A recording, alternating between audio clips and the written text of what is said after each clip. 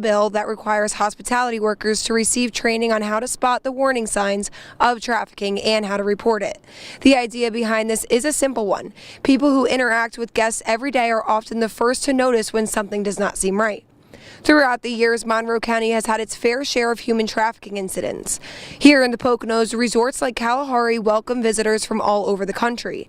Industry leaders at the resort already had training set up prior to this bill. What we're trying to do is we're trying to create places for families to have vacations, for people to come and have great meetings, for people to go and enjoy themselves, and we don't want to have this nefarious activity going on in our establishments. Supporters of this bill say it's especially important with major events coming to Pennsylvania in the next few years, which often brings an increase of trafficking activity. The bill is now headed to the state Senate, and if it is approved, the training will be mandatory for those in the hospitality industry throughout the Commonwealth. Reporting in Tobyhanna Township, Heidi Martens, 2822 News. Pennsylvania looking to join at least 11 other states with similar rules. Heidi Martens, thank you for your reporting. A Sunbury man faces more than 4 decades in prison for a deadly bar shooting. A judge sentenced 45-year-old Randy Easton on Wednesday. Easton was convicted of shooting and killing 33-year-old Joseph Rice. It happened in 2023 outside Laffer's Bar in Sunbury, where Easton was just leaving. Easton was convicted of felony voluntary manslaughter, but not more serious charges of first or third degree murder. However, he pled guilty to other felony counts, and that increased his prison sentence to up to 42 years. One man is dead after a car crash in Lycoming County. 66-year-old Dermot McDonald collided with a transit bus on West 4th Street at Poplar Street in Williamsport. McDonald was taken to the hospital where he died from his injuries on Tuesday. The investigation into that crash is still underway. More than a dozen people are out of their homes just 1 week before Christmas after fire in Scranton. Crews were called this morning to the burning home on Musick Street between Prospect and South Webster Avenues. Nobody was hurt. Crews got the fire under control in a matter of minutes. We arrived on the scene in a matter of minutes, arrived with smoke showing, initialized search and to make sure that all occupants were removed from the structure, and we had the fire under control in about 15 minutes or so. 13 people displaced here. They are getting help from the Red Cross. A city fire inspector is looking for the cause of this fire on Scranton's south side. Sunshine gave way to clouds, and now we are on the watch for some rain and some strong winds. Future Alert Chief Meteorologist Josh Odell is here to spell everything out for us. Josh? Hello there, Mark. Yeah, we kind of have a lot going on here in about a matter of 12 to perhaps even 15, 16 hours. Things are quiet in downtown Scranton right now. The last couple of weeks I've been saying it's cold, but not so much. It's 43. Those dew points in the 30s. That's helping with the snow melt. You may have noticed a little more of it kind of going away today. Temperatures are generally in the 40s for us. I have a 46 in Williamsport, Hazleton 41, Wilkes-Barre 43, Stroudsburg a little bit cooler at about 39. No rain for central and northeastern Pennsylvania right now, but it is raining in Pittsburgh. But the big storm and all of its rain right here, racing in our direction. Mark will time it out hour by hour. See you in about 20 minutes. We'll look forward to the breakdown, I think. Josh, thanks. We'll see you in a bit. The Shapiro administration is working to recruit and maintain workers in the child care industry. The Commonwealth is now accepting applications for child care worker bonuses. 2822's Joe Mason explains what this new initiative is all about. We're not just talking about that problem, we are doing something. Governor Josh Shapiro spoke on the child care worker shortage in his budget address in November. But what is being done to combat the shortage? Well, $25 million in funding outside of the state budget is set to go to 55,000 child care workers in 2026. That money will give each child care worker at least $450 in retention bonuses. Dr. Val Arkush is the secretary of the Commonwealth's Department of Human Services. She says additional funding may also be available for recruitment. Often these are people with advanced degrees that are doing this work, but there's historically not been a lot of funding for it. And so This was an attempt for the governor to just acknowledge how important this work is. The Commonwealth currently has 3,000 vacant jobs in the child care sector. Filling those jobs would allow 25,000 more children to have access to these services. Many believe those vacancies are in part due to low wages. We have people apply up, or we do the interview with them, we tell them what the pay rate is, and they're like, no, honestly, I could go work at McDonald's for more money than we could offer them here. Jessica Richmond and Becky Yanuzzi have worked at Small Wonders Daycare Center in Wilkes-Barre for close to 2 decades. They say this is a long time coming. It's about time we're valued.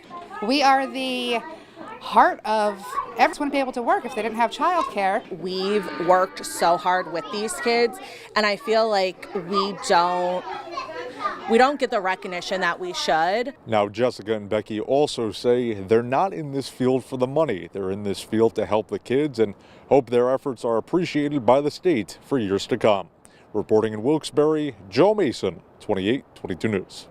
You can find more information on how to apply for these bonuses. Just head to our website, 2822news.com. Lackawanna College is looking toward the future. Thanks to a groundbreaking ceremony today, the school broke ground on a new 17,000 square foot facility in downtown Scranton. The building will hold the college's new Center for Technology Innovation. Many of the programs the school offers are currently online. The new building will allow program directors to teach in person. Lackawanna College's president says they are always looking to innovate to serve the workforce while keeping the education costs down. We're going to make investments from our community and our community partners to help us afford to build these projects and to build these technologies and to make sure that the students are learning in the best environments possible without putting that cost of that building on their backs. Construction on the new Lackawanna College Center for Technology Innovation building is set to be completed by next summer. Now to a real blessing for families in need in the Poconos. A blessing box now stands outside Pocono Mountains Association of Realtors building in Stroudsburg. Dozens came out for the blessing box dedication ceremony today. The mission of the box is to provide free and essential resources for the community during difficult times, not only during the holidays, but also year-round. We wanted to make a situation here so that if you're in need, you don't have to give someone your social security number. You don't have to talk about your financial challenges. All you have to do is walk up, grab something, and you have a belly full for that evening. Donations can include anything from canned goods to hygiene products for the Blessing Box in Stroudsburg. A flight involving a plane owned by a NASCAR legend crashes into a ball of flames. What we are learning about that driver, whose victories included a memorable win at Pocono, coming up on 2822 News at 6. Plus, questions over taxpayer-funded upgrades at the governor's private home. Why one senator is raising some serious concerns.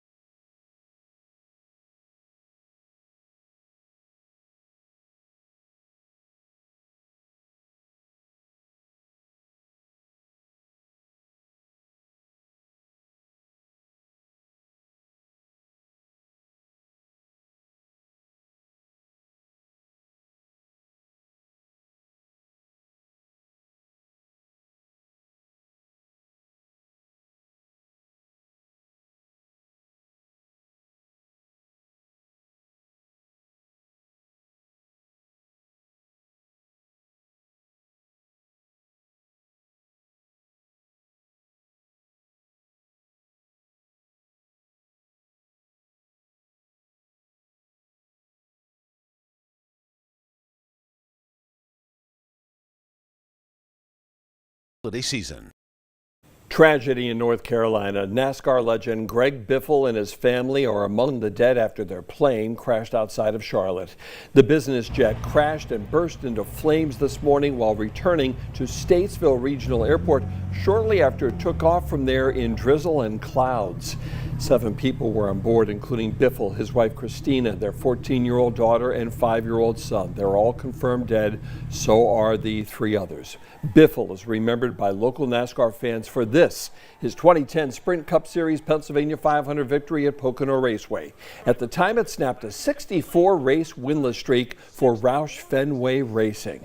Greg Biffle was a good man, a humanitarian. He would have been 56 years old next week. Presidential plaque problems. President Trump unveiling portraits and plaques on his Presidential Walk of Fame at the White House. However, the president has received plenty of backlash when describing his fellow presidents, calling former President Joe Biden sleepy, Barack Obama as divisive, and Ronald Reagan as a fan of a young Trump. And that takes us now to our 2822 Instapoll question of the day. What should the next president do with these new plaques in the White House? Here's a look at the voting so far. Overwhelmingly, most of you are saying remove them. Some are saying keep them, and others are saying change them. We want to know what you think. Vote on our Instapoll by scanning the QR code on your screen or on 2822news.com or the drop-down menu on our app, and then head to our Facebook page. Tell us why you chose the option you did. You might even see your comments on 2822 News. The governor's residence has been cleaned up from an arson attack in April, and the man who did it is behind bars, but tonight questions remain in the aftermath. Taxpayers have spent $32 million repairing and bolstering security at the state-owned governor's residence in Harrisburg. But there is an additional $1.3 million being spent on Shapiro's personal home. State police recommended those upgrades. Republican Senator Kristen Phillips Hill from York County is introducing a bill to put a lien on any private property that's been upgraded with state funds. She says taxpayers need to be protected. Many of us don't believe that this comports with existing law, but if the money's going out the door, how do we make taxpayers whole? I think that's pretty shameful to try and score a cheap political point at the expense of my family's safety, but that speaks to their character, not mine. The governor did seek guidance from the Ethics Commission, but there are also questions about that. Senate Republicans want a timeline and have insinuated the work had begun on the private property and money spent before the Ethics Commission was consulted.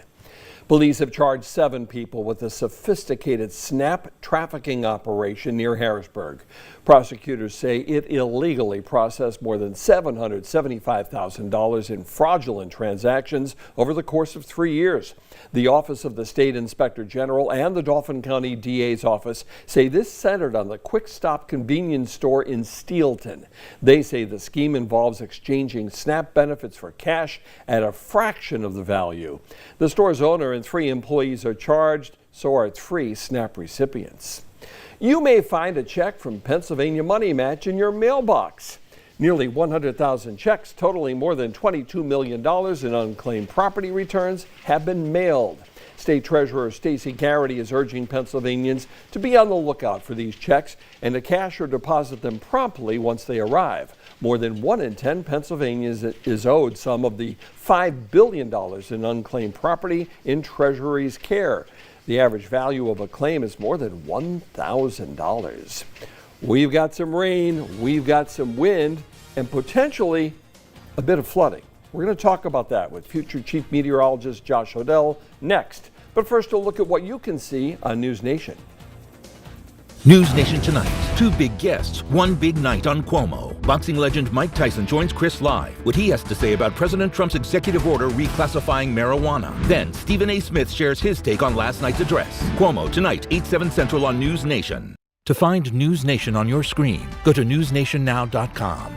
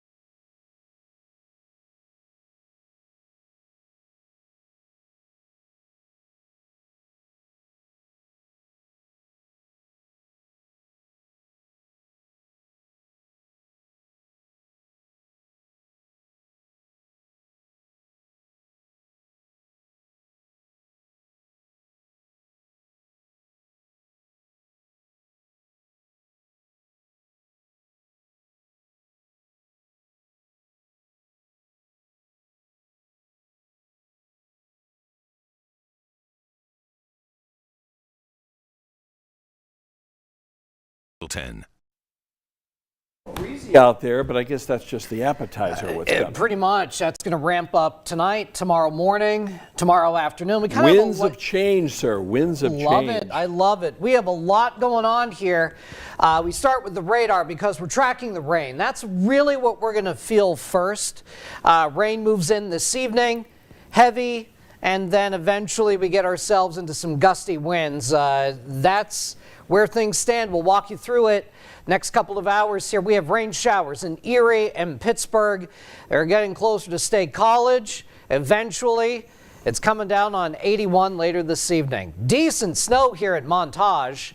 It's too bad we're going to lose a good bit of this tonight and tomorrow morning. 43, dew points in the 30s. We're melting that snow a little bit better today. Perhaps you'd notice that. Pretty much a similar story in Pottsville. 39, dew points in the 30s. When dew points creep up into the 30s and you have the gusty wind, that's great at melting a snowpack. We're, for the most part, in the 40s. Temperatures will slowly rise, perhaps even into the low 50s by morning. Rain showers move in by late this evening, off and on rain for the balance of the night. There will be some pockets of heavier rain, but I really want to point out this band of rain right here at 6 o'clock in the morning. Heavy rain, perhaps a rumble of thunder. The wind has the potential to be quite nasty in this line. This will race across the region Friday morning, and then the steadier rain is done by noon at the latest for us. Heaviest rain between 6 and 10 o'clock. Rain, warm temperatures, we get the snow melt, and then this becomes an issue. Minor flooding on roads, poor drainage areas, ponding of water. You kind of get what I'm talking about here. I do think the Friday morning commute has the potential to be a bit on the slower and perhaps tricky side. Wind advisories are in place for all of central and northeast PA. Quite windy first thing in the morning. We get a little break late morning, early afternoon, but that wind will ramp right back up later in the day. Gusting 35 to 50. That is strong enough for isolated power outages, minor damage, even toss around some of the holiday decorations. The nice thing for the weekend, things will quiet down. Highs in the 30s, clouds and sun, and maybe a passing snow shower on Sunday. Your Future Alert weather forecast tonight. Periods of rain, heavy at times. It will be windy. Temperatures, it's kind of an opposite night. It gets warmer. Upper 40s, low 50s by morning. Tomorrow, rain in the morning, maybe even a rumble of thunder, again, between 6 and 10 o'clock. It will be windy, and then it gets colder. So these are morning temperatures. We're in the 30s late day, and there could be some flurries and snow showers around. We quiet things down for the weekend. Monday, not so bad. Tuesday, a mix of snow and rain showers. Little break on Wednesday for Christmas Eve. Thursday, Christmas Day, a mix of snow and rain showers possible. But we'll fine-tune that Christmas forecast early next week. In the meantime, worst of the weather tomorrow morning, central PA between about 6 and 8. I-81. Poconos, probably about 8 and 10. The morning commute.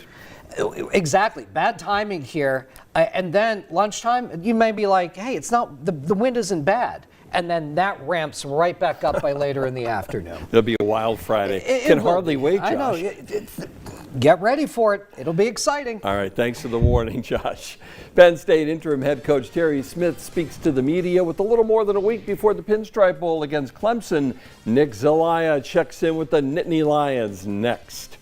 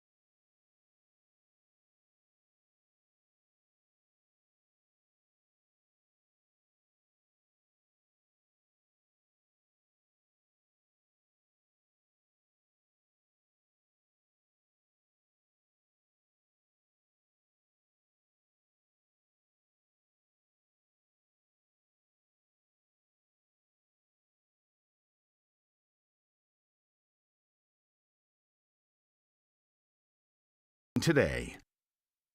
Welcome back, everyone. Less than 10 days before the Pinstripe Bowl, Terry Smith describes the atmosphere as hectic, preparing for a bowl game against a 7-5 Clemson team, while also players and coaches coming in and out of the program. The Nittany Lions, they hired Matt Campbell earlier this month, and Smith will remain on Campbell's staff for 2026, but Smith will go for a 4th consecutive win next Saturday as the Nittany Lions head coach. And looking ahead to the Pinstripe game and next season, Smith says Penn State has a great group to build around for the future. Teams are always player-led. And when you have great leadership from within, it's when your team has a chance to be championship caliber. I do think our returning leaders, King Mack, one of them, Donka, one of those guys, Tony Rojas, and there's a list of guys that will be leaders for next year's team. I think we're in great hands for next year. I think the leadership will have a lot of accountability to each other. I think our growth from the second half of the season gives us momentum to what it should look like. And I think we're going to be in good hands. When asked about where he feels most comfortable coaching next year, Smith joked by listing every position on the field. Kickoff for the Pinstripe Bowl is December 27th at noon. The Eagles can seal the NFC East for a second straight year on Saturday when they travel to D.C. against a Marcus Mariota-led Commanders team. There hasn't been a back-to-back division winner in the East since the Birds won 4 in a row from 2000 to 2004. The Eagles will play Washington twice to end the regular season, but the importance of those games remains at a high level for Jalen Hurts, who says they have to play their best football here in December. October. Important games, you kind of find yourself. It's a new team, you find your groove, but real things are found in December, January, and February. And so I think just being built off of perseverance, being built off of learning from all of my experiences and learning from everything, you definitely look forward to those moments. Kickoff for the Eagles and Commanders, 5 on Saturday night. Philadelphia on the road are 7-point favorites over the Commanders. That's all for sports. We'll be right back.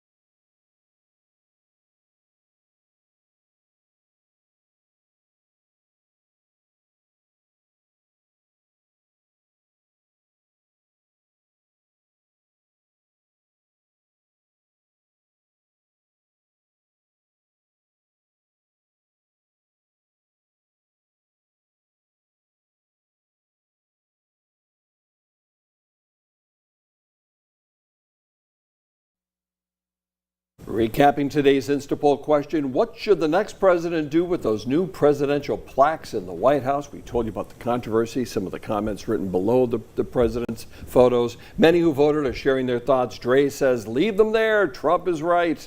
And Jack says, throw in the garbage. We want to hear your opinion. First, vote on our Instapoll. Head to our Facebook page, leave a comment about why you voted the way you did. No votes on the weather coming our way. No votes. No, you don't get a vote on this. It's going to rain pretty heavy between 6 and 10 o'clock tomorrow morning. And the wind's picking up overnight, Absolutely. too. And that'll do it for 2822 News at 6. Have a great night.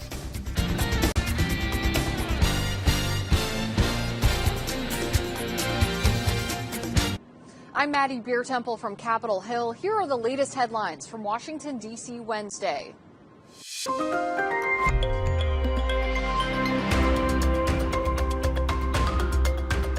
In a major turn of events, 4 Republicans announced they're joining with Democrats to extend enhanced ACA subsidies set to expire at the end of the year. Our Raquel Martin reports.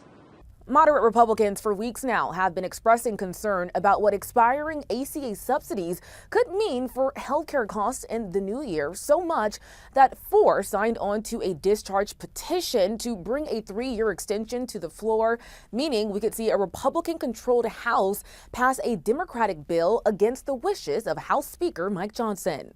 Time's up, y'all.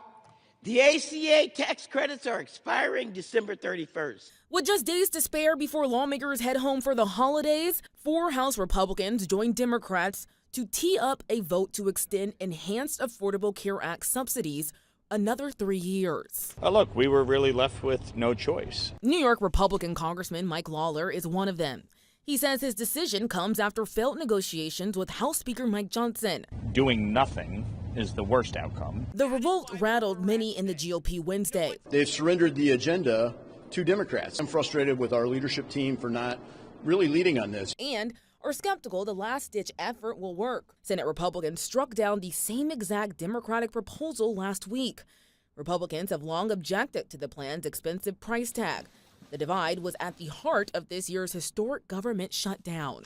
I doubt it'll go anywhere in the Senate. Miracles are possible. Jesus might come back, but I doubt it. Missouri Republican Senator Josh Hawley is keeping hope alive. He says with no other viable option on the table. Got to do something. I mean, what I'm not in favor of is just sitting back and saying, well, I just hope for the best, hope people will be okay while their health care costs triple. They're not going to be okay. Senator Hawley, however, remains an outlier in his party. Today, House Republicans will vote on separate health care plans they say will bring premium costs down for all Americans. Right now in Washington, Raquel Martin, back to you. We spoke one-on-one with Republican Congressman Jody Arrington about the health care battle in Congress. Here's what he had to say. I think it's a mistake for them to join the Democrats, and here's why. Number one, this subsidy, it's an additional layer of subsidy on top of the premium tax subsidy that's already embedded in Obamacare. Obamacare has resulted in premiums going up by twofold, deductibles going up, choice has gone down. It's a failed healthcare program, regardless of the intentions. The subsidies would just prop up this program, number one. Number two, Democrats put those in place during COVID for COVID. They didn't extend them. They didn't make them permanent. They made green energy subsidies for corporations permanent. They didn't do it for these COVID subsidies because they were supposed to go away when COVID went away. And GAO and the other watchdogs like CBO have demonstrated that they are fraught with waste, fraud, and abuse. 6 million plus people inelibly on the program, tens of billions of fraud. Social Security numbers used 120 plus times. Social Security numbers from dead people have been used to siphon money from the program. So it's flawed on so many levels, not the least of which is we're actually subsidizing people with these COVID-era subsidies who are making $600,000 plus. They're going to wealthy people. There's no income cap.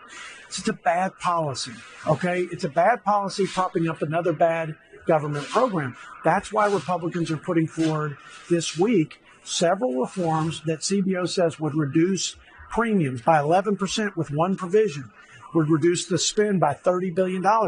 Democrats have supported several of these. they're not joining with us for a couple reasons. One, they want socialized medicine. They want a completely government-run program. When the more government we've gotten, the higher the cost of care has gotten, and there's that almost one-for-one correlation, if not worse. Secondly, I think they want a wedge issue for November. They see this as an opportunity to drive a wedge and use it as a cudgel against Republicans for November. I think it's a purely political motive for some, not for all Democrats, but I'm happy to have the debate. And it starts with stop throwing good money after bad by extending a COVID-era fraud-ridden subsidy that's propping up a failed program. If neither bill reaches the president's desk by the end of the week, as it appears might happen, do you have any concerns about these subsidies ending at the end of the year, or do you think that that's the right way to go forward? These subsidies are, like I said, fraught with tens of billions in fraud. Democrats have said our solution to the healthcare affordability issue, which I think is real, by the way, but their solution is to do an extension, a straight extension, no reforms, to something that we know has tens of billions in fraud, millions of ineligible people, no income cap. People are getting something for free, so there's no personal responsibility or skin in the game. Of course we shouldn't. And by the way, it's making healthcare costs go up since Obamacare, and in addition to the acceleration of premium increases because of the subsidies, the additional COVID subsidies. So we shouldn't be doing what takes us in the wrong direction in terms of healthcare affordability. Now, to your point, neither of these things are going to pass. Republicans need to have the political will to unite around some reforms that we can put in a reconciliation package like we did with the big, beautiful bill, like we did with tax, energy, fiscal reforms, entitlement reforms, welfare to work reforms. Those things that we did for the first 6 months, we did it unilaterally because reconciliation basically bypasses the filibuster, and you don't need 60 votes in the Senate, so you can do an exercise legislatively without Democrat support in the Senate. Why would we leave that tool in the toolbox? So that's what we're going to have to do ultimately. I don't think Democrats are going to work with us. We're certainly not going to get the bill that we pass out of the House today or this week out of the Senate. We need Democrat support. So we have to use the tool that is the most consequential tool, most effective tool, while we have, unified Republican leadership of Congress. And that's what I'm trying to encourage my conference to do and all Republicans here in Washington. President Trump traveled to Dover Air Force Base in Delaware for a dignified transfer ceremony honoring the 2 Iowa National Guard members who were killed in an attack in Syria. Here's more from that ceremony.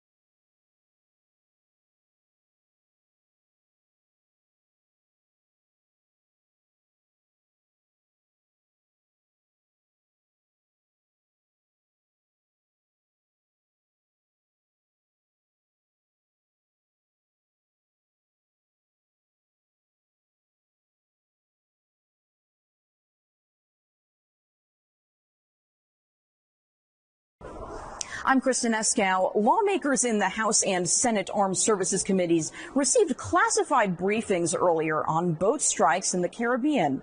The Trump administration says these boats are carrying illegal drugs. Now, earlier, the Pentagon briefed lawmakers on a September 2nd attack that involved multiple strikes and has since come under scrutiny. Admiral Frank Bradley returned to Capitol Hill Wednesday to brief the House and Senate Armed Services Committees on boat strikes in the Caribbean. Bradley oversaw the September 2nd attack that involved a second strike, which killed 2 survivors of the first strike. The American people absolutely need to see this video. I think they would be shocked, sickened, even ashamed. For the second time this month, lawmakers were divided along party lines after watching video of the second strike, offering different perspectives about what they saw. I think the Democrats ought to be ashamed of themselves by trying to slander Admiral Bradley, who was executing a lawful order.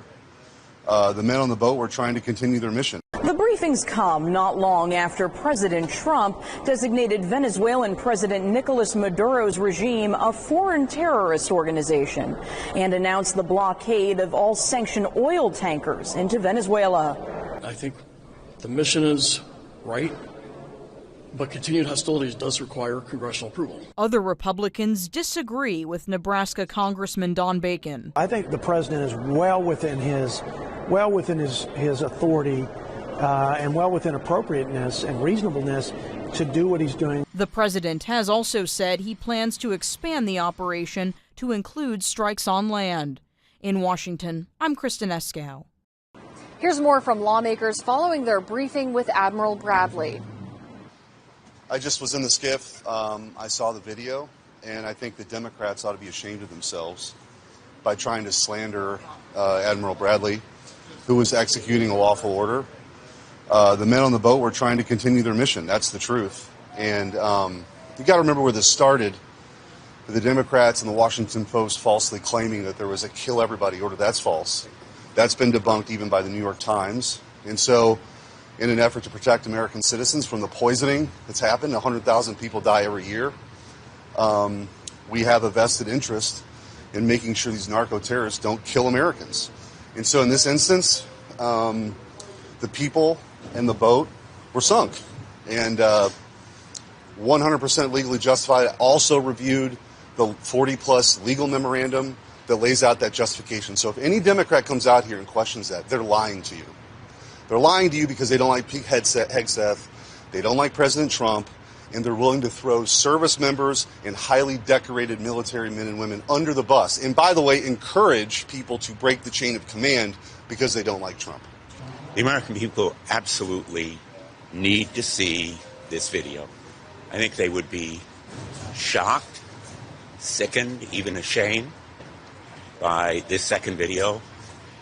And there is no justification for withholding this second video when the other videos have already been shown. There are no sources and methods that would be compromised. And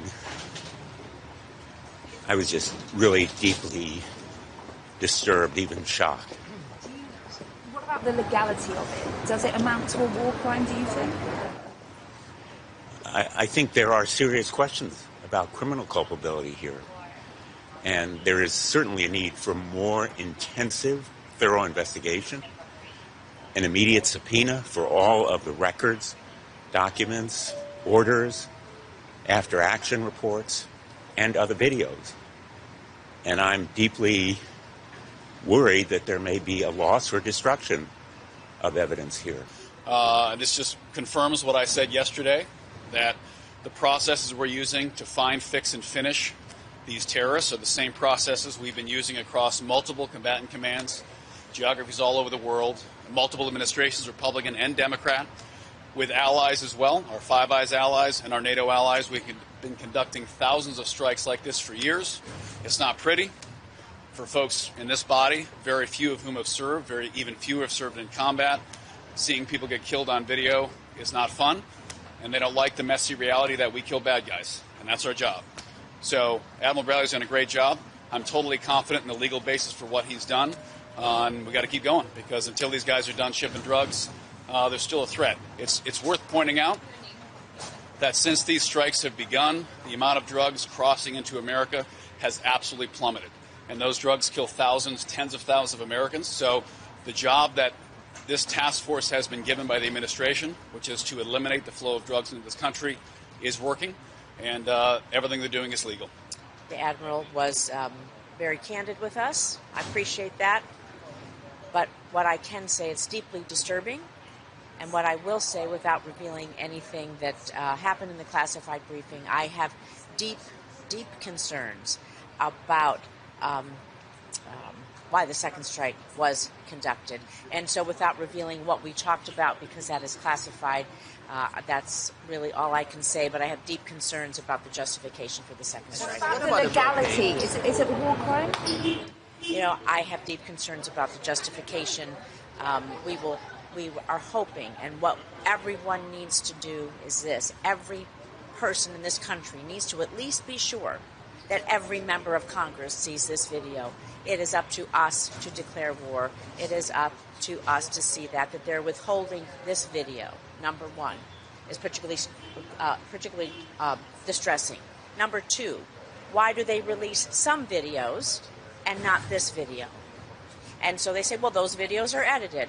Well, you may edit out sources and methods in these videos as well. So again, their justification for not allowing members of Congress, who this is our oversight ability, firing inspector generals, kicking out of the press squad from the Pentagon and replacing them with people who are not members, real members of the press.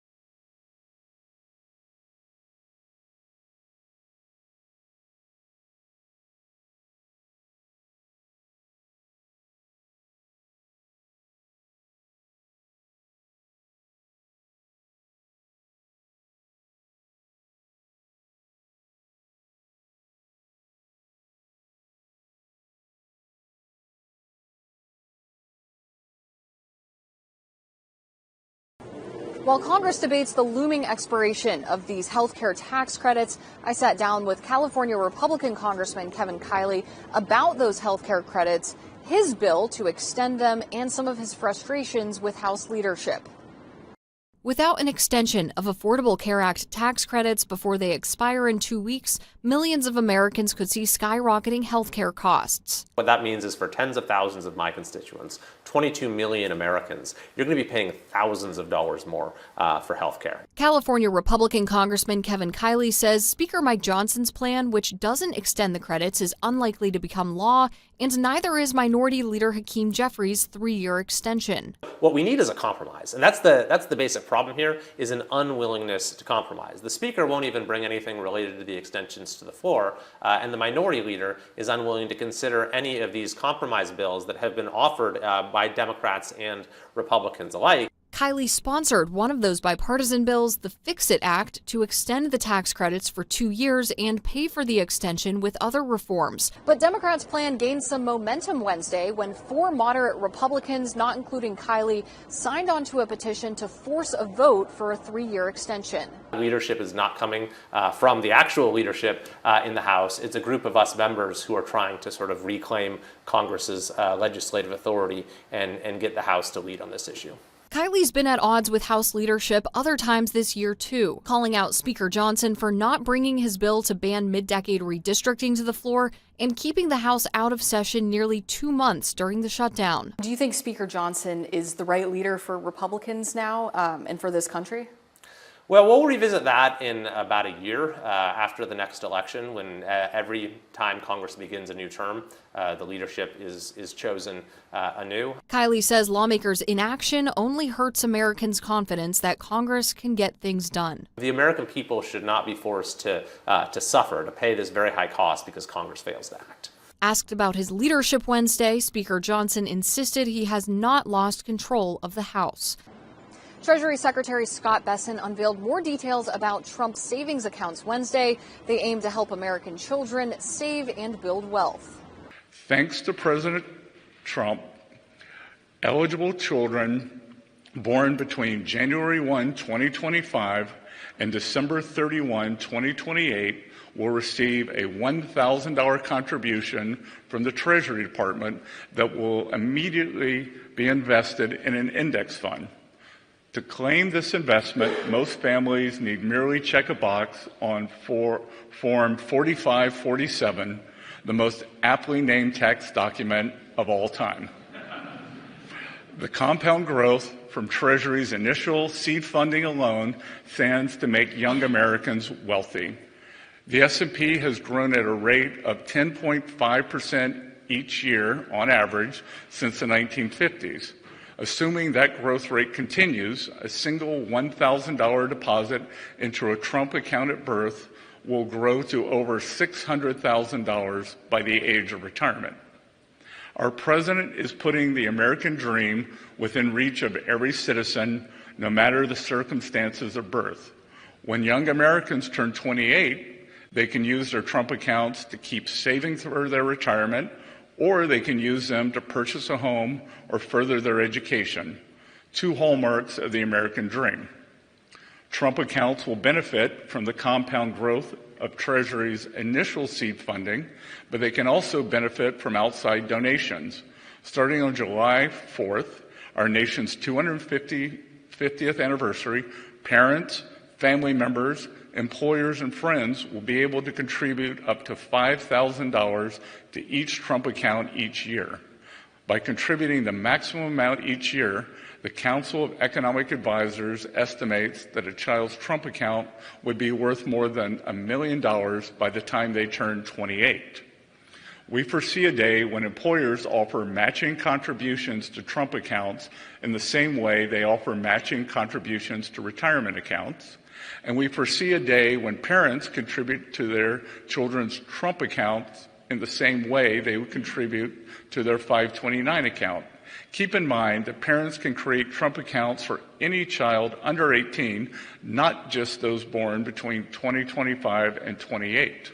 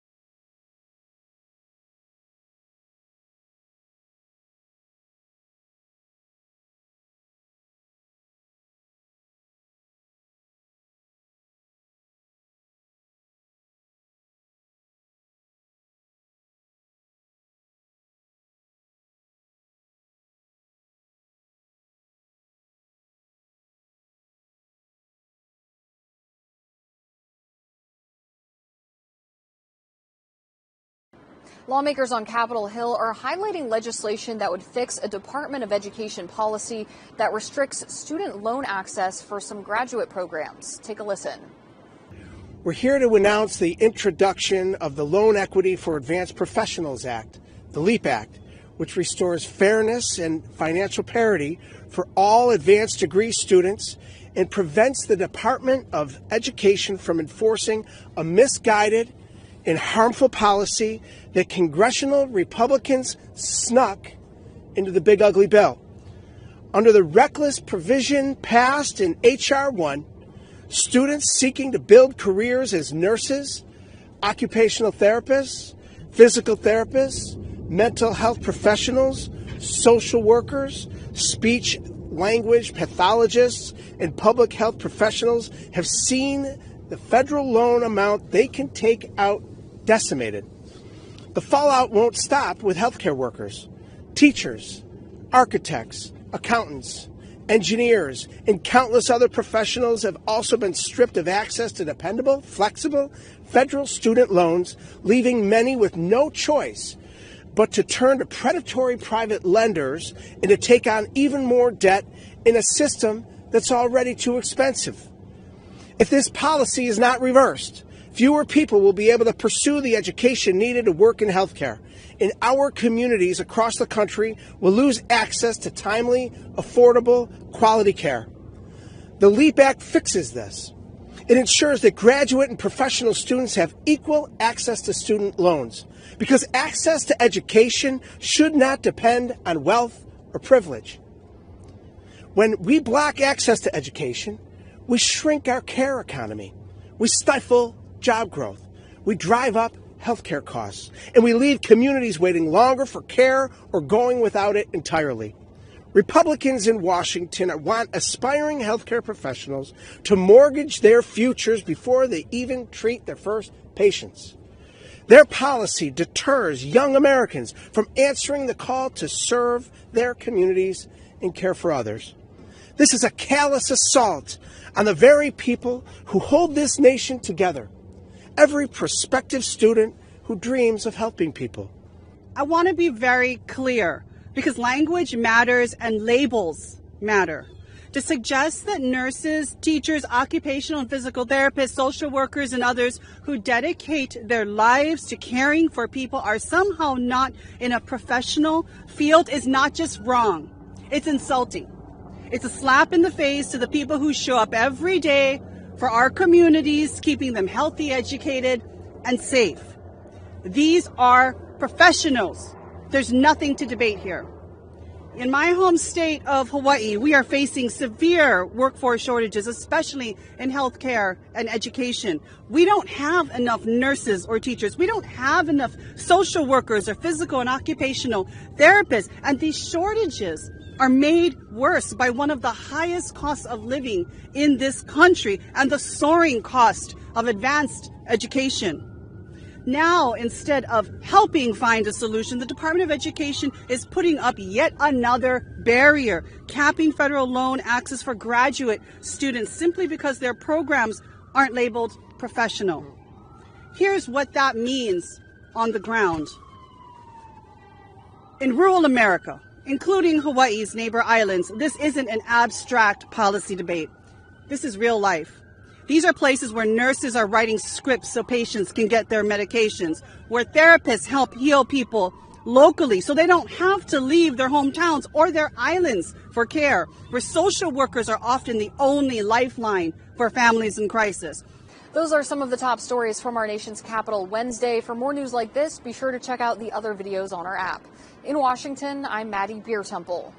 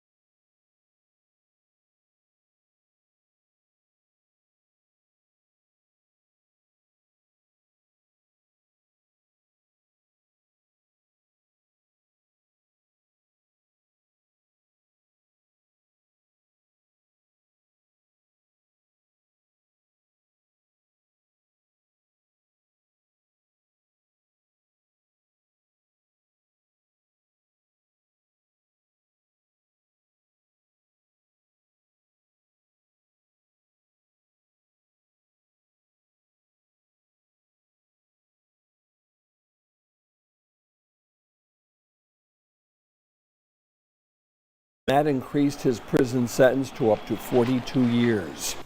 One man is dead after a car crash in Lycoming County. 66-year-old Dermot McDonald collided with a transit bus on West 4th Street. Of trafficking activity.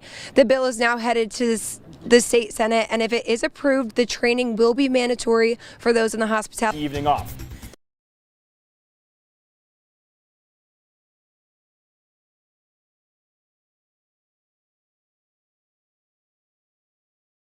Are among 7 people aboard the Cessna C550. Biffle is remembered by his local NASCAR fans for his 2010 Sprint Cup Series Pennsylvania 500 victory at Pocono Raceway. It snapped a 64-race winless streak for Roush Fenway Racing. The 55-year-old Biffle won more than 50 races across NASCAR's 3 circuits. The NTSB is launching a team investigation into the crash. We're still waiting to hear what sparked a fire that leaves more than a dozen people out of their homes 1 week before Christmas. Fire's crew in Scranton were called to the burning home on Music Street between Prospect and South Webster Avenues. No one was hurt. The 13 people displaced are getting help from the Red Cross. The governor's residence has been cleaned up for arson after an arson attack in April, and the man who is behind it is behind bars. But questions continue to smolder in the aftermath, and another state senator is the latest to fan the flames. 2822 Harrisburg reporter Dennis Owens explains. Months later, the images are still shocking. The governor's residence breached by an arsonist. Fires set, doors kicked, Governor Shapiro hunted. This is a dangerous time in our politics that people think it's okay to, try and kill a governor. Condemnation was forceful and bipartisan. That what happened at the governor's residence here in Harrisburg is absolutely appalling, absolutely inexcusable. But there are so many questions. Questions, Senator Kristen Phillips-Hill says, about the $1.3 million taxpayer dollars to upgrade security at the Shapiro's personal residence in Montgomery County, recommended by state police after the attack. Is this part of his compensation package? Is this even allowed? Does this comport with ethics laws in Pennsylvania? Does this comport with procurement laws in Pennsylvania?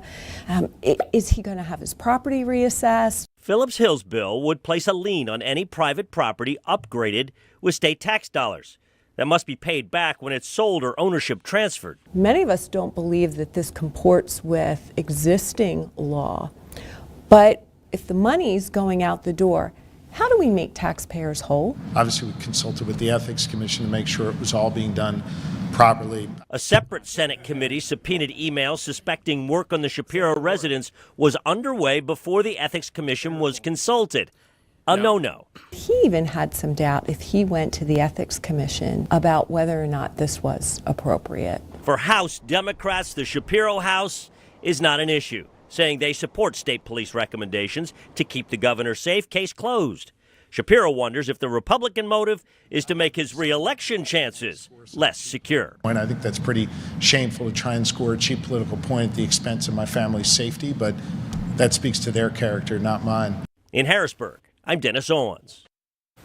Well, it was a nice day, but some rain and wind are heading our way. Future Alert meteorologist Matthew Howard gives us first look at the forecast. Matthew. It was gorgeous today. Yeah. We had that sunshine, really felt warm, great, one of our warmest days in weeks, but we have some changes to talk about. Looking at our satellite and radar, we have those clouds really moving into the region, and our next rainmaker is making its way into the region overnight tonight and into tomorrow morning. We have some impacts to talk about with that, but let's take a live look here in Scranton. We're having a lot of cloud cover right now, and those temperatures are into the middle 40s. We're really not going to drop a whole lot from this. We're actually going to rise. So our temperatures tomorrow morning will be into the 50s. I have 38 degrees in Mount Pocono, 44 in Scranton, Wilkes-Barre, and 46 in Williamsport. It's warm out there, but we are going to be tracking that rain. That rain will be heavy at times, especially early tomorrow morning, going into the morning commute. That could lead to some rapid snowmelt, and in combination with that, some minor localized flooding. We could see about a ½ inch to about 1.5 inches of rain. So, Connor, we are going to time out those impacts and what to expect. I'll have more on that coming up in a few. Yeah, Matthew, thank you. We appreciate it. You're working to recruit and maintain workers in the child care industry. The Commonwealth is now accepting applications for child care worker bonuses. $25 million in funding outside of the state budget is set to go to 55,000 child care workers in 2026. The money will give each child care worker at least $450 in retention bonuses. Additional funding may also be available for recruitment. Child care workers say this is a long time coming. It's about time we're valued. We are the heart of everything. Parents wouldn't be able to work if they didn't have childcare. We've worked so hard with these kids, and I feel like we don't get the recognition that we should. Now, more information on how to apply for these bonuses can be found on our website at 2822news.com. Lackawanna College is expanding. It is adding a new building to house multiple programs that already exist at the school. Shovels were in the ground in downtown Scranton. Lackawanna College is set to build a 17,000 square foot facility that will serve as the new Center for Technology Innovation. We're always looking for ways, what does the workforce actually need? What jobs need to be filled? What training is required to fill those jobs? And we're providing it here at Lackawanna College. It's exciting. Lackawanna's cybersecurity program is currently remote and asynchronous. When the building is completed next year, Gonzalez says he will finally have his own office for students to meet in person. According to Gonzalez, some industry statistics say there are 3 million unfilled cybersecurity jobs. That number is expected to grow by the end of the decade. What we're doing is helping to prepare students for those jobs, ranging anywhere from entry-level help desk and SOC operations jobs all the way to senior jobs like in penetration testing, risk management, vulnerability management. In early September, Lackawanna College also announced they are expanding to locations in Bethlehem, Chambersburg, and Greensburg, Pennsylvania. The constant expansion from the college is something many would not expect. In the words of the college's president, Dr. Jill Murray, you will have to see what happens next with Lackawanna College. It's about keeping up with the latest the job market trends and making sure that we're focused on helping people enter the workforce in a meaningful way, right? That they're going to have not just family-sustaining wage jobs, but career-minded jobs. Dr. Murray also says they're always keeping the workforce of Northeast Pennsylvania in mind. As the Falcons' nest continues to grow, the affordability is constantly on the minds of the administration. We're going to make investments from our community and our community partners to help us afford to build these projects and to build these technologies and to make sure that the students are learning in the best environments possible without putting that cost of that building on their backs. Lackawanna College's Center for Technology Innovation building is expected to open next summer. Still to come on this Thursday edition of 2822 News at 7, how some tumbling fans at a gym is benefiting these toddlers. The story tonight on tonight's Parenting Playbook next. And make way for 2026. The big numbers have arrived on New York's Times Square, ready to usher in the new year.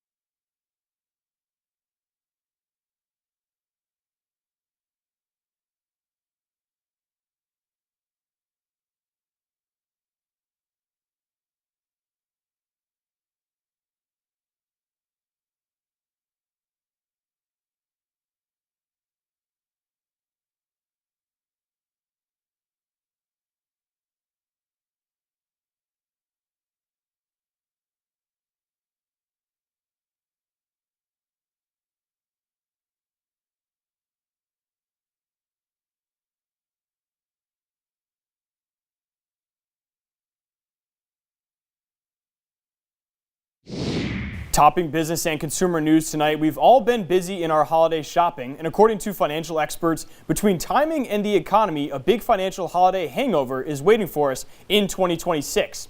A new survey of 2,000 Americans found that 35% of Americans are using credit cards on holiday costs, but only 17% plan on paying it back in full to avoid interest. Many don't expect to be able to pay it back until next summer. Shoppers also say they wanted to put as much thought into the gifts as possible, even if it meant sacrificing their budget. Well, on Wall Street today, the Dow is up 65, the NASDAQ is up 313, and the S&P 500 is up 53. Talk about a nice Christmas present. The Powerball jackpot is $1.5 billion. No one won last night's drawing. There are 8 tickets that won $1 million, including 2 here in Pennsylvania. One in Beaver County, the other in Luzerne County, at Midway coverage on Wyoming Avenue. The next drawing is set for Saturday, and it is the 5th largest jackpot in Powerball history. Might even have to throw my name in there. But toddlers twirling and tumbling at a new gym in Lackawanna County is more than just for fun. It is also intended to help these children develop fundamental motor skills. 2822's Paula Giacomo explains the benefits of toddler gymnastics in this week's Paula's Parenting Playbook. Yeah! From handstands to pull-ups to tumbling, kids aged 2 to 6 who attend gymnastics classes at USA Tiny Tumblers in South Abington Township are learning how to achieve small developmental milestones. Belly up. Go, go. Keep going. Amelia McCormick, a former gymnast, was inspired to open this business after the birth of her son, Ethan. We did music classes, which were fun, but I wanted something to help him move, build on his strength. And when I realized that there wasn't anything available, I decided to open USA Tiny Tumblers here in South Abington and offer it to all of the kids in our community. The gym features a circuit of floor activities, each one challenging the kids' abilities, while progressively building on those skills each month. We teach them how to do handstands and cartwheels, but again, we do it in such a fun way and engaging way that it doesn't seem like it, but they're getting so much stronger, and it's amazing watching them from the beginning of one month to the end of the same month. Just how far they've come is incredible. In addition to traditional gymnastics equipment, USA Tiny Tumblers also incorporates tumbling and balance activities. Together, these help build strength and coordination, all while having fun. Eugenia DePetro of South Abington Township brings her 4-year-old son Anthony weekly for a 50-minute class. She says Anthony has not only grown stronger physically, but has also become more confident and independent with noticeable improvements in his cognitive development as well. I could tell he's speaking clearly, he's taking direction very well, and also taking direction from like people other than me or my husband. So I think that all of it together really is like a bundle of benefits. Also the social aspect, being with peers, learning to play, interact, wait your turn, paying attention to what the teachers say. And those students who go above and beyond are celebrated with special recognition on the high five wall. If there's something they've been working on and they're really scared and all of a sudden they get really brave and they accomplish it, we want to give them extra recognition. So those are our students that have received high fives. Wisdom, courage, humanity, justice, and athleticism. So this is what we base our high fives from. Reporting for Paula's Parenting Playbook, I'm Paula Giacomo, 2822 News. And to learn more about USA Tiny Tumblers, head to our website, 2822news.com, and click on the Paula's Parenting Playbook tab. Future meteorologist Matthew Howard has the forecast next, but first, as we head to break, a Grinch inflatable took a beating by some strong winds here in Denver. The winds were kicking to 90 miles per hour. We'll be right back.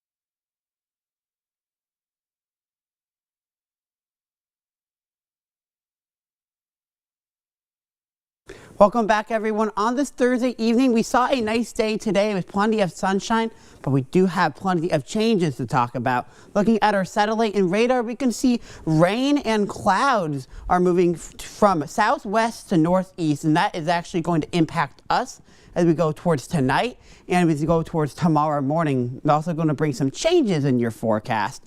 As we look right here in downtown Wilkes-Barre, we can see plenty of cloud cover. We're at 44 degrees.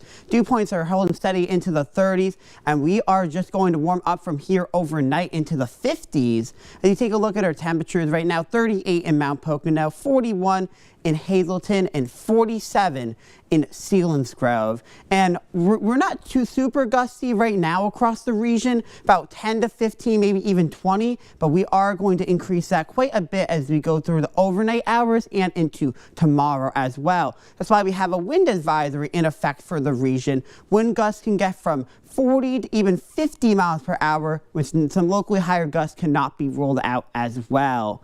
And we are going to take you through tomorrow. We're going to get some gusty winds out ahead of a possible squall line, and then those winds break up a little bit, and then we get 20 mile per hour sustained winds once again as we go towards the afternoon. So what to expect tonight and Friday morning, rain could be heavy at times, especially between that 6 and 10 o'clock hour. And yes, there'll be some rapid snow melt. We're going to see that rain moving in a little bit into central and western Pennsylvania right now, but that's going to continue to move east for the overnight hours. 11 o'clock, mostly everybody is going to see that rain by then.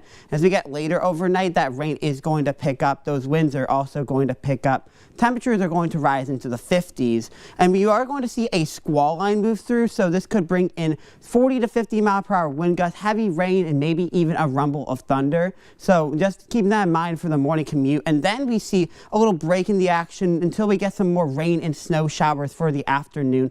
Temperatures will drop in the 30s and 40s, and maybe cannot even rule out maybe a coating on the grassy surfaces with a few of these heavier snow showers as we go for tomorrow. Rain total is about ½ inch to maybe about an inch, inch and a half, and most of that rain is going to be heaviest towards tomorrow morning between 6 and 10 o'clock. So just keep that in mind if you're headed out there tomorrow, and just keep in mind, take down those decorations if you're afraid of that wind getting on them. Tonight, low, we're going to be into the mid-40s at periods of rain, maybe even a rumble of thunder late, and AM rain tomorrow, but those temperatures are going to be cooling down drastically. And that's why we have an alert day for tomorrow, that rain and that wind, also followed by those dropping temperatures as well. For Saturday and Sunday, we're going to be seasonably cool. We're going to see mostly cloudy skies for Saturday, maybe a passing shower on Sunday. But for the work week, we're going to be getting a little bit near where we should be for this time of year, with a few chances of some rain and snow showers for Tuesday and even into Christmas. So this warm weather is welcome to so many, and I've enjoyed it outside today. It's been very sunny,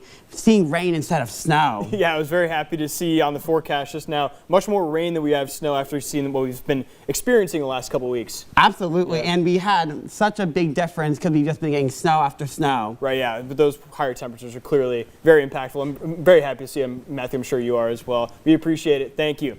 Now, to a real blessing for families in need in the Poconos, a blessing box now stands outside Pocono Mounds Association of Realtors building in Stroudsburg. Dozens came out for the blessing box dedication ceremony today. The box's mission is to provide essential resources for the community during difficult times, not only during the holidays, but also year-round. We wanted to make a situation here so that if you're in need, you don't have to give someone your social security number. You don't have to talk about your financial challenges. All you have to do is walk up, grab something, and you have a belly full for that evening. Donations can include anything from canned goods to hygiene products. As we head to break, Santa shows up this time of year in the most unique places. Like to the Rio de Janeiro's Marine Aquarium, Santa Claus and Mrs. are swimming with fish and sharks. During the holidays, the couple shows up for daily feedings.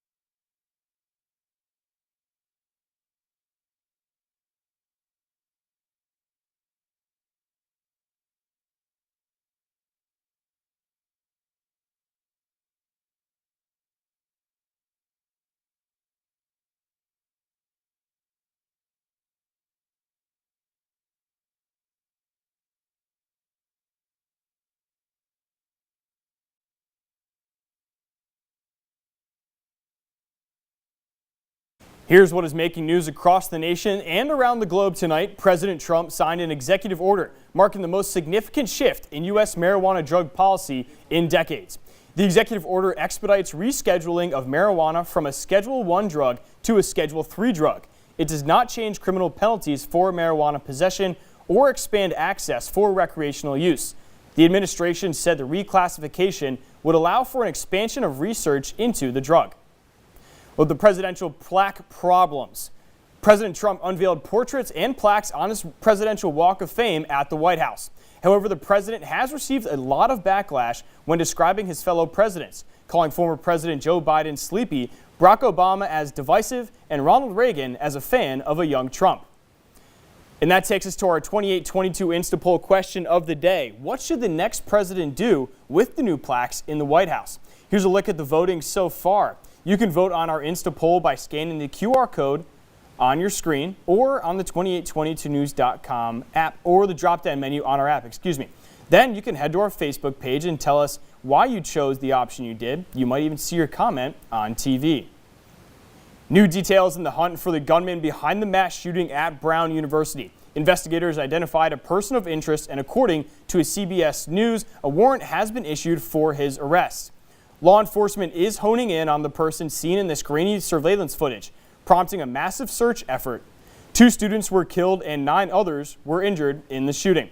Sources tell CBS News law enforcement is investigating possible connections between the mass shooting at Brown University and the targeted killing of a physics teacher at MIT 2 days later. Now, Pope Leo XIV has named Bishop Ronald Hicks of Joliet, Illinois, to succeed retiring Cardinal Timothy Dolan as Archbishop of New York.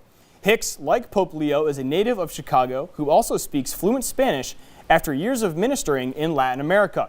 Dolan was named Archbishop of New York by Pope Benedict XVI in 2009 and led the archdiocese for 16 years. Cardinal Dolan submitted his resignation in February when he turned 75, as required by the Vatican. We'll be right back, but first a look at your nightly lottery numbers. Good luck if you play.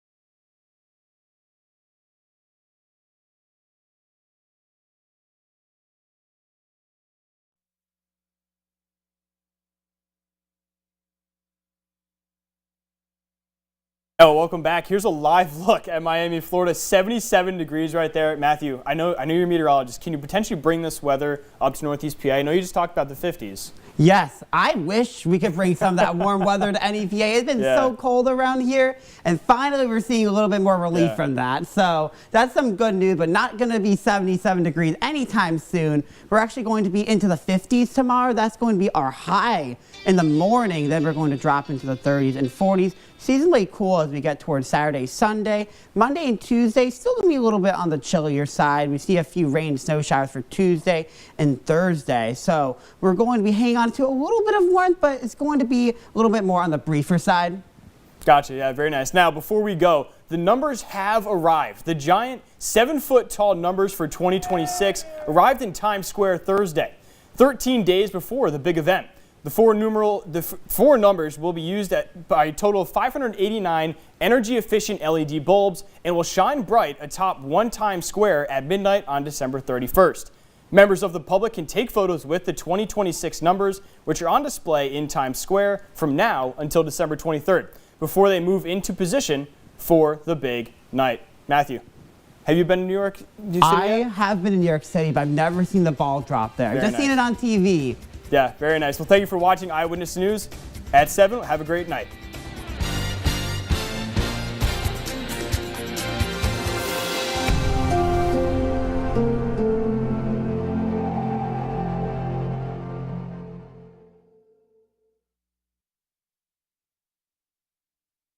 Chance competition. Red Cross. The governor's residence has been cleaned up for arson after an arson attack in April, and the man who is behind it is behind bars. But questions continue to smolder in the aftermath, and another state senator is the latest to fan the flames. 2822 Harrisburg reporter Dennis Owens explains. Months later, the images are still shocking. The governor's residence breached by an arsonist. Fires set, doors kicked, Governor Shapiro hunted. This is a dangerous time in our politics that people think it's okay to, try and kill a governor. Condemnation was forceful and bipartisan. That what happened at the governor's residence here in Harrisburg is absolutely appalling, absolutely inexcusable. But there are so many questions. Questions, Senator Kristen Phillips-Hill says, about the $1.3 million taxpayer dollars to upgrade security at the Shapiro's personal residence in Montgomery County, recommended by state police after the attack. Is this part of his compensation package? Is this even allowed? Does this comport with ethics laws in Pennsylvania? Does this comport with procurement laws in Pennsylvania? Is he going to have his property reassessed? Phillips-Hill's bill would place a lien on any private property upgraded with state tax dollars that must be paid back when it's sold or ownership transferred. Many of us don't believe that this comports with existing law. If the money's going out the door, how do we make taxpayers whole? Obviously, we consulted with the Ethics Commission to make sure it was all being done properly. A separate Senate committee subpoenaed emails suspecting work on the Shapiro residence was underway before the Ethics Commission was consulted. A no-no. He even had some doubt if he went to the Ethics Commission about whether or not this was appropriate. For House Democrats, the Shapiro House is not an issue, saying they support state police recommendations to keep the governor safe. Case closed. Shapiro wonders if the Republican motive is to make his re-election chances less secure. And I think that's pretty shameful to try and score a cheap political point at the expense of my family's safety, but that speaks to their character, not mine. In Harrisburg, I'm Dennis Owens. Well, it was a nice day, but some rain and wind are heading our way. Future Alert meteorologist Matthew Howard gives us first look at the forecast. Matthew. It was gorgeous today. We had that sunshine, really felt warm. One of our warmest days in weeks, but we have some changes to talk about. Looking at our satellite and radar, we have those clouds really moving into the region, and our next rainmaker is making its way into the region overnight tonight and into tomorrow morning. We have some impacts to talk about with that, but let's take a live look here in Scranton. We're having a lot of cloud cover right now, and those temperatures are into the middle 40s. We're really not going to drop a whole lot from this. We're actually going to rise. So our temperatures tomorrow morning will be into the 50s. I have 38 degrees in Mount Pocono, 44 in Scranton Wilkes-Barre, and 46 in Williamsport. It's warm out there, but we are going to be tracking that rain. That rain will be heavy at times, especially early tomorrow morning, going into the morning commute. That could lead to some rapid snowmelt, and in combination with that, some minor localized flooding. We could see about a ½ inch to about 1.5 inches of rain. So, Connor, we are going to time out those impacts and what to expect. I'll have more on that coming up in a few. Yeah, Matthew, thank you. We appreciate it. The Shapiro administration is working to recruit and maintain workers in the child care industry. The Commonwealth is now accepting applications for child care worker bonuses. $25 million in funding outside of the state budget is set to go to 55,000 child care workers in 2026. The money will give each child care worker at least $450 in retention bonuses. Additional funding may also be available for recruitment. Child care workers say this is a long time coming. It's about time we're valued. We are the heart of everything. Parents wouldn't be able to work if they didn't have childcare. We've worked so hard with these kids, and I feel like we don't get the recognition that we should. Now, more information on how to apply for these bonuses can be found on our website at 2822news.com. Lackawanna College is expanding. It is adding a new building to house multiple programs that already exist at the school. Shovels were in the ground in downtown Scranton. Lackawanna College is set to build a 17,000 square foot facility that will serve as the new Center for Technology Innovation. We're always looking for ways, what does the workforce actually need? What jobs need to be filled? What training is required to fill those jobs? And we're providing it here at Lackawanna College. It's exciting. Lackawanna's cybersecurity program is currently remote and asynchronous. When the building is completed next year, Gonzalez says he will finally have his own office for students to meet in person. According to Gonzalez, some industry statistics say there are 3 million unfilled cybersecurity jobs. That number is expected to grow by the end of the decade. What we're doing is helping to prepare students for those jobs, ranging anywhere from entry-level help desk and SOC operations jobs all the way to senior jobs like in penetration testing, risk management, vulnerability management. So, in early September, Lackawanna also announced they are expanding to locations in Bethlehem, Chambersburg, and Greensburg, Pennsylvania. The constant expansion from the college is something many would not expect. In the words of the college's president, Dr. Jill Murray, you will have to see what happens next with Lackawanna College. It's about keeping up with the latest the job market trends and making sure that we're focused on helping people enter the workforce in a meaningful way, right? That they're going to have not just family-sustaining wage jobs, but career-minded jobs. Dr. Murray also says they're always keeping the workforce of Northeast Pennsylvania in mind. As the Falcons' nest continues to grow, the affordability is constantly on the minds of the administration. We're going to make investments from our community and our community partners to help us afford to build these projects and to build these technologies and to make sure that the students are learning in the best environments possible without putting that cost of that building on their backs. Lackawanna College's Center for Technology Innovation building is expected to open next summer. Still to come on this Thursday edition of 2822 News at 7, how some tumbling fans at a gym is benefiting these toddlers. The story tonight on tonight's Parenting Playbook next. And make way for 2026. The big numbers have arrived on New York's Times Square, ready to usher in the new year.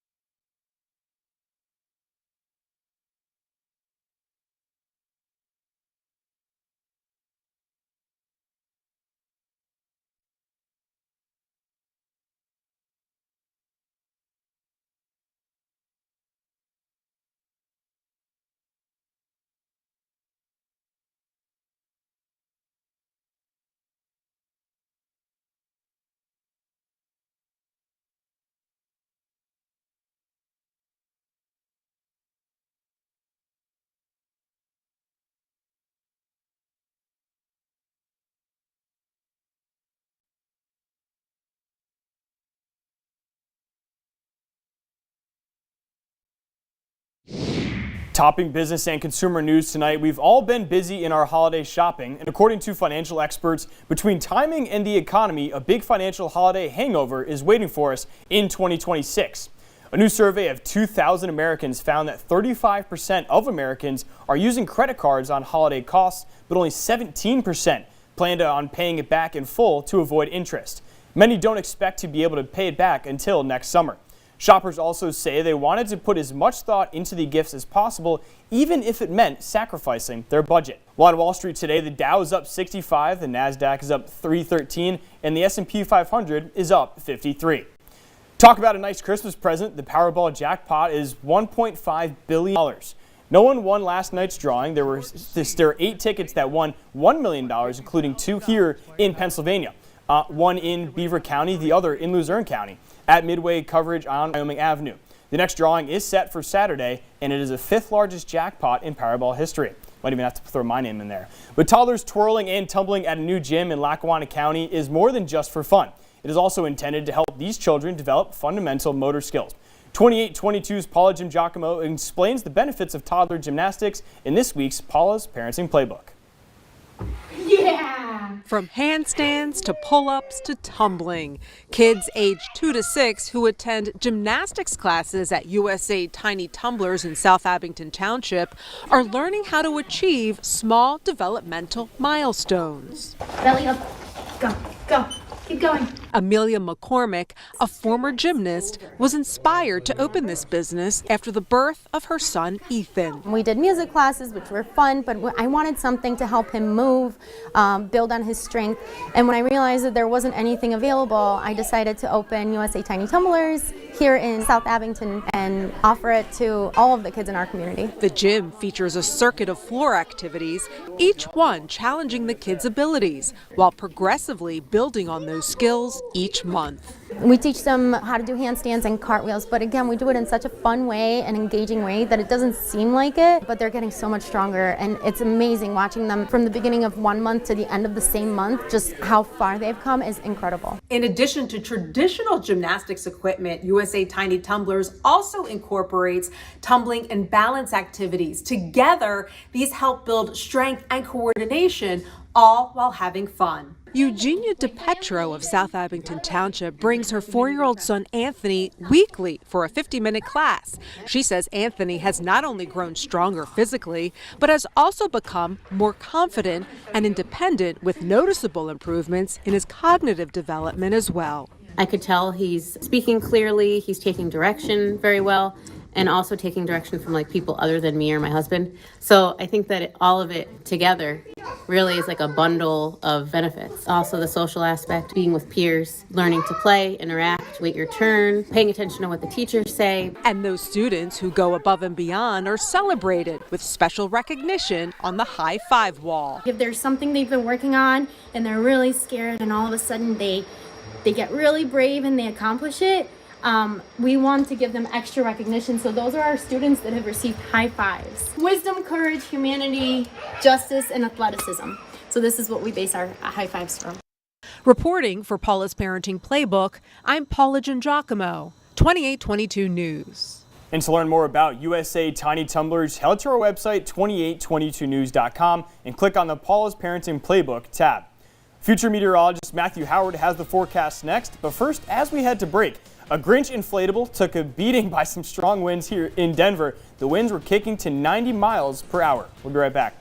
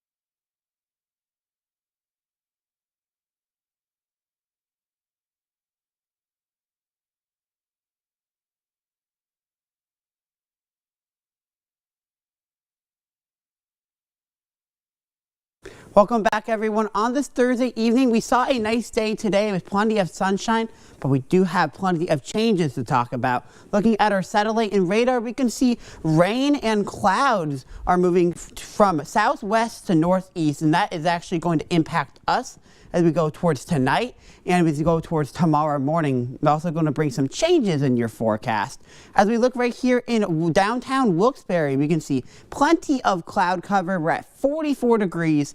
Dew points are holding steady into the 30s, and we are just going to warm up from here overnight into the 50s. As you take a look at our temperatures right now, 38 in Mount Pocono, 41 in Hazleton, and 47 in Selinsgrove. And we're not too super gusty right now across the region, about 10 to 15, maybe even 20, but we are going to increase that quite a bit as we go through the overnight hours and into tomorrow as well. That's why we have a wind advisory in effect for the region. Wind gusts can get from 40 to even 50 miles per hour, which some locally higher gusts cannot be ruled out as well.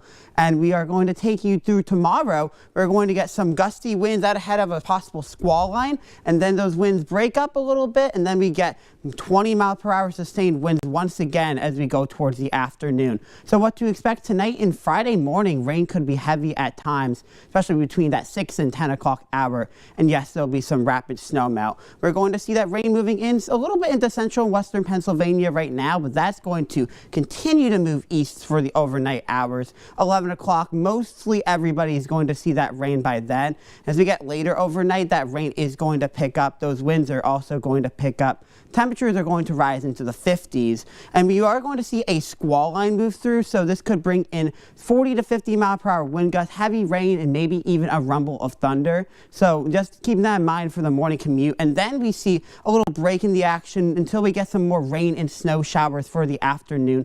Temperatures will drop in the 30s and 40s, and maybe cannot even rule out maybe a coating on the grassy surfaces with a few of these heavier snow showers as we go for tomorrow. Rain total is about ½ inch to maybe about an inch, inch and a half, and most of that rain is going to be heaviest towards tomorrow morning between 6 and 10 o'clock. So just keep that in mind if you're headed out there tomorrow, and just keep in mind, take down those decorations if you're afraid of that wind getting on them. Tonight, low, we're going to be into the mid-40s at periods of rain, maybe even a rumble of thunder late, and AM rain tomorrow, but those temperatures are going to be cooling down drastically. And that's why we have an alert day for tomorrow, that rain and that wind, also followed by those dropping temperatures as well. For Saturday and Sunday, we're going to be seasonably cool. We're going to see mostly cloudy skies for Saturday, maybe a passing shower on Sunday. But for the work week, we're going to be getting a little bit near where we should be for this time of year, with a few chances of some rain and snow showers for Tuesday and even into Christmas. So this warm weather has welcomed so many, and I've enjoyed it outside today. It's been very sunny, seeing rain instead of snow. Yeah, I was very happy to see on the forecast just now much more rain than we have snow after seeing what we've been experiencing the last couple weeks. Absolutely, yeah. And we had such a big difference because we've just been getting snow after snow. Right, yeah, but those higher temperatures are clearly very impactful. I'm very happy to see them, Matthew. I'm sure you are as well. We appreciate it. Thank you. Now, to a real blessing for families in need in the Poconos. A blessing box now stands outside Pocono Mounds Association of Realtors building in Stroudsburg. Dozens came out for the blessing box dedication ceremony today. The box's mission is to provide essential resources for the community during difficult times, not only during the holidays, but also year-round. We wanted to make a situation here so that if you're in need, you don't have to give someone your social security number. You don't have to talk about your financial challenges. All you have to do is walk up, grab something, and you have a belly full for that evening. Donations can include anything from canned goods to hygiene products. As we head to break, Santa's unique places. Like to the Rio de Janeiro's Marine Aquarium, Santa Claus and Mrs. are swimming with fish and sharks. During the holidays, the couple shows up for daily feedings.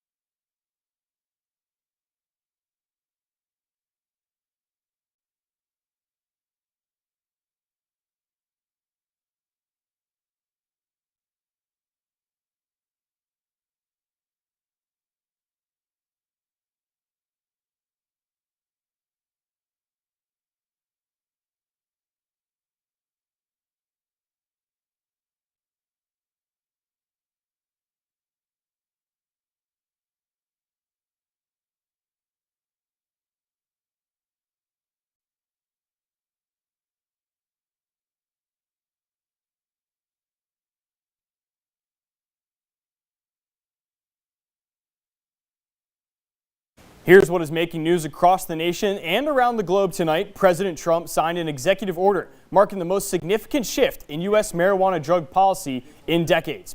The executive order expedites rescheduling of marijuana from a Schedule I drug to a Schedule III drug. It does not change criminal penalties for marijuana possession or expand access for recreational use. The administration said the reclassification would allow for an expansion of research into the drug. Well, the presidential plaque problems. President Trump unveiled portraits and plaques on his presidential Walk of Fame at the White House. However, the president has received a lot of backlash when describing his fellow presidents, calling former President Joe Biden sleepy, Barack Obama as divisive, and Reagan as a fan of a young Trump. And that takes us to our 2822 Instapoll question of the day. What should the next president do with the new plaques in the White House? Here's a look at the voting so far. You can vote on our Instapoll by scanning the QR code on your screen or on the 2822news.com app or the drop-down menu on our app, Then you can head to our Facebook page and tell us why you chose the option you did. You might even see your comment on TV. New details in the hunt for the gunman behind the mass shooting at Brown University. Investigators identified a person of interest, and according to CBS News, a warrant has been issued for his arrest.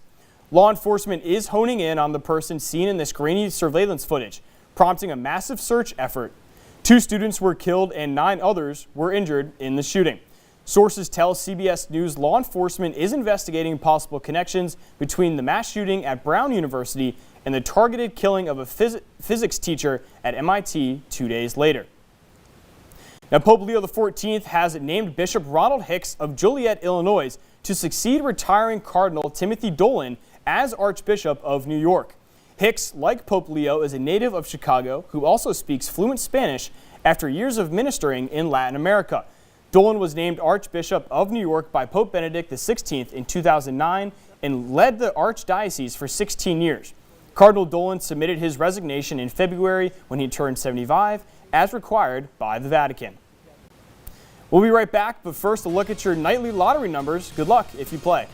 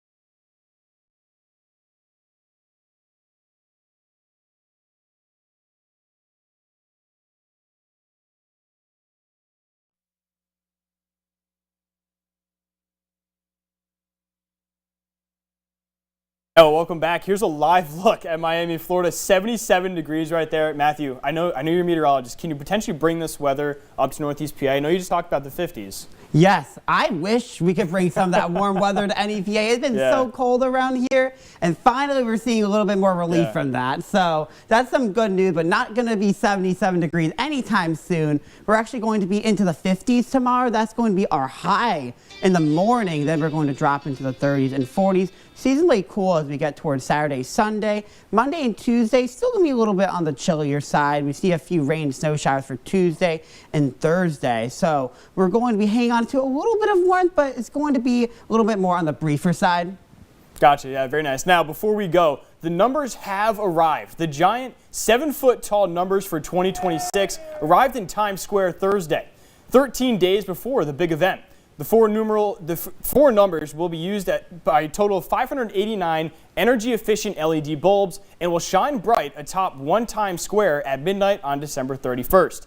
Members of the public can take photos with the 2026 numbers, which are on display in Times Square from now until December 23rd, before they move into position for the big night. Matthew, have you been in New York City I have been in New York City, but I've never seen the ball drop there. I've just seen it on TV. Yeah, very nice. Well, thank you for watching Eyewitness News at 7. Have a great night.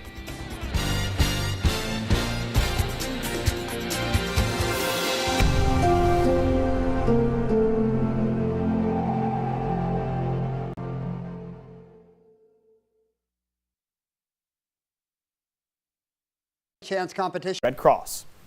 The governor's residence has been cleaned up for arson after an arson attack in April, and the man who is behind it is behind bars. But questions continue to smolder. The senator is the latest to fan the flames. 2822 Harrisburg reporter Dennis Owens explains. Months later, the images are still shocking. The governor's residence breached by an arsonist. Fires set, doors kicked, Governor Shapiro hunted. This is a dangerous time in our politics that people think it's okay to, Condemnation was forceful and bipartisan. That what happened at the governor's residence here in Harrisburg is absolutely appalling, absolutely inexcusable. Questions Senator Kristen Phillips Hill says about the $1.3 million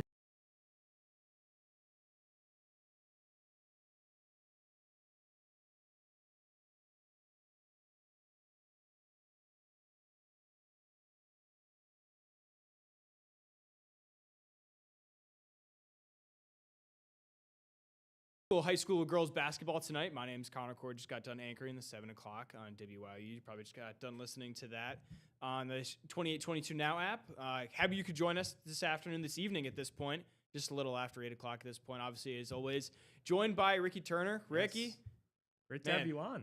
Happy to be here. Yes. Very happy to be here. I'm glad a little bit he can actually do his job, and we could talk about we talked about it off air a little bit that we almost could make it a full hour Steelers podcast. Really wanted to, but if we really wanted to, yes. But unfortunately, we touched on the Steelers game yesterday, talking to sports reporter from Detroit, Jack Doles, about just what to expect in this game. But yeah, I think the last time you were on was Thanksgiving. Nick's obviously out now. He's shooting some girls basketball. He's been adamant with me off screen about needing to get out and shoot some sports. And I guess he thought tonight was a good night with you filling in for the 7 and 11 o'clock newscasts. And you know sports, so he's probably like, maybe not that he doesn't enjoy doing this, but he's been very adamant on getting out into the field. Yeah, no, you gotta let the dog out of the cage at some point, even during the wintertime. Normally he was used to shooting in football when nicer weather in the first couple weeks, but then once you get into the winter months, he kept being in studio. And for anyone who've watched our Friday Night Football shows,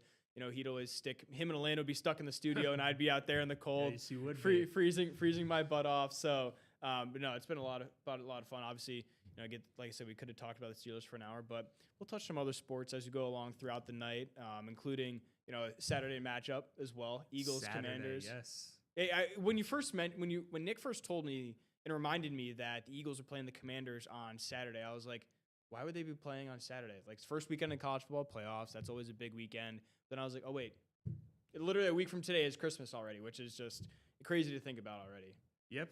So the NFL, for those of you who don't know, like capitalizing on the holiday spirit and capitalizing. It's all about money. So, some of these games are going to be start on Saturday and Sunday over the next couple weeks. And I think a matchup on Christmas as well, which is on a Thursday this year. So they'll have 3 games on Christmas Day. But yeah, you have to capitalize where you could. And the holiday season is where everyone's glued to their TVs. So I know talking to Ray Dunn, who we'll get to in a minute earlier, he says he's not happy about this. He says he just wants. Okay, no, so I didn't. So for those watching, I didn't watch this conversation at all yet. So this will be the first time we're consuming it together. But yeah, continue. He said he talked a little bit about wanting, because if they lose, it's just going to stress them out the whole weekend. Now they're playing the Commanders, right? So he fully expects them to win. But talking to a little bit to him off screen, he's like, I just like leave football for Sundays. I want my Saturdays to be stress free. Sundays we can stress out about whatever the game is and if they need to win. But luckily for the Eagles, yes, they do have the Commanders, who recently I think announced this week that Jaden Daniels is done for the year. It's going to be Marcus Mariota at the helm in a game that Philadelphia hopefully should dominate and build that confidence, as they've been struggling.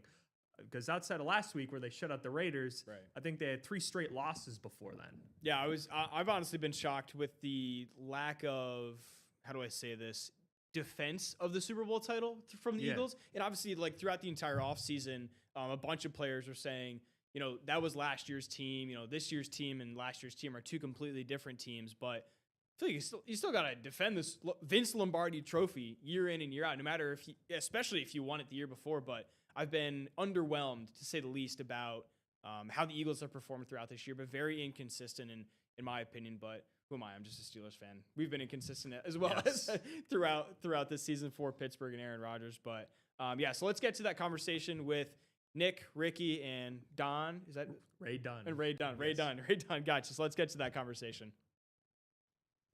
Joining us here on 2822 Sports Night from 97.5 The Fanatic, it's Ray Dunn, a former Temple Owl. I've got a couple Owls now, and I like when we do these guest interviews, Ray. We always seem to bring in a lot of Temple Owls to join Ricky, and the lone Syracuse Orange is outmatched, but it's all right. Now, you're saying that as a Syracuse Orange, you're outnumbered in the media? I feel like that's not the comment. Well, in the media, I would say there might be a couple more folks out there in the entire country. But here at the table and on the Zoom, 2-1 is the ratio we're working with right now. Ray, appreciate you taking a few minutes to chat some Eagles ball with us. They play Saturday against the Commanders, sitting at 9-5. We just said it before the show.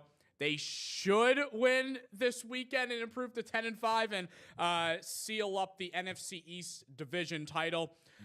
What did you see from last weekend against the Raiders? And it's hard to dissect what you get out of playing against the Vegas Raiders with how bad they are. Ricky and I are always talking about who's the worst team in the NFL, and I've been saying for months it's the Raiders. We've been going back and forth between them and Tennessee.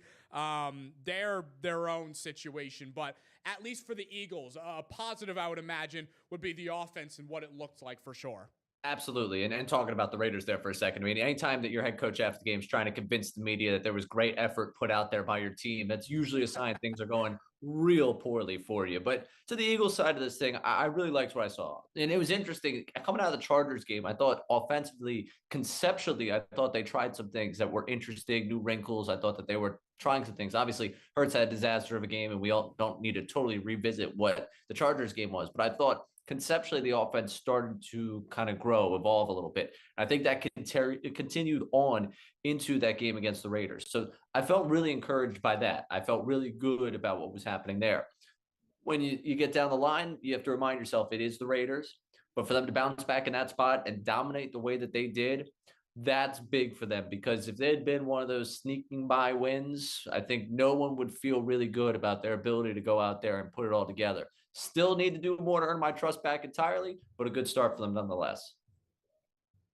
And yeah, there's still one win away this weekend from locking up the division title and securing themselves another playoff berth there in the NFC East. And I feel they have a little break going in. 2 out of these next 3 games are against a Commanders team that just, I think, they're playing it safe with Jaden Daniels. They're waving the white flag. They're throwing out Marcus Mariota. And they're a team that has really struggled defensively. They've been banged up offensively. But I guess going into a division matchup this weekend, what would you like to see continued this week against a Commanders team that I think is all but done at this point in the season? Yeah, I mean, you want to see that offense continue to click for the Eagles. I don't think they're going to have trouble getting after the quarterback and have trouble, attacking defensively what the Commanders are going to do offensively. But for the Eagles offense, it's about, okay, you put something out on tape. You guys put really good tape out there. The offense looking good. Are you able in a short week to develop a game plan that works again, that you're able to take advantage of your talent again? It sounds very elementary, but for 3 weeks there, it felt like they weren't even elementary in what they were able to accomplish offensively. And that goes even beyond that 3-game losing streak. So I think that's the biggest thing for me. It's making your layups here. You got a layup right in front of you here. Just make it. Just ensure you get that victory. I don't need the defense to put up another shutout.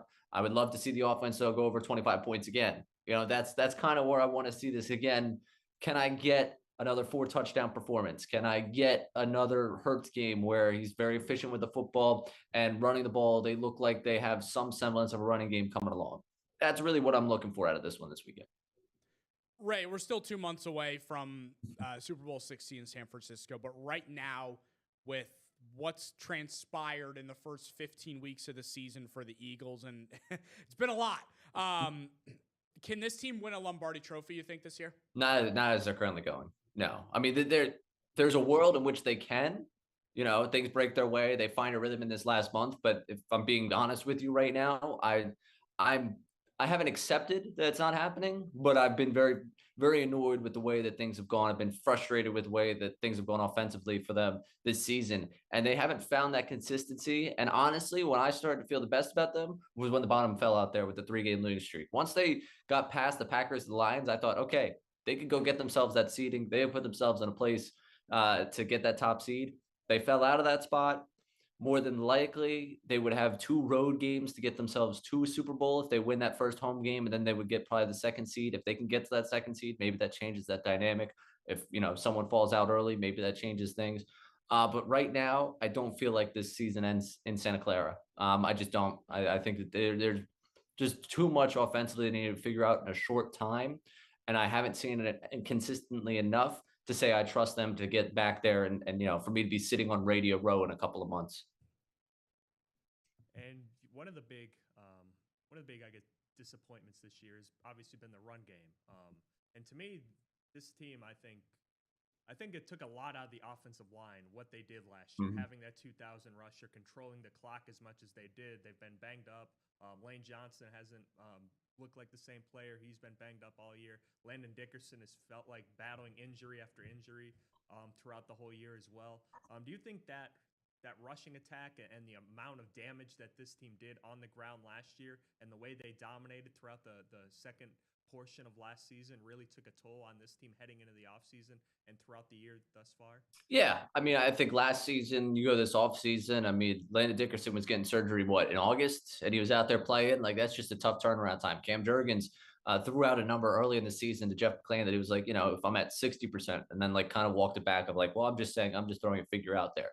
So I don't think those guys have been fully healthy. Lane Johnson's obviously missed time. He hasn't been fully healthy. Fred Johnson's filled in for him, and he's been missing practice recently. He's not fully healthy. So, yeah, I think part of the long journey of last year, coming back around, doing it again, has slowed down what that offensive line could do, just how dominant they could be as an O-line.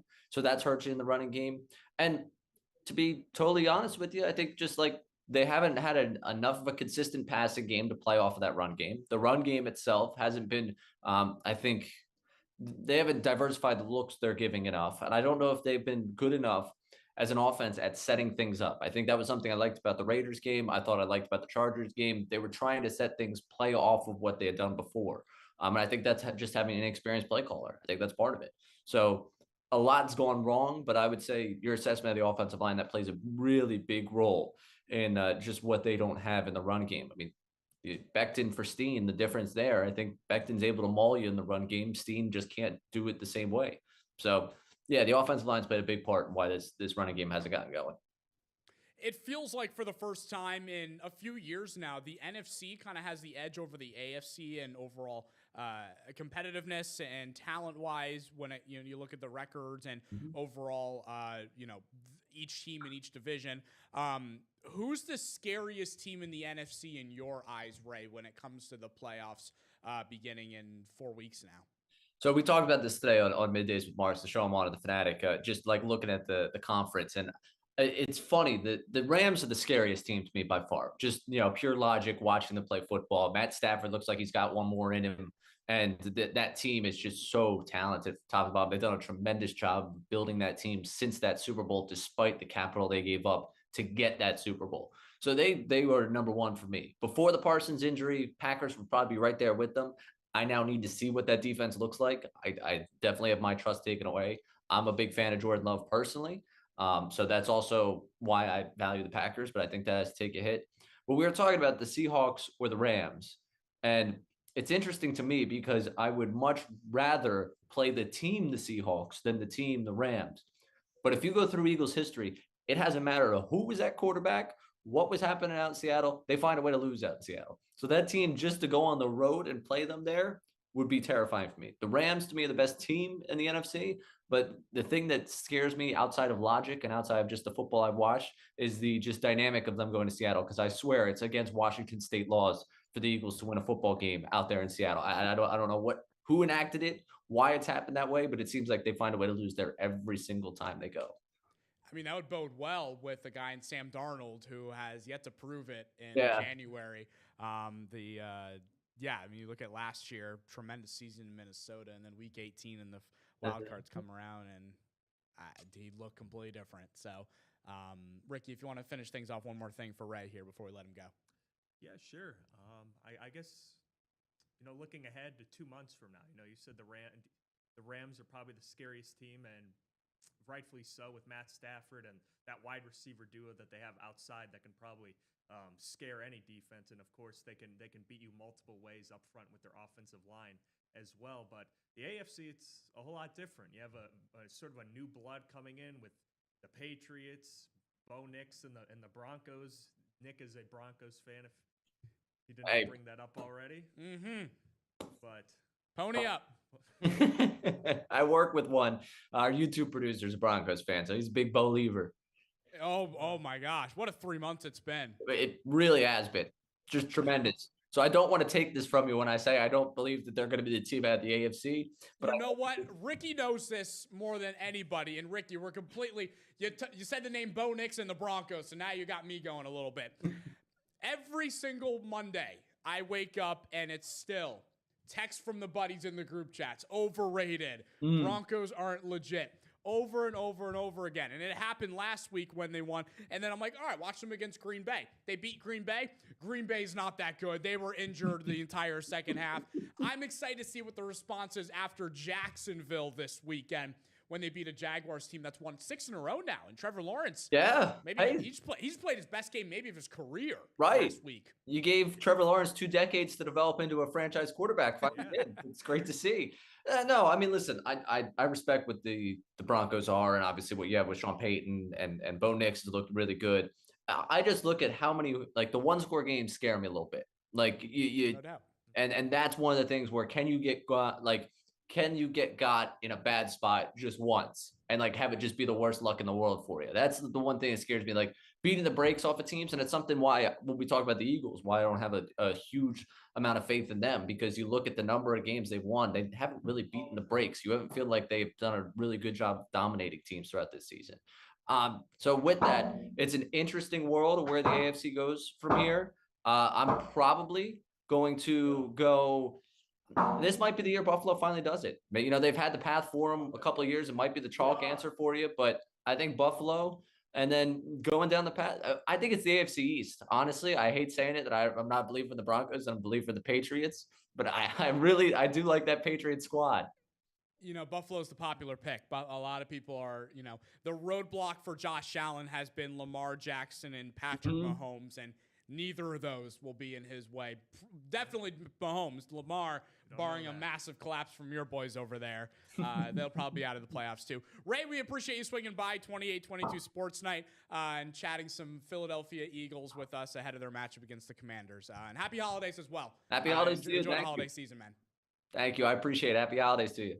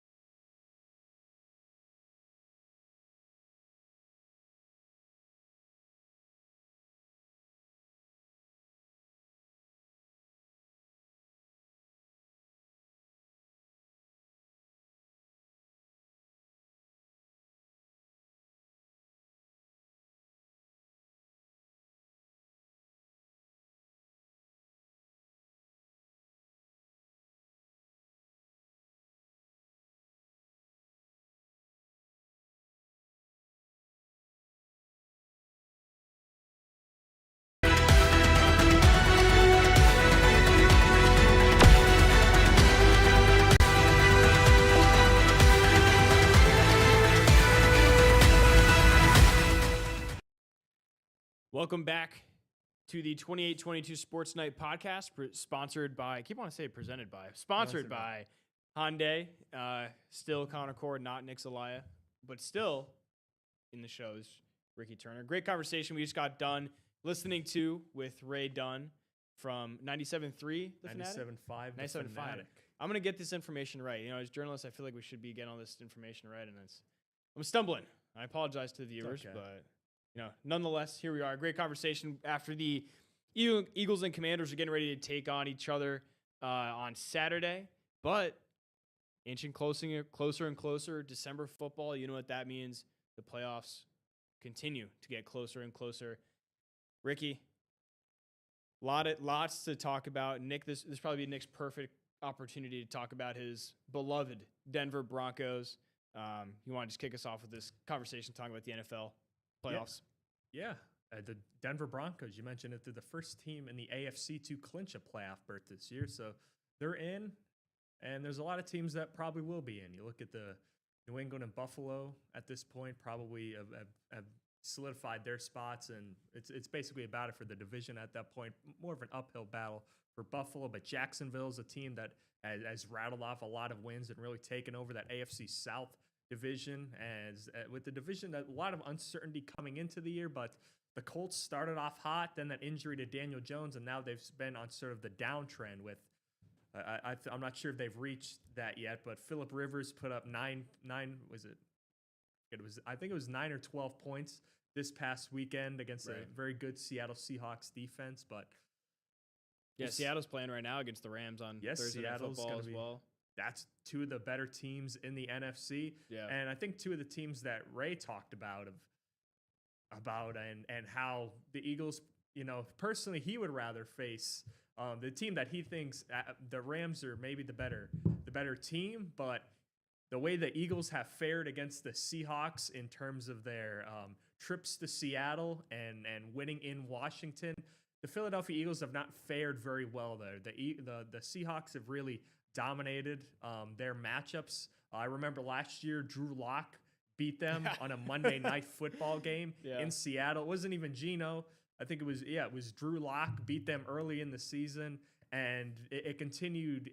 This is dating back to even the Carson Wentz days in Seattle, Russell Wilson days in Seattle, and Carson Wentz days in Philadelphia. I was about to say, I don't think Carson Wentz ever played in Seattle, but that's the traveling man at this point in his career. But yeah, he is. He's a traveling veteran QB. I forget where he's at now, but yeah, this Eagles team again. I think personally the Rams are probably the best team in that conference with Matthew Stafford putting an MVP-like season together. I think he's the favorite to win at this point in the year. And then Seattle, the reason I would maybe feel more comfortable playing them if I'm the Eagles is probably based off the fact that we saw what happened to Sam Darnold last year, week 18. I believe it was against the Lions. And then the week after that against the Rams, he sort of turned back into a pumpkin. Now, not all of that was his fault. Yeah. I think there was some offensive line issues. They were dealing with a lot of reshuffling up front. The defense did not play great either, but this was a Minnesota team that was playing hot all year. And I'm sure if you're Minnesota, you'd probably like to have Sam Darnold back right now based off of what you've seen in your QB room from J.J. McCarthy. But still, again, the end of last year did not ring much promise, and Sam Darnold, I think, turned back into the QB that a lot of people feared he would be going into the majority of that season with Minnesota. Yeah, I think it was a good way you put it. Was he turned back into a pumpkin. The clock struck midnight. He gets a big contract in Seattle. I think it's 3 years, 3 or 4 years. Yes, 3 years, $90 million, I believe. Whew. Fleecing Seattle. Seattle. He's playing well. Yeah. I think Clint Kubiak's done a great job with him there. But yeah. No, definitely. I like you said, though, Minnesota, I think, would much rather have Sam Darnold than whatever's going on with J.J. McCarthy right now. I actually drafted him in our fantasy football league at the beginning of the year, I think by week 6. To draw. I had to go. Yeah, but, very exciting times if you're, all those teams, especially – Seattle. See, it's very interesting. Seattle at 11-3, Rams also at 11-3. The Rams clinched, but I don't know if Seattle's playing the Rams again this year, but this No, game they played earlier. They this did play. year. Okay, I believe gotcha. the Rams won in LA. Yeah, so this game, if the Rams win this game, they essentially have the division wrapped up at this point. It's still crazy. Just looking at the playoff picture in the NFC, it's crazy to think about that. The Panthers are still have a shot here in the NFL playoffs Well, this late into the season, especially. The NFC South is not a very good division. Oh my gosh, no. It's sort of like the AFC North this year. You look at it, right, very yeah. similar. You have two teams who are around 500 battling for because I think the Carolina just lost to New Orleans last week, and I think Tampa Bay also recently lost in New Orleans. Tyler Shuck has got a few division wins over his belt in his young NFL career, but yeah, the AFC South or the NFC South and the AFC North bear a lot of resemblances this year with two teams that have been hovering around 500 all year or battling it out with their only only way into the playoffs probably being winning their division. Yeah, absolutely. But if you just look at the rest of the NFC, just the NFC West in particular, you got the Rams, the Seahawks, and the 49ers all have above 10 wins on the year so far. Yeah, they're all looking like, I think they're the three highest in terms of playoff picture per ESPN. The three highest percentages to make the playoffs are all three out of the top four teams. Are all in the NFC West. Yeah, they obviously see I don't even know what the heck I was about to say. They see Philadelphia with them as well, essentially probably going to win the division, pretty much have it wrapped up with the Cowboys, at the next highest, with a 6-7 and a 1 tie record so far this year. But, kind of just flipping the conversation over, I think a little bit more from the NFC to the AFC, because obviously I feel like that's where Ricky and I would kind of have our bread and butter a little bit more. But I'll give Nick his flowers. Denver, 12 straight wins, 12-2. It looked like very, very hot team. I was very impressed with how they played this past weekend, actually. But yeah, Denver's hot. And I really like how Bo Nix is producing, especially after the win over the Packers last week. Yeah, Nick's been waiting for that gratifying win because he's had to hear a lot of chirping from his friend group about how Denver's a fraudulent team. And I've been giving it to him too. I'll be honest with you. I've been giving it to him as well. He's still hearing it even after the Packers win because of all the Packers injuries that took place on Sunday with Micah Parsons, Christian Watson, I think Zach Tom, the right tackle, getting hurt. But yeah, Denver, I think is more than proven they're a good team. Yeah. Now they win a lot of close games, and that's been the knock on them. That's what Ray basically said in our interview with him is that they've won a lot of close games, and I sort of agree with him. They win a lot of close games, and that can scare a lot of people sometimes because one-score games, if you have a game where you're in a close game and everything just goes against you, you have a turnover, you have a fumble, and those compound and you're in those close games, you typically don't win those games if you turn the ball over late or you have a penalty that goes the wrong way and swings the momentum of the game. But Denver, I think with that defense, and my biggest question with them is Sean Payton going to keep opening up the offense for Bo Nix? Because I see some games where he's really conservative. It's a lot of screen passes. It's a lot of short passes. And this Denver offense really struggles to move the ball. Hence, a couple weeks ago, I think against the Raiders when they won like 10-7 on a Thursday night football game. But I like what they did on Sunday. Bo Nix arguably had one of the best games of his career. Right. He pushed the ball down the field, made some tight window throws to Cortland Sutton, Troy Franklin on third down. He's great scrambling around the pocket.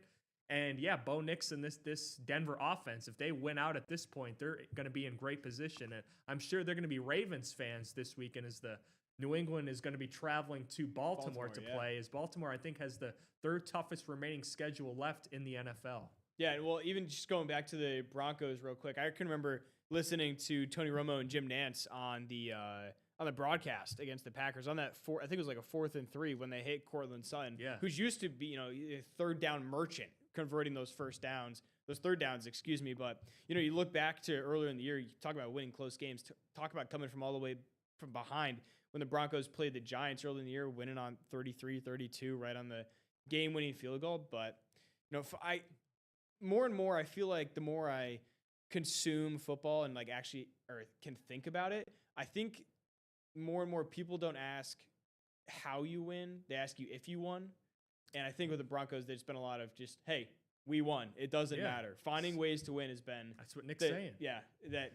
So obviously, I would love to have Nick, take his flowers, talk to all of his buddies over here on the podcast where they probably don't have an opportunity to talk back to him. But I'm sure he's getting it in a bunch of his different group chats. But yeah, it's going on in New England. For those who don't know, I went to school in Connecticut as well, so I heard it all the time about the Patriots being bad. Obviously, as a Steelers fan, the year after I graduated from college is when they decided to have an away game against the Patriots. But then all of a sudden, the Pats, they decided to get it together. Here we are. It almost feels like it's back to like prime. Well, I wouldn't say prime Peyton Manning, but like when he was on the Broncos and they were dominating teams when him and Brady were on Patriots and the Broncos. But it's definitely been a little bit of nostalgia. Obviously, you're just looking at this playoff picture we have pulled up. You got the Bills, Jags, and Chargers. That definitely wasn't a thing that happened in the mid-2010s. But yeah, definitely reminiscing a little bit of the mid-2010s when the Broncos and Patriots were then, and then here they are, obviously back in the playoff picture, probably going to be the top 2 seeds in the playoffs at this point. Yeah, they probably will be. Yeah, Denver and New England is probably going to capture that. But New England, I think, is a team. I'm personally, again, I thought they'd be better this year. I thought they'd take steps in the right direction. I thought they'd be between maybe a 7 to 10, 6 to 8 win team. Right. But here they are. They're the second team in the AFC. They're the second ranked team in the AFC. Drake May has really taken a big step forward and is becoming that franchise QB that many envisioned when the Patriots took him, I believe, second overall in that draft. Right. And you bring in Mike Vrabel, who I personally love as a head coach. I think he's a former football player. He's a brilliant. I guess he's a gritty coach. He's a guy who brings a workman-like mentality. He has a certain expectation from his players week in and week out, and that showed in the players he brought in free agency. They brought in Stephon Diggs, maybe a guy who's a little bit past his prime, but still still can be a number 1 wide receiver and get that amount of targets. They brought some help in along the offensive line as well, and Morgan Moses. They drafted Will Campbell, who was a great pick at that left tackle position to shore up that left side. And although the offensive line still is an issue, they still have, I think, a great left tackle going forward in Will Campbell. They brought in Milton Williams. They brought in former Steeler Robert Spillane, who's been a fan of Mike Vrabel's for a while, because of the way he plays football and his hard-nosed mentality. Downhill. Yes, downhill. Tackler. I said he's got cement feet in coverage, but you're asking him to fill a hole and stop a run play. I mean, you can go back to when he introduced himself to the NFL world against the Tennessee Titans when he stuffed Derrick Henry. That's my exact thought where it was going. And Mike Vrabel was even the head coach at that time, wasn't he? He was the coach at Tennessee. Right, but that's what I thought. Spillane was not on his sideline. Right, yeah, he was on Mike Tomlin's sideline. Yeah. No, that's great. Yeah. The more and more I think about it, and a couple of things kind of just going off of that point, I think for me, the way that head coaching, I don't think we'll see it happen right away, but I think over time, I think you're going to see more and more NFL head coaches that were former players. I think that's a fair assumption to say, like, after all the older heads kind of retire, you talk about Sean Payton, you talk about, although I wouldn't say Mike Tomlin's old, he's definitely on the older side. Well, but I wouldn't. At the time, he was the youngest head coach. Right, exactly. When he first got hired. I think one of the longest, the longest tenured head yeah, coach by this in point, the NFL. yeah, definitely had one location. Yes. But I feel like that might be a new trend. Not that it's a new trend, but it's a trend that I think will continue to be looked at where, nobody's going to be able to relate to players more than former players. So I feel like they're in down the line. You look at, obviously, like you said, Mike Vrabel. You look at Dan Campbell, just the two biggest examples. You look at D'Amico Ryans at Houston. Houston just finally decided to get their stuff together in the second half of the season. They're playing lights out right now. But I wouldn't be surprised if that becomes a continued trend if franchises are looking to, rebuild at any point in during their careers. I feel like, you just look at the Raiders, who the Texans are playing this week, and Pete Carroll, feel bad for the guy. Tried to give it one more shot, but I don't think. I think his coaching. I think his coaching days are behind him. At least the good ones, anyway. So. Yeah, we were talking to to preview that Eagles Raiders game a couple of weeks ago. We were talking to Chris Matthews with our sister station out Las Vegas, and he said, "I'm going to be honest. I didn't see this team sitting here. I didn't see this. If you told me they were going to lose 7 straight at this point in the year and be out of the playoff race, And I was sort of with him. I didn't think they'd be great, but I thought maybe they'd be sitting sort of near where the Patriots are, between even like, just a little more competitive. yeah, between like 6 and 8 wins, maybe them finishing with, because they had Ashton Genty, Brock Bowers had a great rookie year. They brought in Geno Smith, who had a lot of success with the Raiders, but I think what you're seeing with the Raiders is you need success up front on the offensive line, and that is an area that they have really, really struggled this year. Geno Smith's been banged up. Ashton Genty can't get 2 yards down the field without getting hit. And on the defensive side of the ball, they brought in a lot of veterans. They brought in Elena Roberts in the linebacking core. I think they brought in Jermaine Pratt as well in the linebacking core, trying to shore up some of the middle of that defense. But their secondary's been very bare, and their defensive line has really been Max Crosby or bust, because Christian Wilkins is no longer there in the locker room with Vegas, and things are a mess. We'll see if they turn around, but yeah, the Las Vegas Pete Carroll hire is not looking good as we progress further into the year, and it looks like they're going to be undergoing probably another coaching change as they enter this offseason as well. Yeah, just kind of going off the point that we mentioned about the former players turning coaches. Who knows? We might even see Tom Brady break his Fox contract and get that in there on the sidelines at this point. You never know. Yeah, no, absolutely. Yeah. I think the biggest surprise for me with this playoff picture as well has honestly been the Jacksonville Jaguars. I kind of turned my head away from the Jaguars throughout the year, but just to see them on this ESPN screen that we have pulled up here, like being the 4th highest team right now to make the playoffs, to win the division, potentially make it to the Super Bowl. I don't know about you, Ricky, but the last time this team was good was when they were actually playing the Steelers. Yep. In the 2016. I was at that game. You were at? Were you actually? Okay, yes, hold on. Time out. I was at that game. You were at the Jacksonville Jaguars Steelers game that year. Yes, it was a Christmas gift. Do you want to know something crazy? What's up? I was also at that game. At that I was at that game. I was up in the nosebleeds, right next to I think it's the South. No, not where the Heinz Field at the time the ketchup bottles were. It was at the other scoreboard. I was on that side of the field, kind of looking at the field straight in front of me.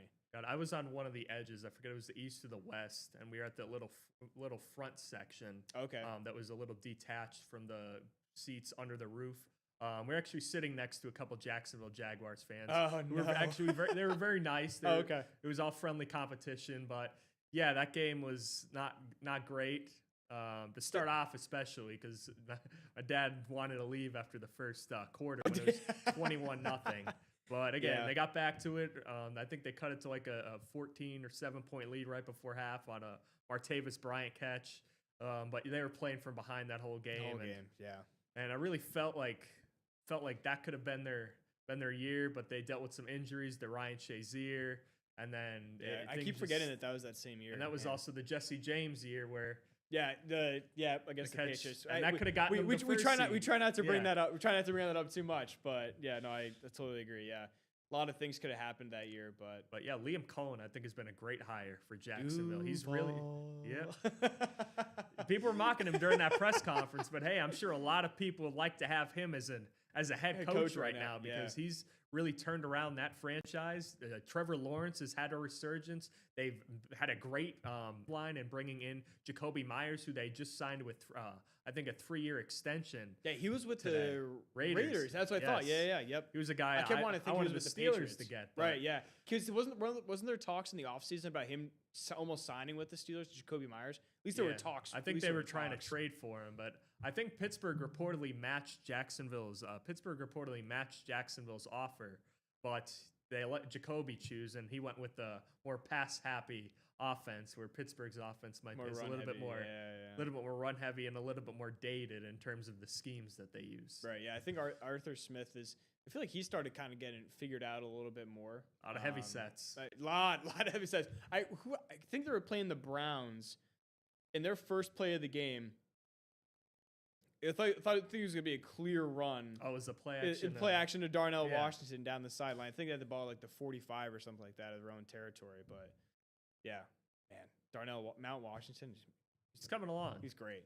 Excited to see what he's going to bring, and I think he's sort of taken hold as the Steelers' #1 tight ends, which I guess does make sense because Pittsburgh wants to establish themselves as a run-heavy team, and what better guy to have out there than like a Extra offensive lineman? Yeah, basically a 6'7" tight end who's around 300 pounds that can move. And because Rob Gronkowski was actually talking about him today, and he said he feels like when he's watching tight ends, he feels Darnell most resembles him because he says he's always rooting for him because he's so big, but he can't move. So every time he gets the ball, it's very slow and he doesn't get too far, but it always takes like 5 or 6 people to take him down. Because I say, but then once he gets going, once he gets going, you saw what happened in that Bengals game. He will stiff arm you, and this guy loves I'm not sure if you saw how low he got in the Miami Dolphins game where he's just throwing his shoulder pads around.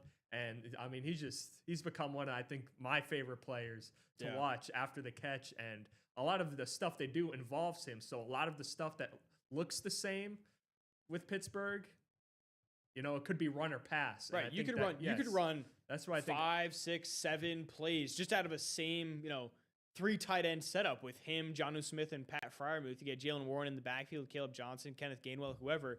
You could run play to the boundary. You could be running play action. Like I won't say I love it because I would love to have them open up the field. They opened it up a little bit last week. They ran a lot more spread, but I think with the way this team is designed, I think it's going to be a run first off, and it's Aaron. I think likes it more spread out, but I think he also understands this team with the way they're constructed.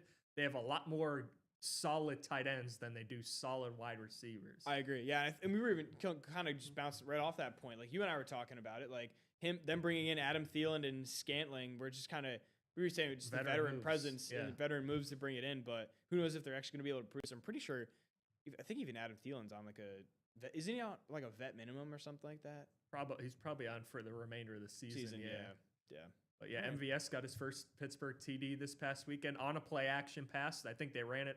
I think they ran it like 5 times in a row before Aaron finally pulled out the old play action, and MVS was wide open coming across the field. But yeah, this has certainly been a welcoming sight to see. This is probably, again, I know they've been trying to establish this for the last 2 or 3 years, this run-heavy offense married with play action, but this is probably in totality, and it's probably the addition of Aaron Rodgers and having a veteran QB that is still able to sling the football around the yard, but this is probably the best it's looked in terms of success rate, in terms of putting points on the board, and in terms of knowing what you're getting in a week-in, week-out basis. Right, I think definitely I've liked what they've looked like the last couple weeks. I didn't love those middle 4 or 5 weeks where we just didn't seem struggling every week. But a little before 8:45, let's just get to another quick break real quick on the 28-22 Sports Night podcast. Hopefully we're not boring you guys too much with the Steelers coverage, but I'm sure many people enjoy it. But we'll be right back here in a couple minutes.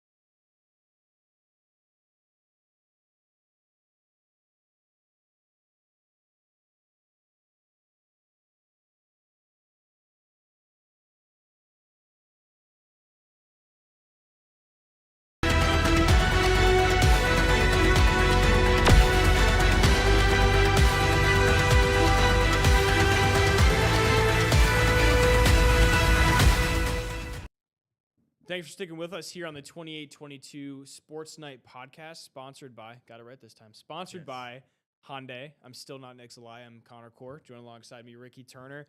Talking a little bit of the college football playoffs. Opening weekend happening this weekend. Very excited about it. As not many of you know, but I feel like I'm much more in tune, and I enjoy college football more than I do the NFL at times, because obviously you love the Cinderella stories, but the blowouts seem to be a little bit more fun. But with the college football playoffs starting up this weekend, a lot of conversation over the last couple of weeks since the playoff bracket got announced. About 2 weeks ago now, right, Ricky? 2 weeks ago? I think it was, something like that. Tulane and James Madison, 11 and 12 seed, 2 group of 5 teams that were very good, within their respective conferences, but making it into the college football playoff. Been a lot of conversation, a lot of discussion, a lot of debate about, should 2 group of 5 teams be in the college football playoffs? Are they really better than the Notre Dame team that got snubbed out for Miami as well? Ricky was telling me off air when we got on that touched on the Notre Dame controversy not being able to make it in the college football playoffs, and the I'd say a little bit of a temper tantrum. The athletics department. They said they're not playing in any bowl games. We're not playing in any bowl games unless it's the college football playoffs. Yeah. So, but yeah. So, Ricky, kind of just looking at this and together, like we're just looking at the Tulane and James Madison matchups. They're playing against Ole Miss and Oregon. A combined 37.5-point favorites between the two matchups, excuse me. Tulane playing Ole Miss, 17.5-point favorites. James Madison playing Oregon, 20.5-point favorites. I don't know, I don't know if I love, you kind of use the example of the the NCAA March Madness tournament, where it's just a gauntlet. Love the Cinderella stories, but for me, I don't know if you can. I'm sure they're trying to replicate it, but I don't think you can have the same success with these Cinderella teams per se in college football than in college basketball. Yeah, I feel like I think football, there's certainly a bigger degree of maybe a bigger skill gap. Right. And again, I think Nick and I touched on this a couple weeks ago, and the only way if you truly want the best 12 teams in, I think maybe the only fair way to do it is if you have a separate tournament for a group of 5 teams. Have a similar setup where you put the 12 best group of 5 teams in. They play each other, and you have the 12 best the Power 4 teams, and they play each other. Because if you truly, yes, there's no doubt that if Notre Dame were to play either of these 2 teams, they would probably they'd be around 20-point favorites. Right. And ironically, Tulane and Ole Miss have played earlier in the year. And you know what happened? Ole Miss beat them. Tulane and Ole Miss played earlier this season. Tulane lost by 35. It's probably going to be, I'd hate for it to be that way, but it's probably going to be a similar boat, because you look at it, group of 5 teams, really, they haven't had much success in this going up against Power 5, like SEC style programs. There's just a bigger SEC is a bigger advantage in terms of money, in terms of allocating resources. They get the bigger players. They are able to throw money. And again, not that there isn't talent in these group of 5 teams, but it's just playing different ball. It's you're playing SEC ball week after week, where you're playing, if you're in the AAC, and me going to an AAC school or in a group of 5 school in Temple. What do they say? Go Owls? Go Owls. Owls are, yeah. Okay, gotcha. Yeah. Rick and I were talking about this off air, that I want to make sure, Ricky, it's Owls are everywhere. He's like, oh yeah, they are everywhere. They're everywhere. Everywhere. But that's funny. Yeah, but just kind of bringing it back to this point, but last year you look at Boise State. Obviously, we were talking about Ashton Genty playing for the Las Vegas. I almost said Oakland Raiders. When they're playing the Las Vegas Raiders, like last year when he was on Boise State, they got the first round bye. Penn State played SMU, killed them at Beaver Stadium. Penn State comes into the Fiesta Bowl, I believe, when they played Boise State. convincing win for Penn State. Like it was close. I'll give it. It was closer than the SMU. Yes. game. No, absolutely. No, it was It was absolutely definitely more competitive than because Boise State did put up more of a fight than SMU did at Beaver Stadium. Right. No, absolutely. Yeah. That I can remember watching that SMU Penn State game, and I was just like, have a little mercy, just a little bit to try to let the drive, flight, whatever you want to call it, back to Southern Methodist in Dallas, Texas, a little bit more enjoyable, I guess. But yeah, I feel like we were kind of just mentioning, like it just feels like it's different style, brand of football. We were kind of talking about it before we came back onto air. Like it almost feels like there needs to be 3, and you're kind of alluding to Ricky, but like there needs to be like 12-team college ball player for the FBS. A group of 5 almost needs to have 12 their own 12 tournament. team. Yeah. Yeah, I can't remember. I can't remember who said it. It might have been Josh Pate. Do you listen to Josh Pate at all? I do not know. Yeah, gotcha. I think he's very good at what he does, especially if you're doing it as a solo podcast. But he was saying was that James Madison and Tulane are very good programs. Yeah. Individually, they're very good. But when you look at the amount of top 50 games that they've played, top 50, not even the top 12, the top 50 games that they've played, they've gotten smoked. And you just talk about it. You look at Tulane when they played Ole Miss early in the year. What did you say? They lost by like 35? Yeah. Is that what you said? Yeah. 45-10. Like, that's obviously it's just 1 week sample earlier in the year, but man, you almost feel bad for the teams if they get thrown in. Obviously, you want them to compete, but when push comes to shove, I don't see either of these teams coming out against Ole Miss and Oregon. No, especially, I mean, you look at it, Oregon's got one of the top, if he decides to declare one of the top QBs in the draft, and Dante Moore. Ole Miss has been an SEC power, and was led by Lane Kiffin until he left. But I'm sure they're gonna have a chip on their shoulder as well, having played Tulane earlier in the year. But the big game, obviously tomorrow, is Alabama, Oklahoma. I'm excited. ESPN. For that one. Talk about some fun football. And those two teams played earlier in the year, and I believe Oklahoma won that one. In a tough game for Alabama. It was close, but in the end, Oklahoma and John Mateer pulled off that victory. So this is going to be a fun SEC rematch, and it's going to be. Do we know who's on the call for that game? It's on ABC. So I would assume. I don't know for certain, but I would assume Chris Fowler. I was gonna say it probably. If I was to say if Chris Fowler's on the call, I need to be there. I need to tune in. Yeah, that's gonna be one to look out for, and it's probably if you look at that game's probably truly a toss up, and then you have Miami and Texas A&M. I believe I forget if I don't think they played earlier in the year. They did not, but they both played. Ironically, played Notre Dame. Yep, yeah. I was just gonna say that. Yeah. So I just looked it up. Chris Fowler and Kirk Herbstreit are calling Alabama. Okay, that's what I figured. I figured that as well. And Holly Rowe and Laura Rutledge are going to be on the sidelines reporting for one for each team, you would assume. But yeah, it's very ironic that Texas A&M and Miami are going to be playing each other, and those were the two teams that Notre Dame played early in the year. They lost to both, and you're like, well, Notre Dame's out of the playoff. And then they just barely missed the cut to get into the playoffs. Yeah, I believe they were the first team out. Yeah. Then BYU was after them as well, which I would have liked to see. I would have liked to seen that matchup between Notre Dame and BYU, but Notre Dame didn't want to play. Like we said, a little bit of a hissy fit. Yes, a little bit of a temper tantrum.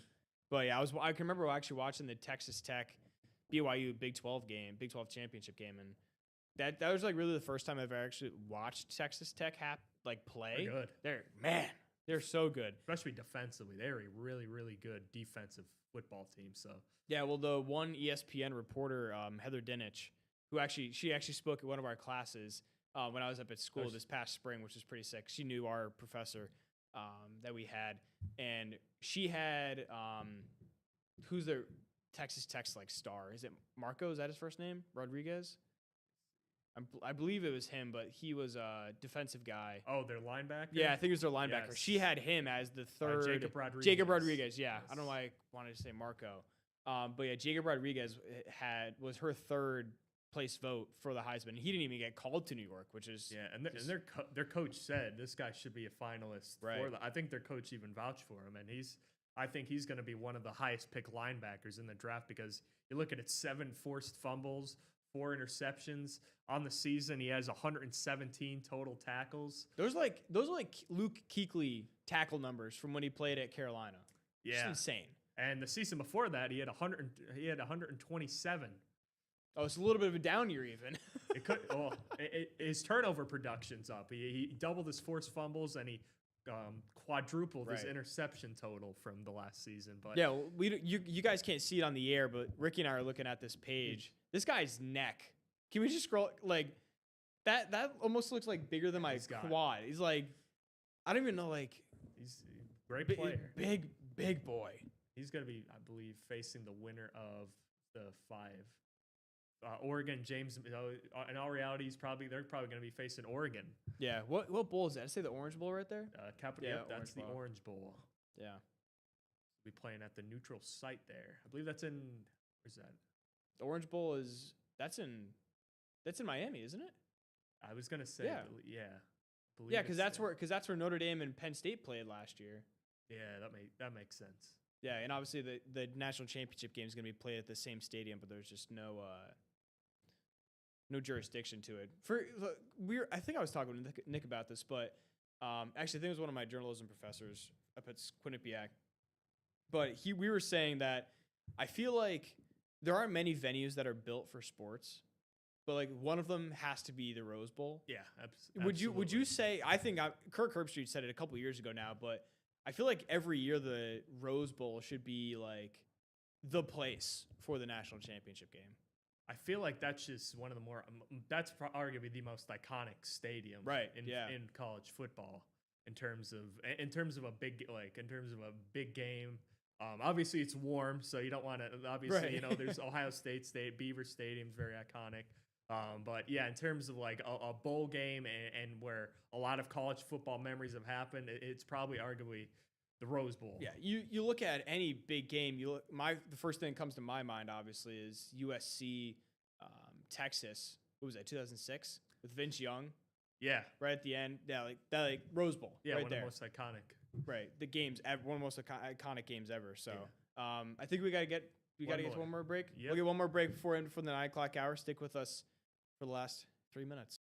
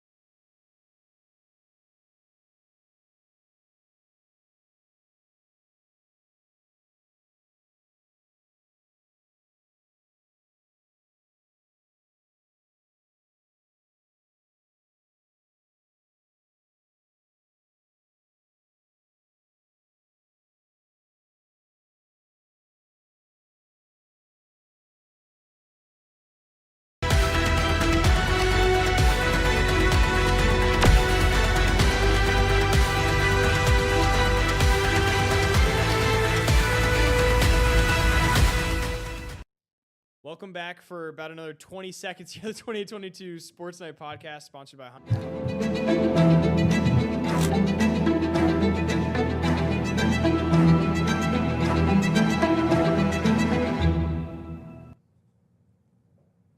And welcome to the Michalczyk Files on the 2822 Now app. We are streaming here from our streaming center, our podcast center in downtown Wilkes-Barre. Andy Michalczyk, our special guest today.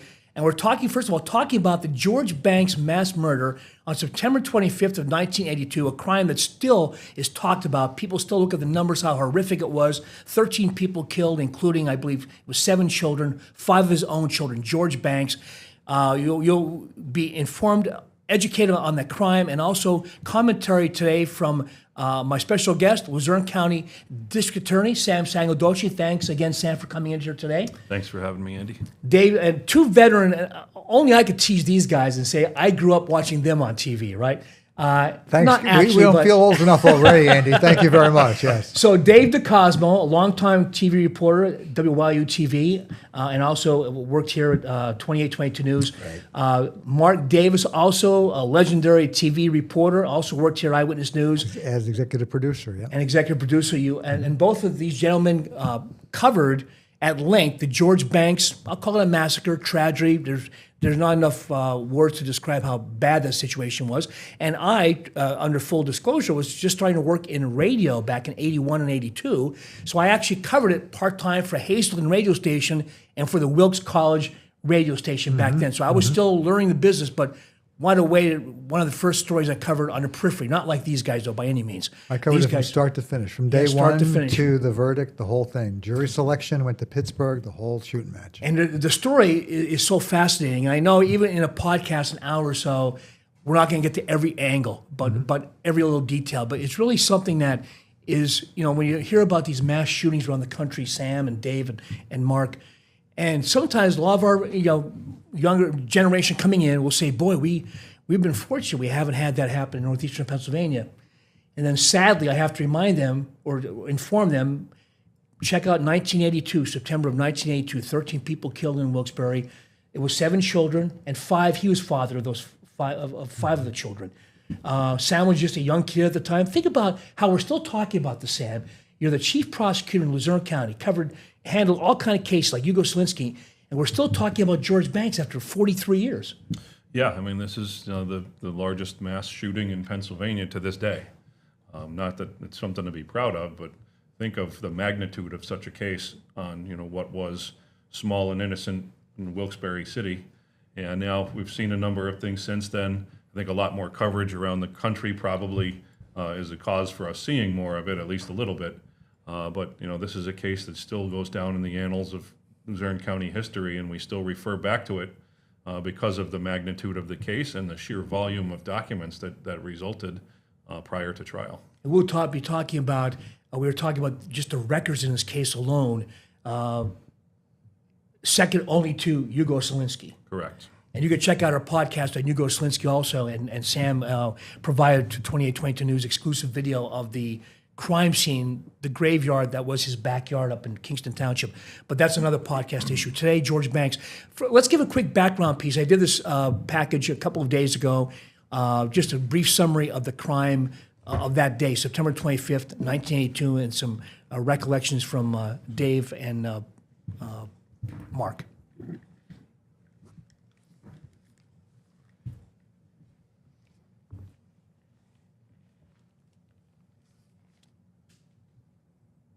It was the unthinkable, and it happened in northeastern Pennsylvania. George Banks went on a murderous rampage, shooting and killing 13 people, including 7 children. He was father to 5 of those children. He shot 8 people inside a home on Schoolhouse Lane in Wilkes-Barre. He shot 2 men who just happened to be walking down that lane that night. One of them died. Banks shot 4 other people at a home in Jenkins Township. Among the adults he murdered, his girlfriends and mothers of his children. Gerard DeSoy was one of the first Wilkes-Barre police officers to enter the house on Schoolhouse Lane. He remembers what a fellow officer said. He uttered something to the effect of, oh God, or oh dear, or whatever. And he said, we have bodies in here. And we all made our way in. And of course, there were a multitude of bodies on the first floor. Banks held police at bay at a home on Monroe Street in Wilkes-Barre, eventually surrendering. Al Flora was Banks' defense attorney and talks about the motive for that rampage. He perceived that there was going to be a racial war and that he actually shot his family to protect them from the racial war that he perceived was coming. Dave DeCosmo and Mark Davis were television reporters, and both were there when Banks surrendered. I remember one of the officers saying, "You better stand over here because here you're still in his sights." And we were that close. Being so close to that kind of activity, I was scared. I was apprehensive. Banks was convicted of 12 counts of first-degree murder and sentenced to death, but a judge ruled him incompetent to be executed. You can see all the reporting on the Banks case on 2822news.com. Reporting for the I-Team in Wilkes-Barre, Luzerne County, Andy Bohalchik, 2822 News. Okay, that's just a quick background piece on we ran last week. So when you see that, Dave and Mark, what goes to your mind when you're looking at those images? I mean, it's one of the biggest story that probably either one of us covered in our entire careers. But, and you'll know this, Andy, when you first get the call that this has happened, you just go and do your job. You don't have a chance. I didn't break down until after I did my last live shot at like 6:30 or 7 o'clock that night. Then it hit me, what I had seen, what I had heard, and what had been done.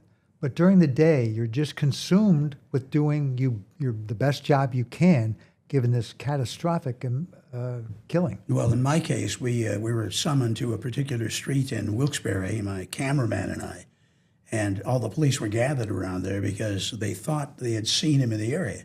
All of a sudden, the police got a call he might be somewhere else, and they left. And it hit me at that moment that what if he was still in that area? My cameraman and I were still standing there.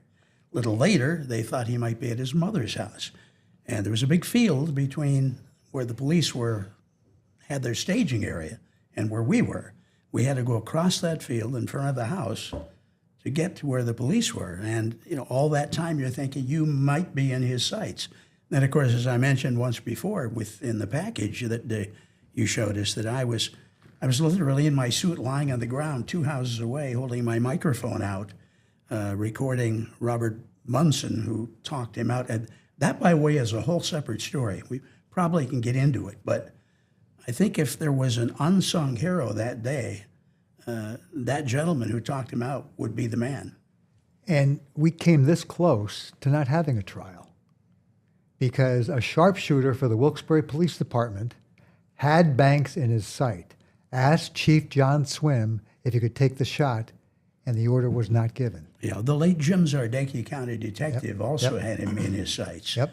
But Jim told me, Jim passed away not too long ago, unfortunately, and Jim told me that he would never have taken the shot because he was afraid if he wasn't absolutely sure he could take him out, kill him with that shot, he would have time to open up with that rifle. And there were so many people around. Granted, they were behind cars, and in my case, behind a porch. But you can never tell with the power of an AR-15 where those bullets are going to go. So the being able to talk him out was really saved the day for a lot of people. Absolutely. Now, what kind of rifle did he have? And Sam, when you're looking at these images, again, 1982, police officers, no tactical gear at that point. County detectives, probably Wilkes-Barre police officers with rifles. Single-shot rifles. Did they know what they're up against, Mark? I don't think they did. I mean, there was plenty of law enforcement there. There was people from everywhere. There were police cars everywhere. But I don't think they knew. I believe it was an AR-15, wasn't that? Yeah, he actually laid that down on the porch when he surrendered. Mm-hmm. Brunson told him. Brunson came there. Expound on that gentleman. Well, I've heard that name, but I never met him or never Robert talked to him. Brunson was a friend of George Banks. They'd known each other for about 10 years. As a matter of fact, he talked Banks into applying for a job as a prison guard, which he got. What prison did he work at? Do you remember? Was it Greater? They probably all started in Philadelphia. I'm not sure. But in any case, he got that job despite the fact he had served time himself for armed robbery. Mm-hmm. And Brunson had met him in, I believe it was a pool hall in the area. And he considered him a friend. Now, he walked down there on his own and talked with District Attorney Gillespie. And District Attorney Gillespie said, go ahead, give it a try. And Brunson came out there, and the first thing he said to him was, I know you're here to die, but before you die, I'd like to talk to you. And that got his attention. And Banks had told the woman whose son owned the home where he was holed up, he told that woman on the phone that he was there to die. Now, he didn't say whether it would be by his own hand or someone else's, or by police action, but he was there to die. Brunson knew that and basically walked out in front, once he got the okay, walked out in front and talked to him, I think, for about 40, 45 minutes. 40, 45 minutes, yep. And then he finally gave up. Now, of course, in the interim, there had been another major side story to this. The And radio that was- report, right? That was the false radio report. And Pat Ward, who was at WILK at the time, and Roy Morgan, who was the general manager and part owner of WILK, agreed with the district attorney to broadcast a false report indicating that the children were all alive and needed blood transfusions, thinking that would get him out. As a longtime journalist, I know that their heart was in the right place by making that kind of request. I was not in a position to say yay or nay on it, but I knew that my boss would say no, because all that a journalist has is his credibility. And if you lose that credibility, then what's to say the next day you're not talking about a school board meeting and people are saying, well, did that really happen, or is somebody asking him to But- say that because? You have to know different times, different circumstances. This was being asked by Bob Gillespie, who was very well respected by all of us. Probably one of the best DAs. He was a friend to all of us. Yeah. A friend to all of us, but he was a professional DA. And you know he wouldn't be asking if it was a serious, dire situation. And I think that had part of it to do, because Bob had such a good relationship with all of us that we know he wouldn't ask unless it was a life and death situation, which literally it was. And you know, it's interesting because, and quite honestly, you know, I can see both sides of the argument as a reporter, as a Yeah. journalist, Yeah. but as a human being, if Sam comes up to me and says, if we do this, we may save lives. It may save lives. That was a situation they were in, because And then just you're think thinking to yourself, about it. what's more important, the job or human life? He's holed up in a house. So that's tough. With God knows what weapons. You have probably dozens of police officers all there with their weapons drawn. The probability of a bloodbath was pretty high, both in loss of law enforcement officers as well as Banks. You don't know what would have happened if there'd been a gun battle. So you're weighing all of this in real time as it's playing out on the street in Wilkes-Barre that Saturday morning. And Sam, take a DeLorean, go back in time. You're on the scene there now. Can you even, you can imagine this situation. Bob Gillespie, God rest his soul, a good friend of mine also from the Hazelton area. That's got to be a tough decision to make. I mean, you know there's lives in a balance.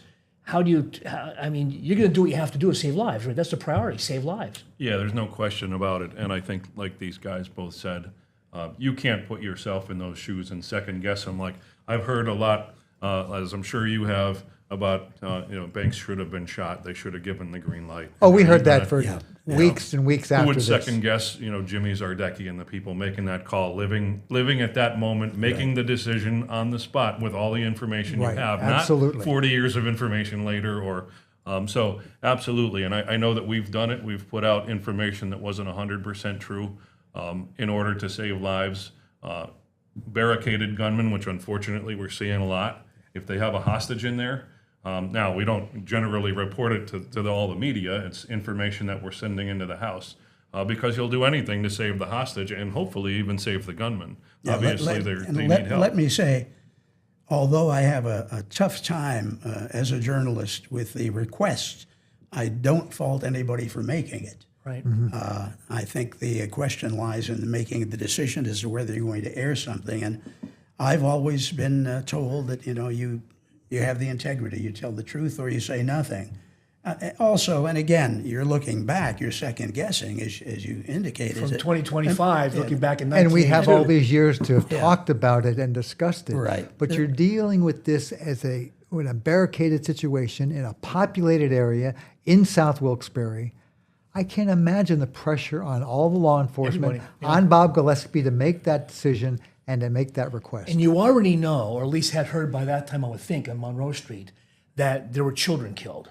Yes. The word already got out. Now, could you imagine? We're going to take a break. Joey, Dominic, and Gabrielle Baker, our producers, shortly. Imagine, it's almost better social media wasn't there at the time like we have now. Oh, the rumors I mean, would have been rampant. that would have been rampant, but Right. wouldn't it Yeah. could fuel the whole situation, right? And it made it worse. Yep. Yep. We'll take a quick break. When we come back, we're going to run a story. Yes, we went into the archives. Tony Gargiola, one of our senior photographers, if not the senior photographer, went to the catacombs of Eyewitness News, and we have some video of back in the day with Dave DeCosmo. And also, you can see the reporting style back then. It's still the business. You're still getting information out there. So it might be 43 years ago, but guess what? You look at that and say, they did a pretty good job, getting the word out there. So we'll be back with that after a short break.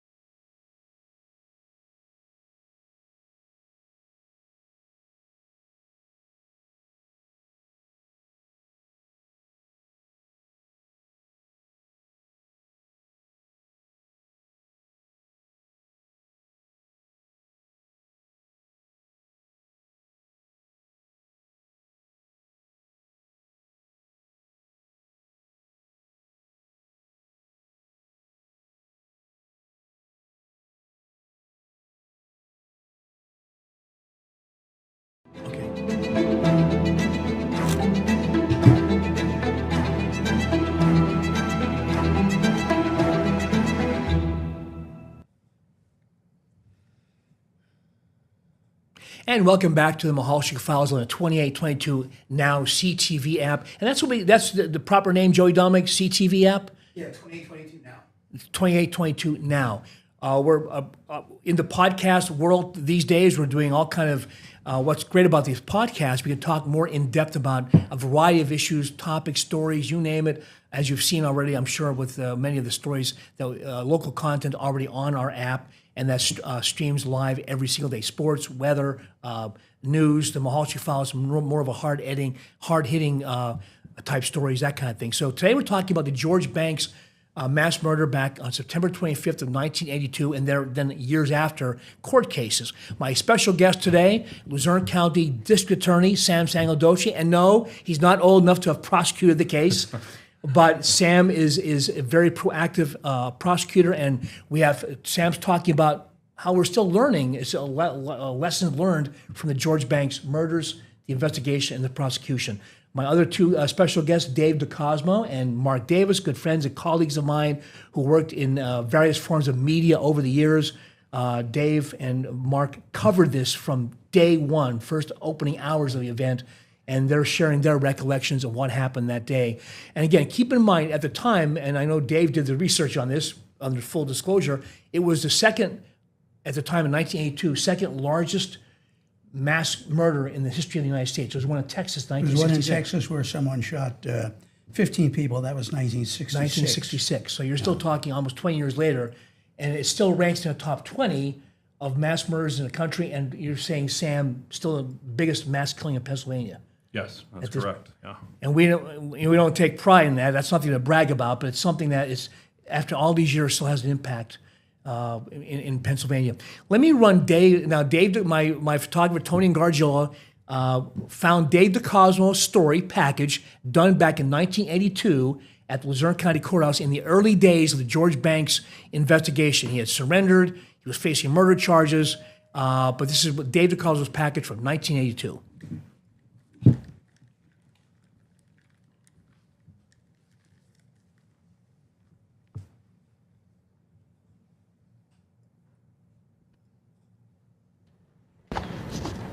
"40-year-old George Banks of Wilkes-Barre was brought to the Luzerne County Courthouse under heavy security to be arraigned on 13 charges of murder and other charges related to a shooting spree in Wilkes-Barre and Jenkins Township on September 25th. Banks answered not guilty to each of the charges and asked for a jury trial. Judge Patrick Toole scheduled trial for Banks for Monday, February 28th. The district attorney told the court that Banks had refused to be fingerprinted while in custody of the Wilkes-Barre Township Police Department. The DA will ask the court to force him to submit to fingerprinting. The judge said that all such requests will have to be filed in pretrial motions. A court order prohibits officials from talking publicly about the Banks case, but most court observers believe there will be several pretrial motions, among them a request that the court move this case out of Luzerne County because of pretrial publicity. David DeCosmo, News Scene 22 at the Luzerne County Courthouse in Wilkes-Barre.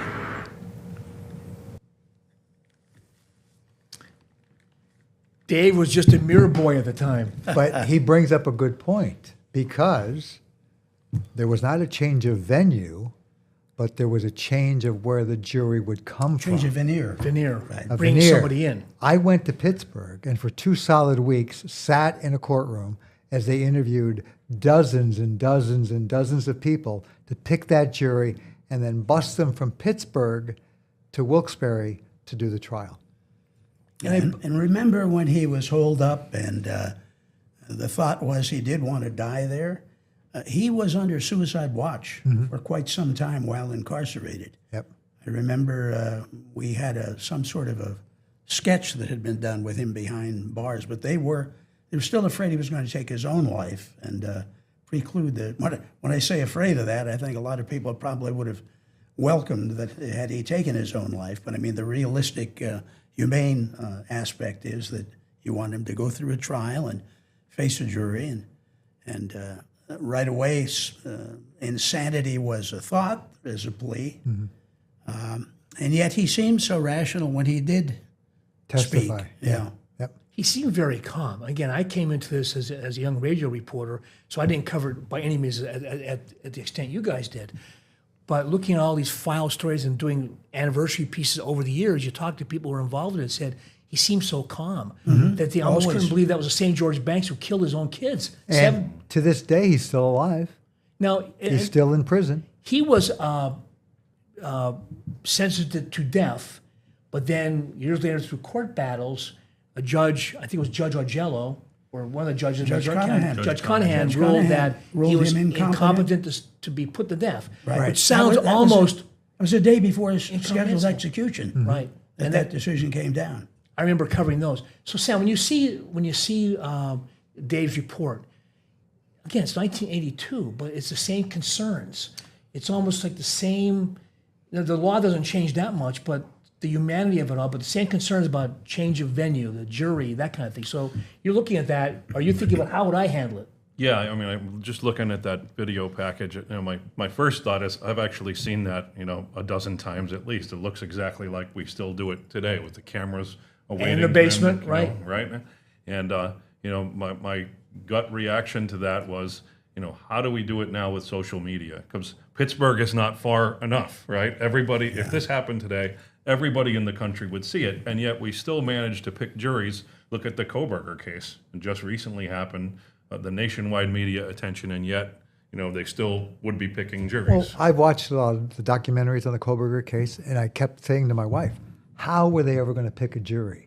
Because there's documentaries, you can find 5, 6, 7, 8, 10 documentaries that go and talk to all the witnesses, all the people that were in Idaho that day, and how do you pick somebody who doesn't have any predetermined knowledge of the case when you ask those questions in voir dire? And believe it or not, when we pick juries nowadays, you will get dozens of people. I don't watch the news. I don't watch those kind of stories. I have not formed an opinion, and I could be fair. Now, you got to ask a lot of other questions to see if that's the truth or not, because some people deliberately get themselves or try to get themselves implanted into the jury for the sake of having said it, or for whatever publicity, or for steering the verdict one way or another, not necessarily based on the evidence. So it does become a lot more complicated with 24-hour news cycles and social media. And it's interesting because and the whole voir dire process, I'm still amazed with that, okay? So Sam, and looking at that case as a backdrop, are there specific questions Bob Gillespie would ask a potential juror, whether it be, of course, being further away back then meant something. Now, 300 miles I don't think means anything. Yeah. Right. And I think generally speaking, though, at least the case I've covered, and I was involved as a juror in a couple of civil cases, and sitting around the jury table, again, civil case, not George Banks, the majority of the people, you could pick out those who have an agenda. But the majority of the people, the cases I was involved in, on a very lower level, of course, degree of severity, they wanted to do a good job. They knew about the case. They knew about they wanted to do a good job. They take the duty seriously. Right. I've served on 2 juries, and I remember being questioned. Do you know the judge? Yes. Do you know the defense attorney? Yes. Do you know the prosecutor? Yes.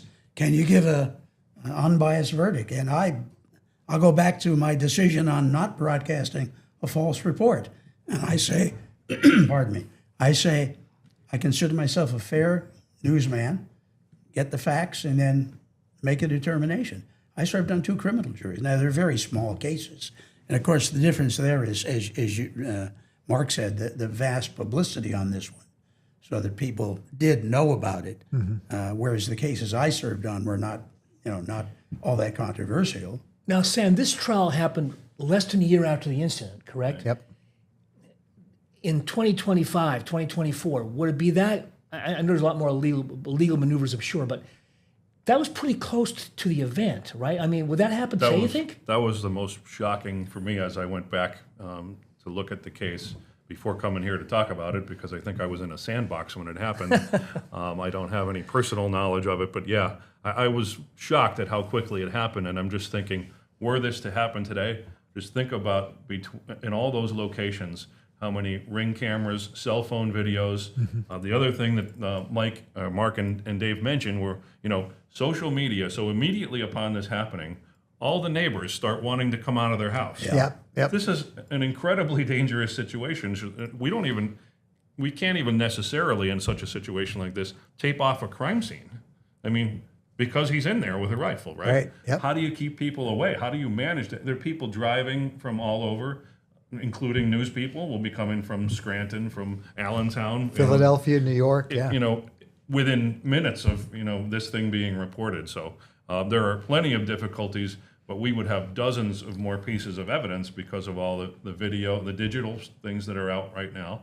And then, of course, those have to be documented. So reports come. So this is 16 bankers' boxes as it existed in 1982 into 83. If this were to happen today, it would easily be double that because you need reports on all of those. Think of how much more testing there might be, DNA testing, how complex that is. I'm sure your fingerprints, caseload has increased tremendously too. It definitely has since then. I mean, the number of lawyers we have has increased, and the volume of evidence is increasing as well. So more people to handle more things. And how do you, even with the Hugo Selinsky case, again, that's the topic of another one of our podcasts on the Maholchik Files. If you check it out, it's really fascinating. We talked about that case in depth. How do you get a jury? Because, for example, like the Selinsky case, I don't want to go down that road too much, but there were people who just wanted to see Hugo Selinsky. They thought he was a star. Mm-hmm. I'm not saying they had the same thing with George Banks, but how do you sort those folks out in a jury? So one thing to keep in mind is in both of those cases, they were capital, meaning the death penalty was on the table, and you are permitted by law, required by law, in fact, to do individual voir dire, meaning you get to call each juror individually and ask them questions, and it's very liberal in the sense that the judge is supposed to let you investigate whether or not the juror can be fair. In most regular first-degree murder cases, it's not individual voir dire, so you're asking them as a group, maybe a few questions at sidebar, but you really can't delve into this person's knowledge or potential bias the same way as we got to as DA Gillespie did in Banks and as we got to do in Selinsky. And I often wonder, and Bob Gillespie passed away a couple of years ago. In fact, his family has reached out to me the last couple of days when we were doing our pieces on George Banks.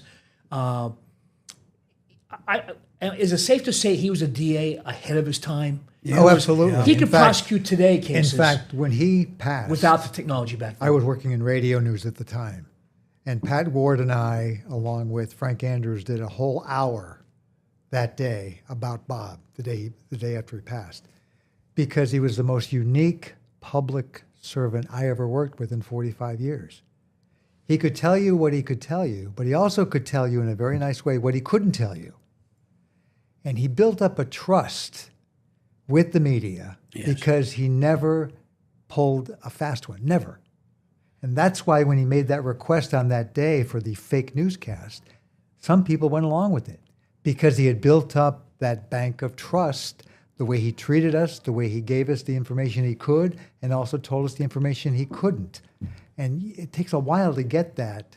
And Bob was just the best DA or law enforcement person I worked with because you'd go into his office and he'd see you right away. He always had time to talk to reporters. We didn't sit there and talk for hours, but you go in, you'd ask him a couple of questions, he'd give you what he could and what he couldn't do, and then the public isn't able to go in and ask the district attorney all kinds of questions. Right. So the news media, that's our job. We go in and ask, and because there's so many legal restrictions, it's hard for a district attorney to know what he can say without jeopardizing the case. Right. Bob always knew what he could say without jeopardizing the case. He could give you that much, and he always had something to be able to tell you, unless there was one of those rare occurrences where the judge would impose a gag order, and no one was allowed to speak at all. That's interesting. In this case, the gag order was the tightest you can imagine. Judge Patrick Toole, a wonderful judge, clamped things down from day one. You couldn't take any pictures on the third floor. Everything had to be downstairs. You couldn't talk to this one. You couldn't talk to that one. So the entire time, the attorneys, both defense and prosecution, could not say anything to the media at all. We're going to take a quick break. And we have the DA sitting right here, so I want to talk to him about And heaven knows I've phone called him several times and emailed and texted, hey, what's going on? And when you don't get a response, you know there's something going on.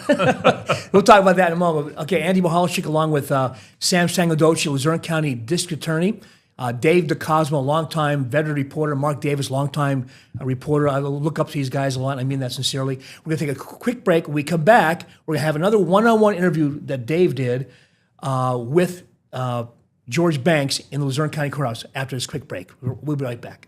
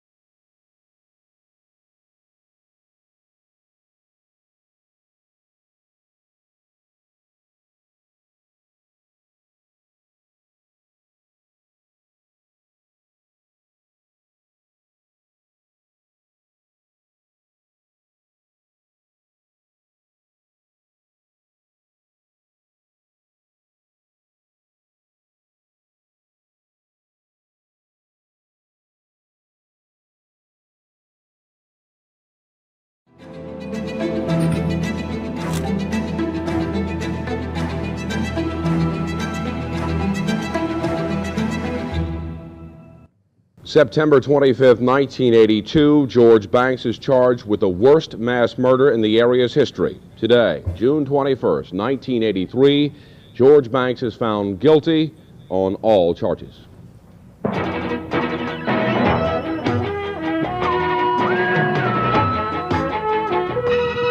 This is Eyewitness News, the area's most complete coverage of today's events. Reported by Dean Phillips. Lori Lewis with the AccuWeather forecast and Jim Miller on sports. Now, once again, here's Dean Phillips. Good evening, and topping the news, of course, for you at this hour. As we told you first, guilty on 12 counts of first-degree murder and 1 count of third-degree murder. That is the word indeed on George Banks tonight. Let's go to Kevin Jordan and Maureen Turney at the Luzerne County Courthouse and the live eye for this story. Kevin? Dean, that's right. At 4:19 this afternoon, the jury foreman in the George Banks case began announcing the verdict, saying, "We, the jury, in the above-captioned case of the death of Regina Clemens, find the defendant George Emil Banks guilty of murder in the first degree." That was one of 7 first-degree murder counts that was announced in the beginning when the verdicts were announced in court. And that was the late, great Kevin Jordan, a longtime reporter for WBRE TV and 2022 News. Right. Do you remember that day, Mark? Absolutely, and because Dave? I had made an agreement with Bob, Larry Klimo, and Mike Bart that when the verdict broke and the gag order was lifted, I wanted the first interview. And they withheld that. They went live on the air with me to get the reactions to the verdict minutes after it happened. And that was something that we had built up. When you spend 2 weeks in Pittsburgh, 12 hours a day picking a jury, I said, I'd like to, do this. And Al Flora also was one of the first ones. We were one of the first ones to talk to him as well, because they could have actually then comment on the proceedings. Until that time, they could not For say the first anything. time in all those months. Since it started, right. Yeah. It was just an incredible day. And Andy, you've worked big stories. This was one of the biggest, if not the biggest, ever in Luzerne County. Courthouse was packed. There were people there. There were a lot of bystanders and everything else. It was bedlam, organized bedlam, but it was truly an incredible day. Dave, your recollection of that day? Well, I mean, I know there's many, but what stands out? Yeah, being that it ended finally at that point. Although at that juncture, everybody was pretty sure that the death penalty would be imposed. Yes. And of course, and it was not very last minute. And there were, of the 13 people killed, there are 12 death sentences and 1 life sentence. And here we are all these years later. He's still alive and well in prison. He's outlived a lot of the people who were involved in this case. Just think of the drama in the courtroom with the verdict, and then, of course, the defense attorneys, the defense team, wanted every juror pooled individually, not only on the guilty verdict, but on the death penalty verdict. So you heard that 12 times from each juror. Yeah, because guilty. Yes for the death penalty. Yes for the death penalty. When you ask them individually, Yep. there's always a chance you're not putting them on the spot. Which is why they and ask, they'll say, yeah, well, I yep. didn't really want to go with that. And that'll change everything very quickly. So you have that right as the attorney. I mean, I'm to- getting to goosebumps ask just talking about it now. I mean, it was like being in the middle of the most dramatic movie you could ever imagine. Only it was real life. It was happening in real time. And Sam, what is the purpose of polling the jury? Like, no matter what they say, I mean, the case is done there. The verdict's handed down. Could that mean something on appeal, maybe? Absolutely. So it's not necessarily done because the verdict's got to be unanimous. So if you had a situation, for example, where someone says they were bullied into the verdict, or what's reflected on the verdict slip is not actually true. I said not guilty, but they wrote down guilty. Now, Or it was misread or something. I've maybe. never seen any such thing. Every time I've seen the polling, it's come back consistent. But I think that's what the protection is. And what? Okay, here's one for you. What courtroom was it in? Was it in the same courtroom for all those? The trial was in the same courtroom on the If third you got floor. the elevator, it was courtroom number 2 or 3, whatever's on the right-hand side. And the reason I'm asking that is, and I'm with today, with these things, you could get, and I'm sure we've covered things like Sandusky trial, Penn State, Selinsky and stuff, with the restrictions on cell phones and whatever, you had to shut them off or whatever. But as soon as the verdict was reached, then all bets were off, and people were, I hate to say it, risking contempt of court and emailing out. You still can't use video in cameras in Pennsylvania or phones, but as soon as they bolt out that door, and I learned as a young cub reporter, you could sit in the front. Now, it depends on the acoustics, of course, too. You could sit in the front of the courthouse, like the Sandusky trial, the Penn State scandal, sit in the front, and that's fine and dandy. You hear, but who's the first out the door with the verdict? Every media outlet had multiple reporters. Right. You had a mob of camera people downstairs. You had 3 or 4 reporters. I forget how many reporters we had there that day. You probably had most of the staff there. And everybody. you would was have people involved. that would be in the back that go out with the verdicts. Right. But don't forget, then you have to go to the death penalty verdict and all of that. So it would start coming out a little bit at a time to get a little picture of where it was going. Yeah. But the story was you had to wait till the end to see if it went right down the line. Right. With all 12. If you're sitting in front in the courtroom, You weren't gonna get You're out. wondering what kind of a signal you can give To the outside guy in the back, courtroom. yeah. We used to try and plan them out of different cases Yes. over the years. Like We had our ways. Not smoke signals, but pretty darn close. Again, before the phones and And technology. there was no video of Banks in the courtroom. It was all No, courthouse all sketches and sketches, everything. yeah. Nothing like today. Let me run I'm sorry, go ahead, Sam. I was just going to say it's a different process now. So now the guilty verdict comes in and we proceed to the penalty phase. So there's almost a whole separate trial on whether or not he gets death. So the reporters could actually run out, In report the between, verdicts, yeah. and then come back in because we're about to move into opening statements on whether or not he should get death. And also, they were allowed to. Were you allowed to run out of the courtroom because usually the doors remain closed till the jury leaves? Correct. The jury leaves first. In other words, no one could leave the courtroom until the jury leaves. When the case is finished. That's usually the case. Yes. That's usually the case. Yep. Let's go. Okay, we have another archival piece for our good friend Dave DeCosmo. Can we play the one-on-one? It's Dave DeCosmo talking with George Banks. It's sometime before the trial or during the trial, but as he's walking down the hall, Dave DeCosmo was talking to him. And Sam, yes, 1982 or 83 was no different. Reporters still stick the mic out. And here's why, folks. People say, why do you do that? For example, with Hugo Selinsky, you never knew what he was going to say. Right. And I'll never forget one time with Selinsky, he said some comment, and his attorney, Demetrius Fanny, came out after my live show at 12 o'clock and said, Andy, do me a favor. Next time I have to change my defense strategy, let me know. Because Selinsky said something that was just, he was saying negative or contrary in the courtroom. Mm-hmm. I digress. Here comes Dave's one-on-one with George Banks. Go ahead, Joey. Mr. Banks, any comment on the sentence? No comment, sir. You said you found God. Are you at peace with yourself, sir? Yes, I am. Anything to say, Mr. Banks? It's complicated,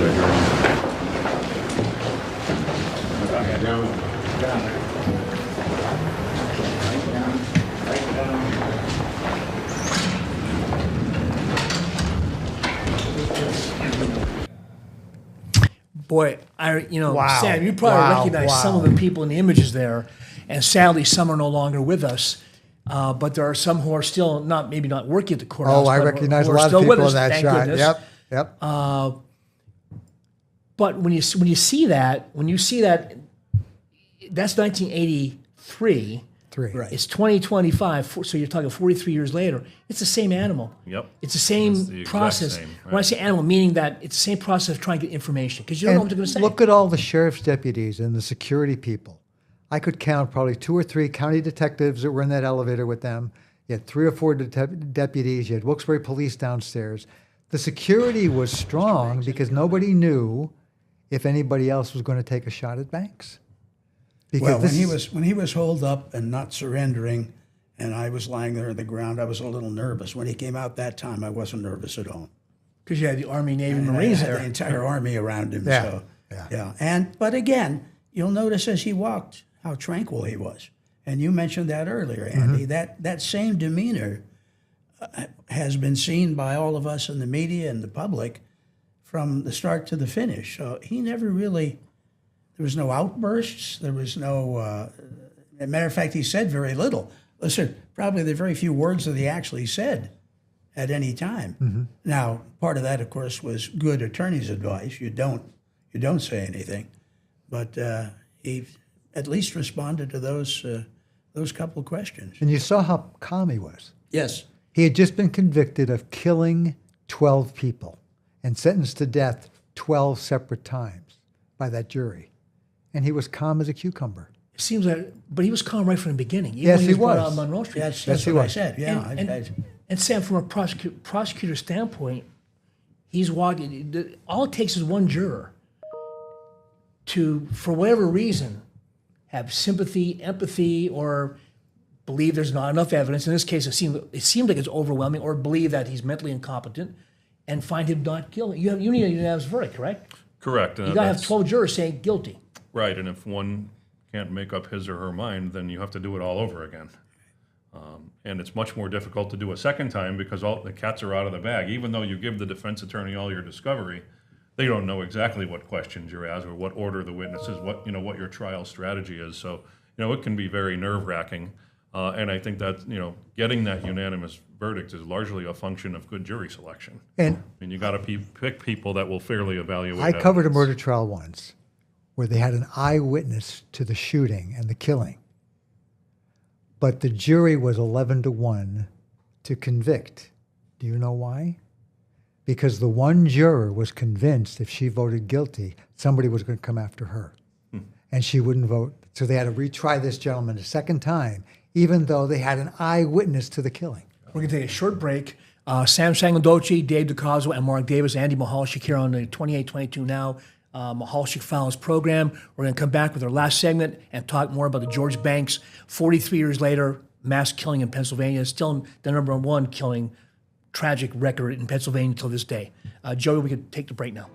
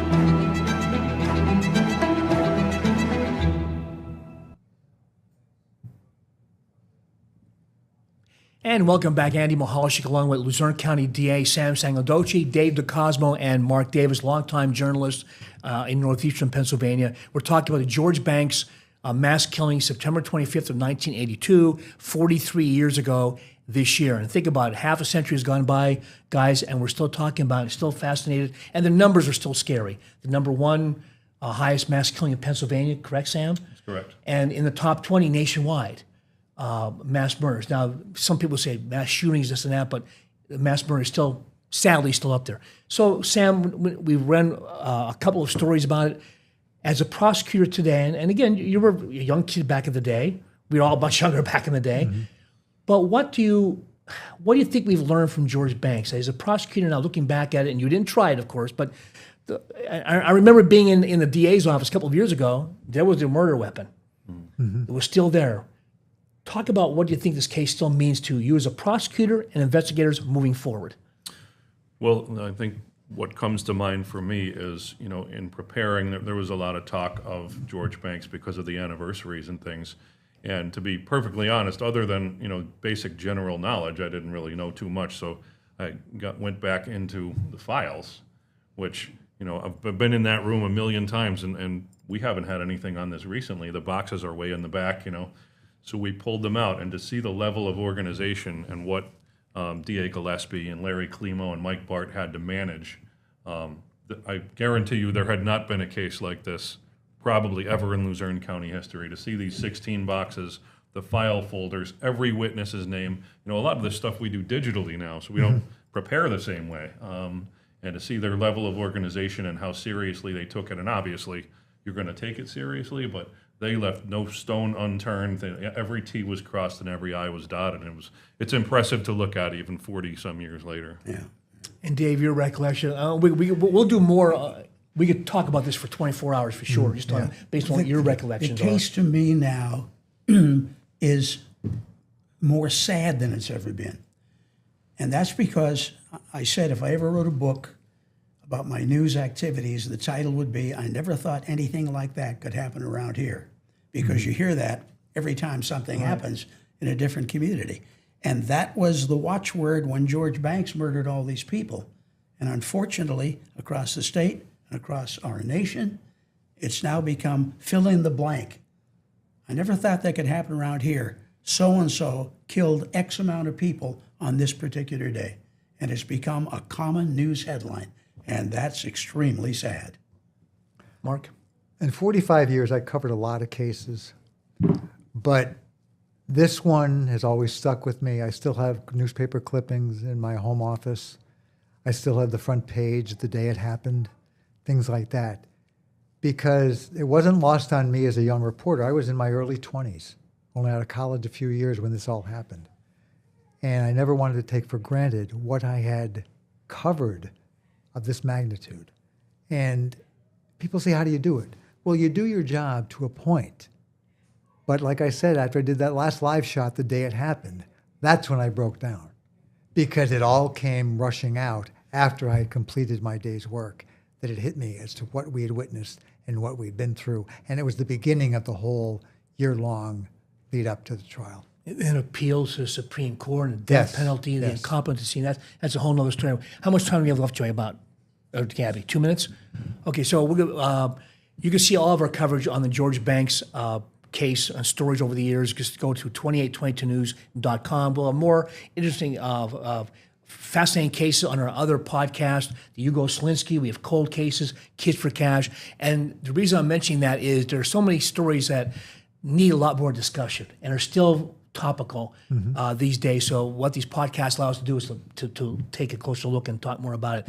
Sam Sangadoci, thank you again for being here today, Luzerne County DA, Dave DeCosmo, and Mark Davis. I really appreciate you guys coming in. Anytime. Because just the wealth of knowledge you guys have, especially with this case and overall in Luzerne County, is priceless. Thanks so for the invitation. Thank you again. Thank you. 2822 Now app, check it out. We have information on our website, how to download it for your friends and neighbors. Tell them all about it. Great local content.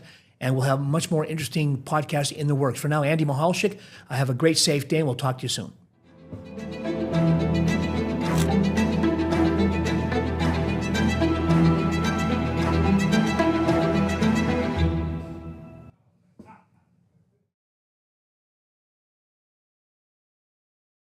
Future Alert Weather isn't just your forecast, it's your ultimate advantage. Accurate and dependable, you get what you need to plan your day with confidence. Future Alert Weather only on 2822 and 2822news.com. At what point did they realize something's going on besides he just got in his vehicle and took off to be alone? His son arrived at the restaurant, and then he couldn't locate his father. Officer Kimball said, well, let me go check it out. There was blood all over the walls, covering the majority of the walls in the restaurant. And the person who did it was very clever in covering their tracks. Here we go, buddy. It's the Ryan Leckie Show. Welcome back to another episode of the Ryan Leckie Show. This episode, there's a reason why we're on a different set, and it's going to take a different tone. A very serious story, but we're answering a lot of questions I think people had regarding a popular cold case murder that happened in northeastern Pennsylvania. And when I mean popular, I want to say there was a high interest level regarding what happened to Robert Barron. And we wanted to pull back the curtain now that someone's been convicted of his murder and exactly find out from start to finish, how did this case unfold and how did forensic science really change the game? And with us to help pull back the curtain on all of it, Mark Powell, District Attorney in Lackawanna County. For 7 years, you led this from start to finish. Thanks for joining us. Thank you. Glad to be here. So, Mark, I want to really do a deep dive on this case. It was a cold case murder for quite some time. It had a huge interest in northeastern Pennsylvania from people saying, what happened to Robert Barron? But for folks who are unfamiliar with the entire story, this all began January 2017. Walk me through it. I think you first have to understand Old Forge. It's a very small, safe town, pizza capital of the world. Everybody knows everybody, and most people know everybody's business. And back in January of 2017, a very popular restaurant owner disappeared. And it sent shockwaves through the community. From my perspective, I wasn't the DA at the time. I was committed to running for district attorney, but I was in private practice. So I was not involved in the initial investigation. The state police, the Lackawanna County detectives were all involved day one and did a very extensive initial investigation. Murder cases are typically resolved, or at least the suspects are found within a short period of time after a murder. Candidly, between 24 and 48 hours, a lot of the evidence is preserved and the case is either made or not made. And it doesn't get better over time. It's almost like the tomato on the vine. It typically gets worse as it lingers on. And before I became district attorney, although they did a pretty extensive and thorough investigation, the case had become stagnant. They had suspicions against a few individuals, but they did not have someone they could charge, and we didn't have a body. Despite searches, and I mean extensive searches, hundreds of people searching the area for Robert's remains, they never had a body. And you can prove a case without a body, but it becomes more difficult when you understand that the standard to convict someone is beyond a reasonable doubt. If you don't have a dead person, it's very hard to prove murder, but it can be done. It's just a little more challenging to do so. But even beyond not being able to definitively prove someone has died as opposed to run off or been kidnapped or simply wanted to disappear, you don't have the forensic evidence to show what happened to somebody. You just simply have a missing person. Now, ultimately what happened several years later, despite not having a body, Robert Barron Sr. was determined to be dead. A death certificate was issued, but that was simply because years had passed, and there's a procedure in court where they can go forward and declare someone dead, open up an estate, and do the business end or the administrative end of an estate. But from a forensic standpoint or a crime-solving standpoint, it doesn't solve anything. And we're going to dive into the crime-solving part of it. So in 2017 of January, when he went missing, at what point did they realize something's going on besides he just got in his vehicle and took off to be alone? Because this is somebody a lot of people knew. Yeah, he was really loved in the community. He was a generous man, and his family certainly loved and supported him. But the morning that the restaurant was to open, his son, Bobby Jr., arrived at the restaurant, saw a delivery of dough outside the restaurant, which was highly unusual, but they would meet at about 7 or 8 a.m. to begin the dough preparation or making the pizza for later in the evening.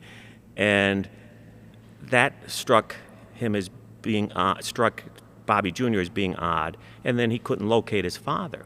So he went in the restaurant.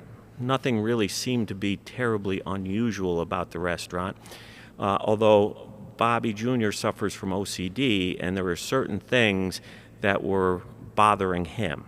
There was a bleach bottle that was out of place. Now, candidly, in my house, if a bleach bottle was out of place, I wouldn't even pay attention to it or notice it. But with his OCD, he knew something was wrong because it's not the way he left it the night before. But that's a real small clue to jump from something happened to my dad because, you know, a bleach bottle is on a pizza box and not in the closet. He noticed an Afghan downstairs, and that was unusual. So he called. He really thought something happened to his grandparents and maybe his father stepped away. So he was really calling out of concern that something else may be happening, never putting two and two together. But as they called and reached out to family members, his mom, his uncle, so Bobby Sr.'s brother, who was particularly close to the family, they began to realize no one had heard from Bobby Sr. that morning. And that caused concern. Maria Barron, Sr.'s wife, had called a bunch of places, but had visited some of the rental units they had, really trying to search for where he could possibly be, but didn't really think it was appropriate to go to the police with only a couple hours of someone missing. But finally, after a couple hours of coming up short, decided to go to the local police in Old Forge. And Officer Kimball, who works for the police department, said, well, let me go check it out. Let me go to the restaurant. Now, a trained eye is a little different. So when he arrived, despite the restaurant appearing to be relatively normal because there had been substantial cleaning, he began to inspect very closely under the table with a flashlight, examining the tile, and saw specks of blood. And that caused the trained officer to be suspicious. Now, we displayed the photographs at trial, and honestly, you can look at those photographs and it's very, very difficult to see the specks of blood or the smeared blood that had been cleaned. It's almost impossible to see. But as they brought in a forensic team from the state police and began to truly develop a crime scene and take photos of everything that existed, cumulatively you could see more and more blood. And there was blood kind of everywhere, but specks of blood because it had been cleaned up. The state police then used a chemical called luminol. And luminol is a fast-acting chemical that basically lights up blood remains. It's fluorescent. You get about 20 seconds to snap a picture, but it will capture blood staining that's not visible to the human eye. And they spread this luminol literally with a sprayer all over the walls. And what they discovered is that there was blood all over the walls, covering the majority of the walls in the restaurant. So really what they concluded was there was really a bloodbath, a violent assault that occurred in the restaurant. Now, again, not visible to the naked eye because of the cleaning, but visible in being able to be photographed with the luminol, the chemical. And this is all in Gigerelli's Pizza. This is right in the bar area of the restaurant, yeah.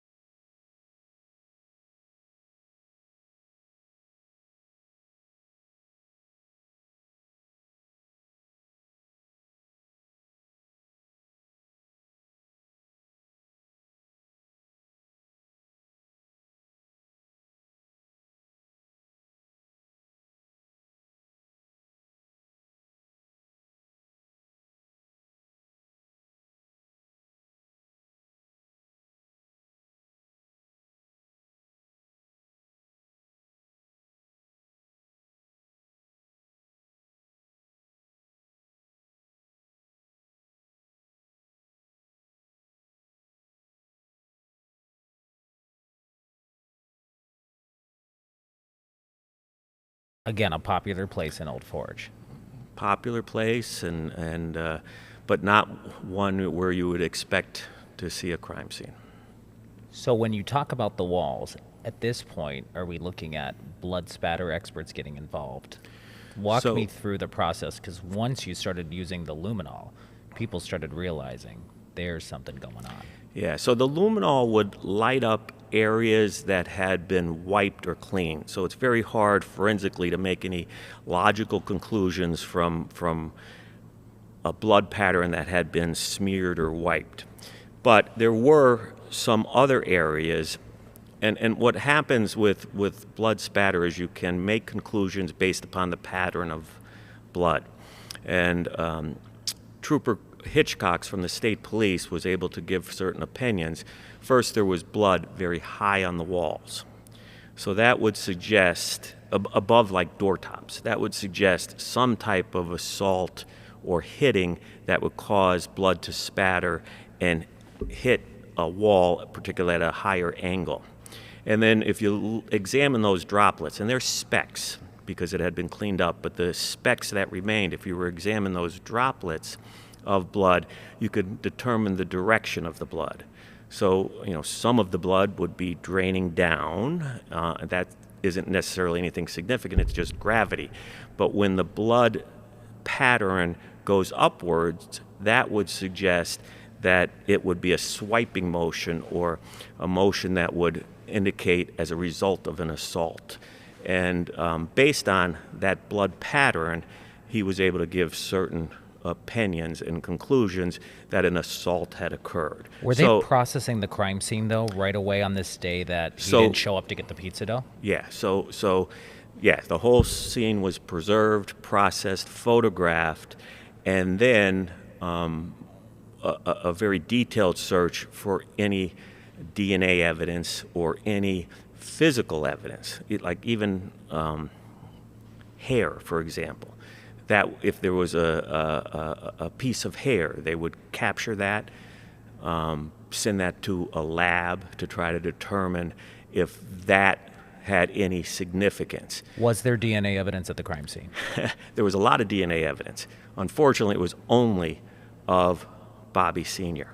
There was 0 DNA of any other suspect. So that doesn't help in able to prove forensically who did it, but it does suggest that someone who did it was prepared to commit a crime. And you can often preserve that type of forensic evidence simply by wearing gloves, for example, or extensively cleaning. And that allowed us to conclude that the individual who did this prepared to commit a crime because there was no DNA left by any individual who could have caused this violent attack. So we knew what happened. We knew it was a murder. It wasn't a suicide, obviously. We didn't have a body. We didn't have any evidence of suicide. So we knew what happened. We just didn't know who did it. And the person who did it was very clever in covering their tracks, not only ensuring that there was no DNA left, did extensive cleaning of the area in order to remove any evidence of crime, including the blood that ultimately was produced through the luminol, and they removed the body. So from an investigative standpoint, that put some very severe challenges into trying to prove who did this or what exactly happened inside the restaurant. After processing the crime scene, how long did it take you guys? Because initially I think there was a vibe in the community that this guy is missing and they're trying to find him. How long was it until you released that something suspicious went down to the media and everybody else? Yeah, so again, this was before my administration, but it didn't take long for rumors to spread, right? First of all, there are 20 or 30 cop cars at Gigerelli's restaurant the morning of the murder. So word spread very quickly, and rumors spread and continue to spread to this day despite the conviction. So it is the type of town where people talk. There are very little secrets. There aren't necessarily truth to all the rumors, but there are a lot of rumors that perpetuate throughout the community.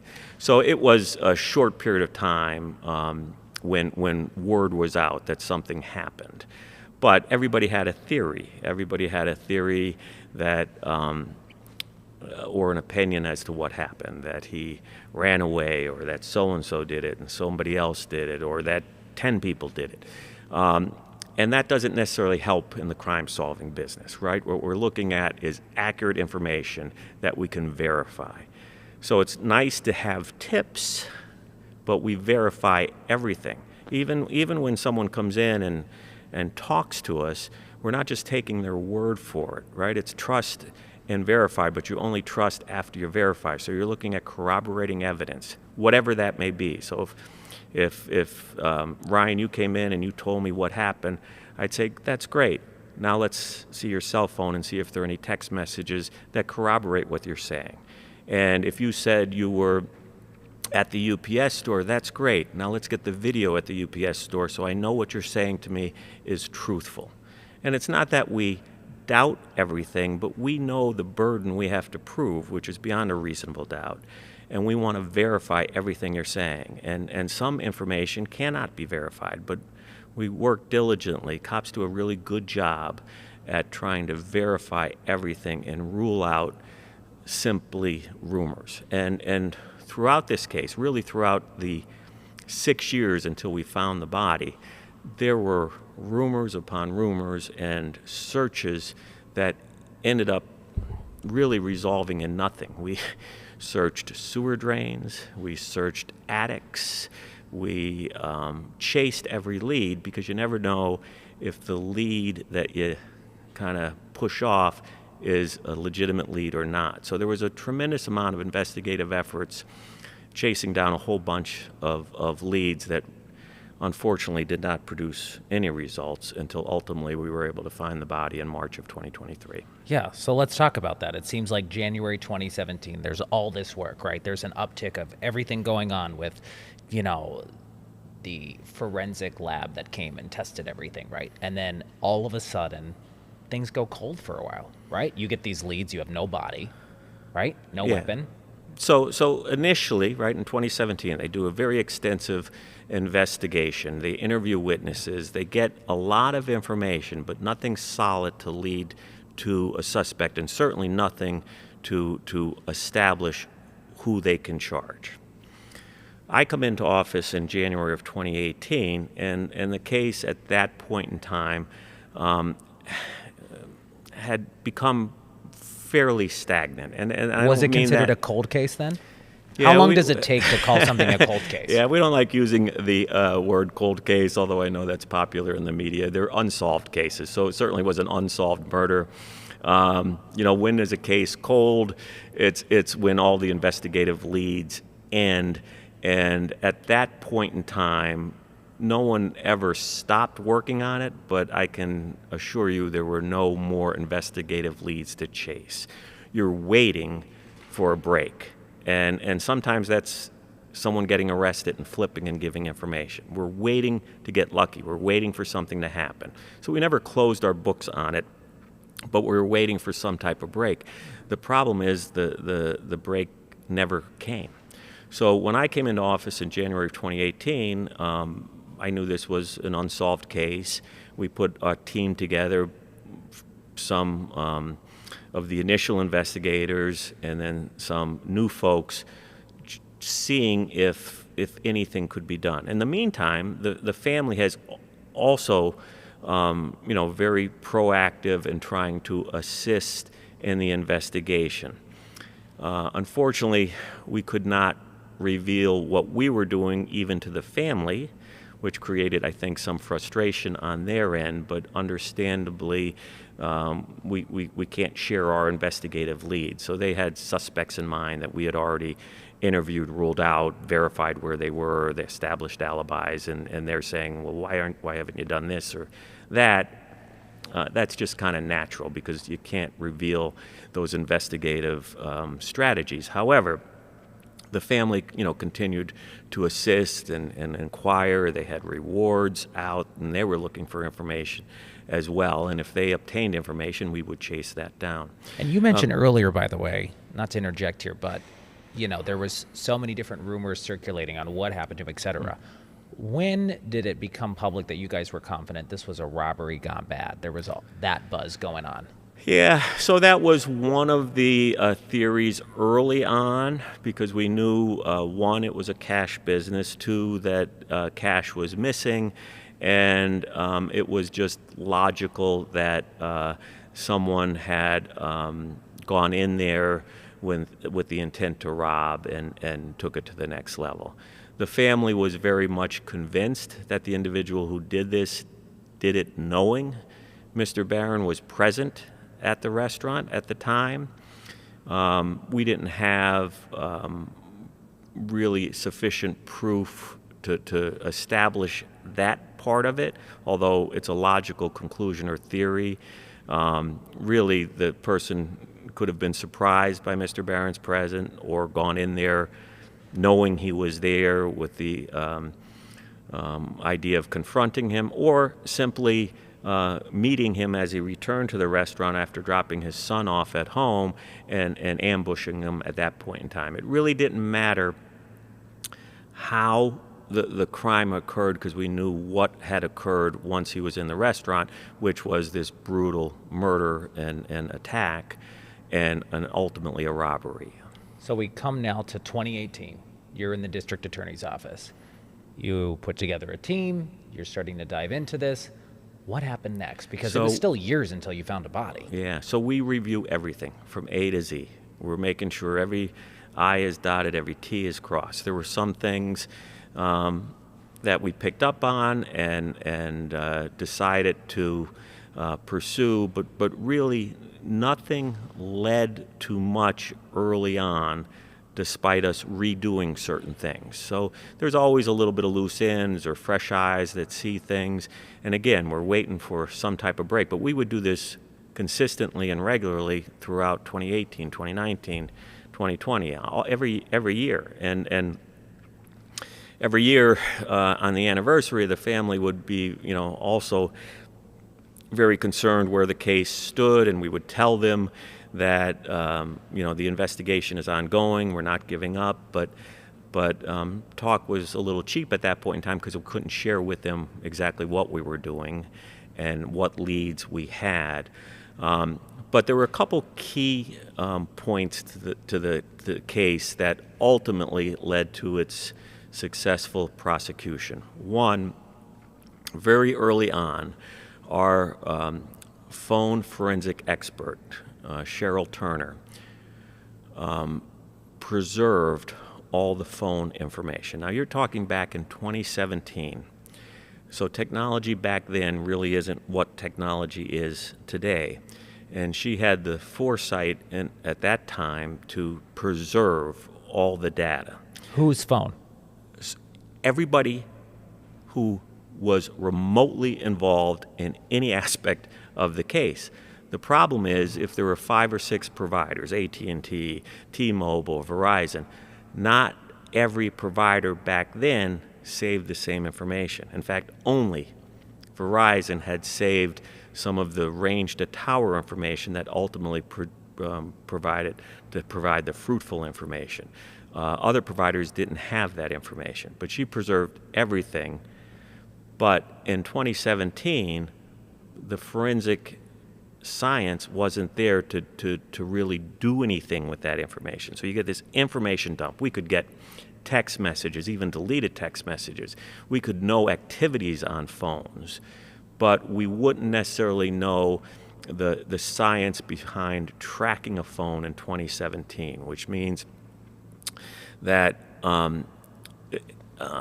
cell towers send signals to identify where a phone is at various times randomly. And it's not like a Find My Phone on your app now where I know that my wife is working in Wilkes-Barre right now because I can track her and she can track me. It's information that would go off a cell phone tower that would give you a band, and the band of location could be several miles long. So it's helpful information, but it's not certainly an exact science. But we had this information preserved, fortunately, but no one, except very few experts in the country, knew what to do with that information. But it was preserved, and that truly ended up being the break we needed that ultimately solved the case in the latter part of, say, 2022, when we started to develop some of this forensic information to use range to tower to locate Schubeck's phone, its activity, ultimately leading to where the body was found in March of 2023. So let's back up a second. How did you identify Justin Schubeck as a suspect? So he was a suspect early on. Why? Several of these folks who were involved were heavy heroin addicts, including Bobby Jr. So there were a circle of folks that were heavy into drugs. This is the victim's son? Yeah, so Bobby Jr., an individual named Pat Boyle, an individual named Jason Sestola, and Justin Schubeck were all heavy heroin users. And they would sell to each other, they would use with each other, and they all lived next to each other. And so that drug activity amongst those group led us to believe that they could be involved in the robbery. And are these people who have been convicted of? drug use? So several of those individuals have criminal histories. All of those individuals freely admit that they were heavy into heroin at the time. And if there's any kind of light or hope from all of this, many of those individuals are clean and sober to this day after January of 2017. They really turned their life around. And candidly, had fentanyl been as present as it is today back in 2017, I suspect most of them would have overdosed and not been around. But back then, the heroin was a little purer, not as lethal, but they were heavy, heavy users at the time. So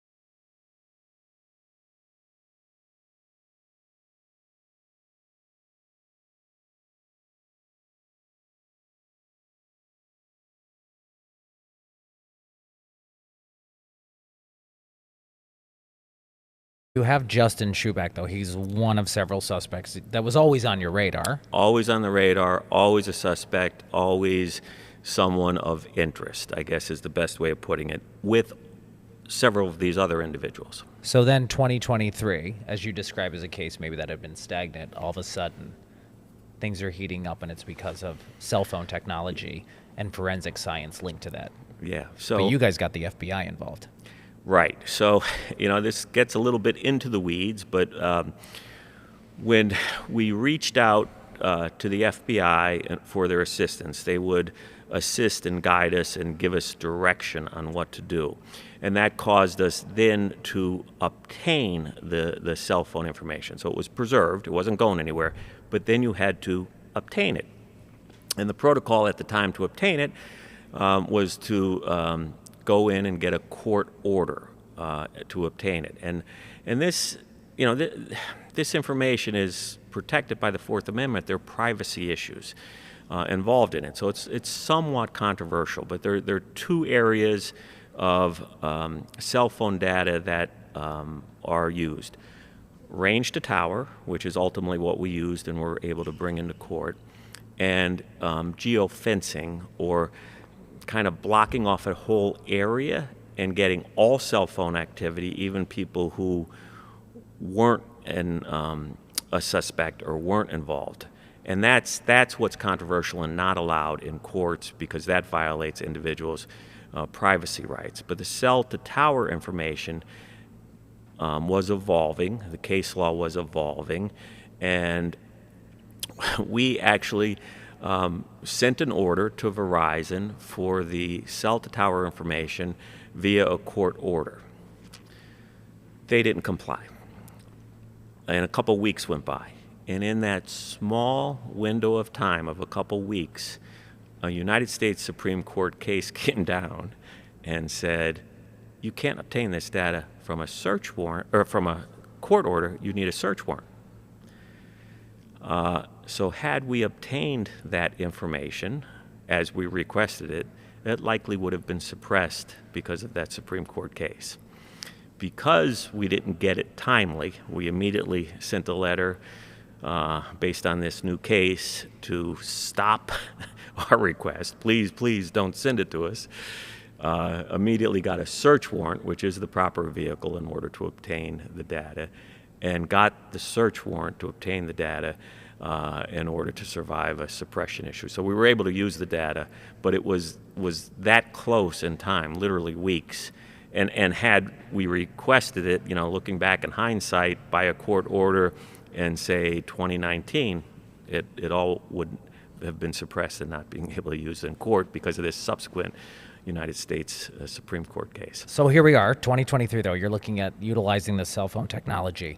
You mentioned you had several suspects. Justin Schuback was one of them. Were you utilizing this on all the people who were on your radar? Because ultimately his data is what led you to the body. We were exploring all options, right? When you investigate a case, you do a kind of a shotgun approach and you try to obtain information on everybody, even family members. I mean, we were doing this with the daughters who consented to phone searches, and we never suspected them of being involved in any way, shape, or form with their father's disappearance. But you cast a broad net, but you then rule out suspects, and in this case, Verizon, which was Justin Schuback's provider, was the only one who had the range tower information that we could use. And that in itself was pretty fortunate. But the other providers for the other individuals didn't even have that data. So based on that data, we relied on the FBI, who then fine-tuned the range to tower information. And again, it gets a little technical, but if you had several towers, you could narrow the focus of where someone would be. So, and typically you have several towers so you don't drop calls. So there's overlapping towers that capture your cell phone activity. So if you're just relying on one cell phone, you could have maybe a 5-mile band you're searching. But if you have one tower in one direction and another tower in another direction, that crisscross could narrow the focus of where the ping to the tower is and more narrowly locate where the phone is. So the FBI agent was able to piece a lot of that information together to try to track where Schuback had spent a lot of his time on the evening of the murder, particularly from about 11 p.m. till 3 a.m. in the morning, and then from about 6 a.m. the following morning till about 9 a.m. the following day. And based on that information, we decided to do another search of the area. It was a similar area that had been searched before unsuccessfully. We were doing it with the same amount of people, about 200 officers from all different levels, Game Commission, State Police, New York State Police, a lot of the local detectives and police officers to conduct this search. But it is an area of about 1,200 acres. Put that in perspective, that's about 900 football fields we're trying to search. When they did that search in 2017, they're truly searching for a needle in a haystack. They didn't have much direction. They had a general idea of what to do, and they never discovered where the remains were. When we did it in 2023, first we waited for the ideal conditions. The spring is when the woods come alive, and in particular some of the aromas come alive, which helps with the cadaver dogs and able to identify certain remains as opposed to other times of the year. The forest is typically clearer. You don't have the leaves in yet, so there's more visibility. And we recruited our neighbors, the state police canine unit, because their dogs are trained on bones versus flesh, and they're a little better at finding remains when there's a skeletal remain as opposed to a fresh body. And they were gracious enough to just send their whole team down to assist in this search. So that ended up being a key factor in the search. How narrow was the search thanks to the cell phone technology? Because if you said you were looking at 900 football fields back in the day. It's the same area. So we were covering 1,200 acres. Mm-hmm. We had a 2-day search planned. We had 4 phases of searches to extend over those 2 days. So we were covering all the areas within those bands. But we had a briefing in the morning. The FBI agent gave us all instructions. Everybody was ready to search. And the canine unit said, listen, we want to bring the dogs in first, so there's not human scent in the woods yet. And the dogs get tired. I mean, they'll work, but they get tired. They'll need a rest. Where do you suggest we start? Because they're going to be best in the morning. It's only going to get harder for them that first day. And that FBI agent said, I suggest starting here, which was a smaller location in the mass 1,200 acres. So the first phase, but a very particular area. Because of cell phone technology. Because of his forensic review. And the day before, we had mapped the area with flags. So we put yellow flags to identify the parameters. Don't go outside the yellow flags. This is the area that we're searching. And then we put red flags at the center of the band to give you an idea. Because again, it's not exact science of where an area pengs. That is where you're going to find anything. The bands are wide and the bands are long. But we had these flags all kind of mapped out to give people a visual direction. So that morning, we all met at about 6 in the morning. I was on standby, but I was going to go back to the office and wait word. And by the time I left the command center in Pagnotti Field in Old Forge to make my 10 or 15 minute commute back to the office, they had identified human remains. It was that quick, that morning. So in less than 20 minutes, within about 20 feet of one of those red flags, they identified the femur bone of Mr. Barron. Now, at that point, all we know is human remains, and we only find a femur bone. We have to confirm that by DNA. It's very difficult to even have DNA in a skeletal remains 7 years later because the bones deteriorate, animals destroy the bones, animals scattered the remains. But we had an intact femur, your leg bone, which was very promising in order to get DNA. And based on that, we were able to ship that to Greens, to the lab in near Pittsburgh, and confirm DNA evidence. Now, we continued that search for 2 days, and we found other skeletal remains. We didn't find a complete skeleton, but we found remaining skeletal remains of Robert Barron Sr. And that's when we had the assistance of the anthropologist, Dr. Dirk Matt from Mercyhurst College, world-renowned forensic anthropologist, who first confirmed visually that it was human remains, because They're distinct, but honestly, we also discovered a lot of skeletal remains from deer and other animals that clearly weren't human remains, and it takes a trained eye to know that. And it was also helpful based on his experience as to once we identified where the body was, then where would the remaining parts of the body be if there was kind of animal interaction kind of tearing apart the bones. He then sent a team of forensic scientists from Mercyhurst the next day. Now, we had searched that whole day, identified and flagged body remains, but he then sent a team of forensic specialists in.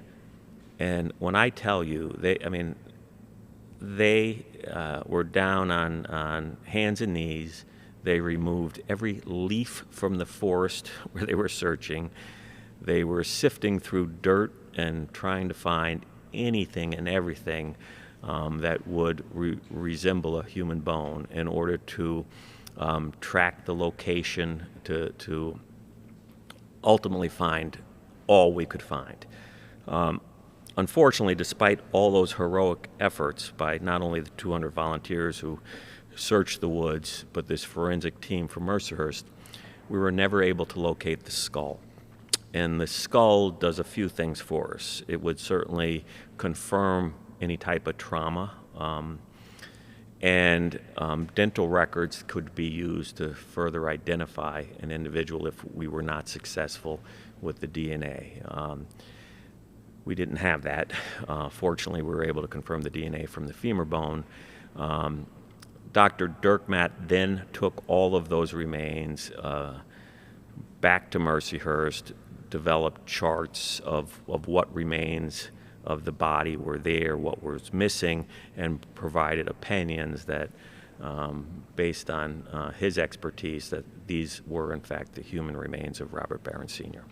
So you confirmed that, and at what point did you say, we're going to arrest Justin Schuback? So once we got the DNA, and we got the DNA, what was the timeline from when you started finding the remains? He identifies that college professor guru, right? Identifies that this is Robert Barron, to you said, we're going to make an arrest. Yeah. So that happened within about 48 hours. Typically, to get DNA results on an investigation, you are usually waiting 4 to 5 months in order to get the lab work done. With the assistance of the state police and the fact that they had all the DNA evidence of Robert Sr., we were able to get those results within 24 hours. And so based on that information, we were then able to make the arrest because the body was found right in the close proximity to where Justin Schuback was. Now, with all that said, I can tell you that before the search, there was a lot of pressure to make the arrest based on some information we had, with the theory that, one, you don't need a body to prove murder. Two, if you make the arrest, potentially Schuback would confess, and we would able then to identify the body based on his information. Can you share what that evidence was? Sure. I mean, it's all the evidence that came out in trial, but we did know that Schuback had some DNA in an automobile that we knew that Barron was transported in. We knew Schuback, who didn't have a job, didn't have any money, was dope sick, was out buying heroin the night of the murder. So, we at this point in time had really ruled out many of these other individuals, primarily because they cooperated, provided alibis, or provided corroborating evidence to establish that they were not, in fact, involved in the crime. They may have been dealing drugs, but our focus was on solving a murder, not making arrests for drug transactions, and we gained their cooperation early on in the investigation. So we had really narrowed the focus as to the one suspect, but didn't have a body. There was a push to make the arrest without the body. In fact, the family really said, you know, please, please make the arrest. We'll understand if we don't get the conviction. We want the arrest. I you know, certainly took everybody's opinions to heart, but at the end of the day, we had waited 6 years at that point in time. I wanted to make sure that when we did make the arrest, it was going to be bulletproof and we were going to be able to obtain the conviction. And there would be nothing worse than making an arrest, not getting a conviction, and then finding the body.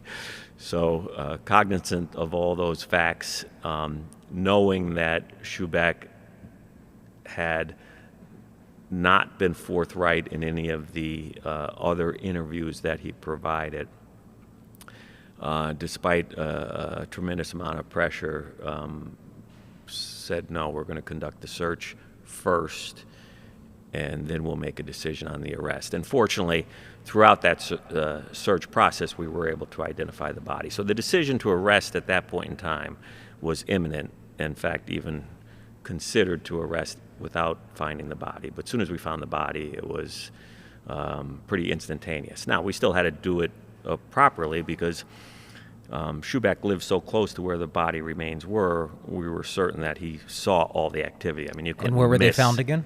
the activity in Pagnotti Field, which is a part of Old Forge, close to the Duryea border, but very close to Shubeck's home.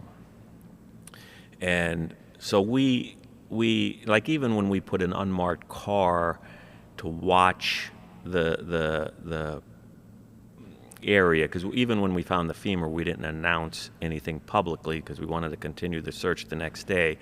Rumors had already gone through the town that the remains were found. I mean, it's just hard to keep that kind of secret under wraps. And so we had unmarked cars placed in the area so no one would affect the integrity of the crime scene at night. We had people in the woods guarding the area, but that type of activity certainly would tip somebody off that things were happening. And so we were very concerned in making that arrest that we did it safely and securely. So we did that with the appropriate backup and had our SWAT team available to come in and make the arrest at the appropriate time the next day. And there were reports it took almost a year to get that cell phone data to track exactly where Justin Shubeck was. Yeah. Why so long? So, because the technology really wasn't there at the time. So fortunately it was preserved, but many would not even have preserved that type of information in 2017. And I'm not quite certain that when it was preserved, our detective, as good as she is, knew what she was preserving, but she knew well enough to preserve everything. So it was preserved.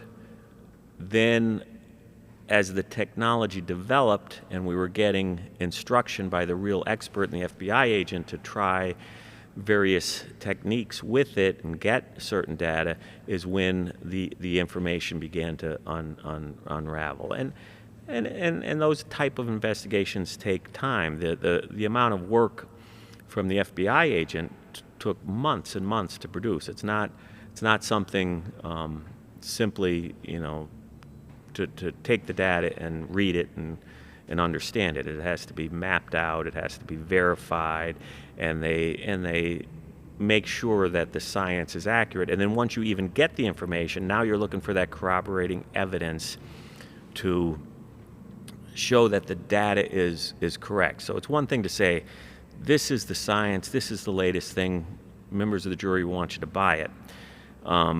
Juries are really good at analyzing evidence, and they don't just buy conclusions. They look for the process.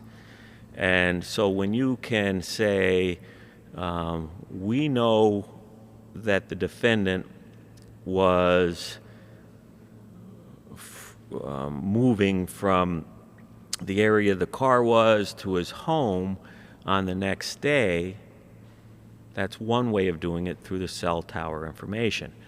When we ultimately find him on a video in a restaurant at a gas station at the exact same time, we now have the cell phone data plus the video evidence to show that he was there. So it fits together. It builds upon one another. So you're looking at other evidence to support the data. Finding the body based on the cell phone data proves the cell phone data is accurate. Finding a video of where somebody is, and these are random security videos. And they kept them that long? Well, yeah, yes and no, right? Some did, some did not, but all of them were exhaustively searched. And we were able, so some of it we were able to preserve timely. So we knew that the evening of the murder, there was a drug transaction between Schubeck, the defendant, and this gentleman named Pat Boyle. And they did that at a UPS store. So we were able to go to UPS, get that video pretty timely. Years later, we were able to obtain video from Aries gas station where Schubeck had walked back the morning after the crime, where we believe that he buried the body in the daylight after dumping the car. And we took a logical place from where the car was to his home, followed that pattern, found a business establishment, and said, geez, I wonder if there's any video. They had the video, and sure enough, Schubeck was walking down the street, went into the gas station, and was captured there. And interestingly, he was wearing a gray hooded sweatshirt, and it had an emblem on it, so it was easily identified. When we ultimately did the search of his home, again, months later, we were able to retrieve that sweatshirt. Now, it was months later, clean, there was no DNA, but this sweatshirt that seemed to be relatively new had the sleeves cut off. In the video, the sleeves were there. When it was retrieved, the sleeves were cut off. His girlfriend had no explanation as to why the sleeves would be cut off on that sweatshirt. So a logical conclusion would be that it had some type of evidence that he couldn't clean or couldn't do anything with other than destroy, and rather than throw away the sweatshirt, he cut the sleeves off. So it's all a building block and little pieces of information, but between the sweatshirt, sleeves cut off, the video, and the cell to tower, it all just makes perfect sense as to where he was, particularly when we know where we found the car and we know where he lived. So, of course, we're going to dive into more of 2023. What happened the night of the arrest? You mentioned building blocks, building that case for trial, how it all played out in the courtroom. What was it like picking the actual jury, and how Justin Schubeck's defense focused on the possibility that somebody else other than Schubeck was involved in the murder of Robert Barron, and how the murder conviction came about. More on that in part 2.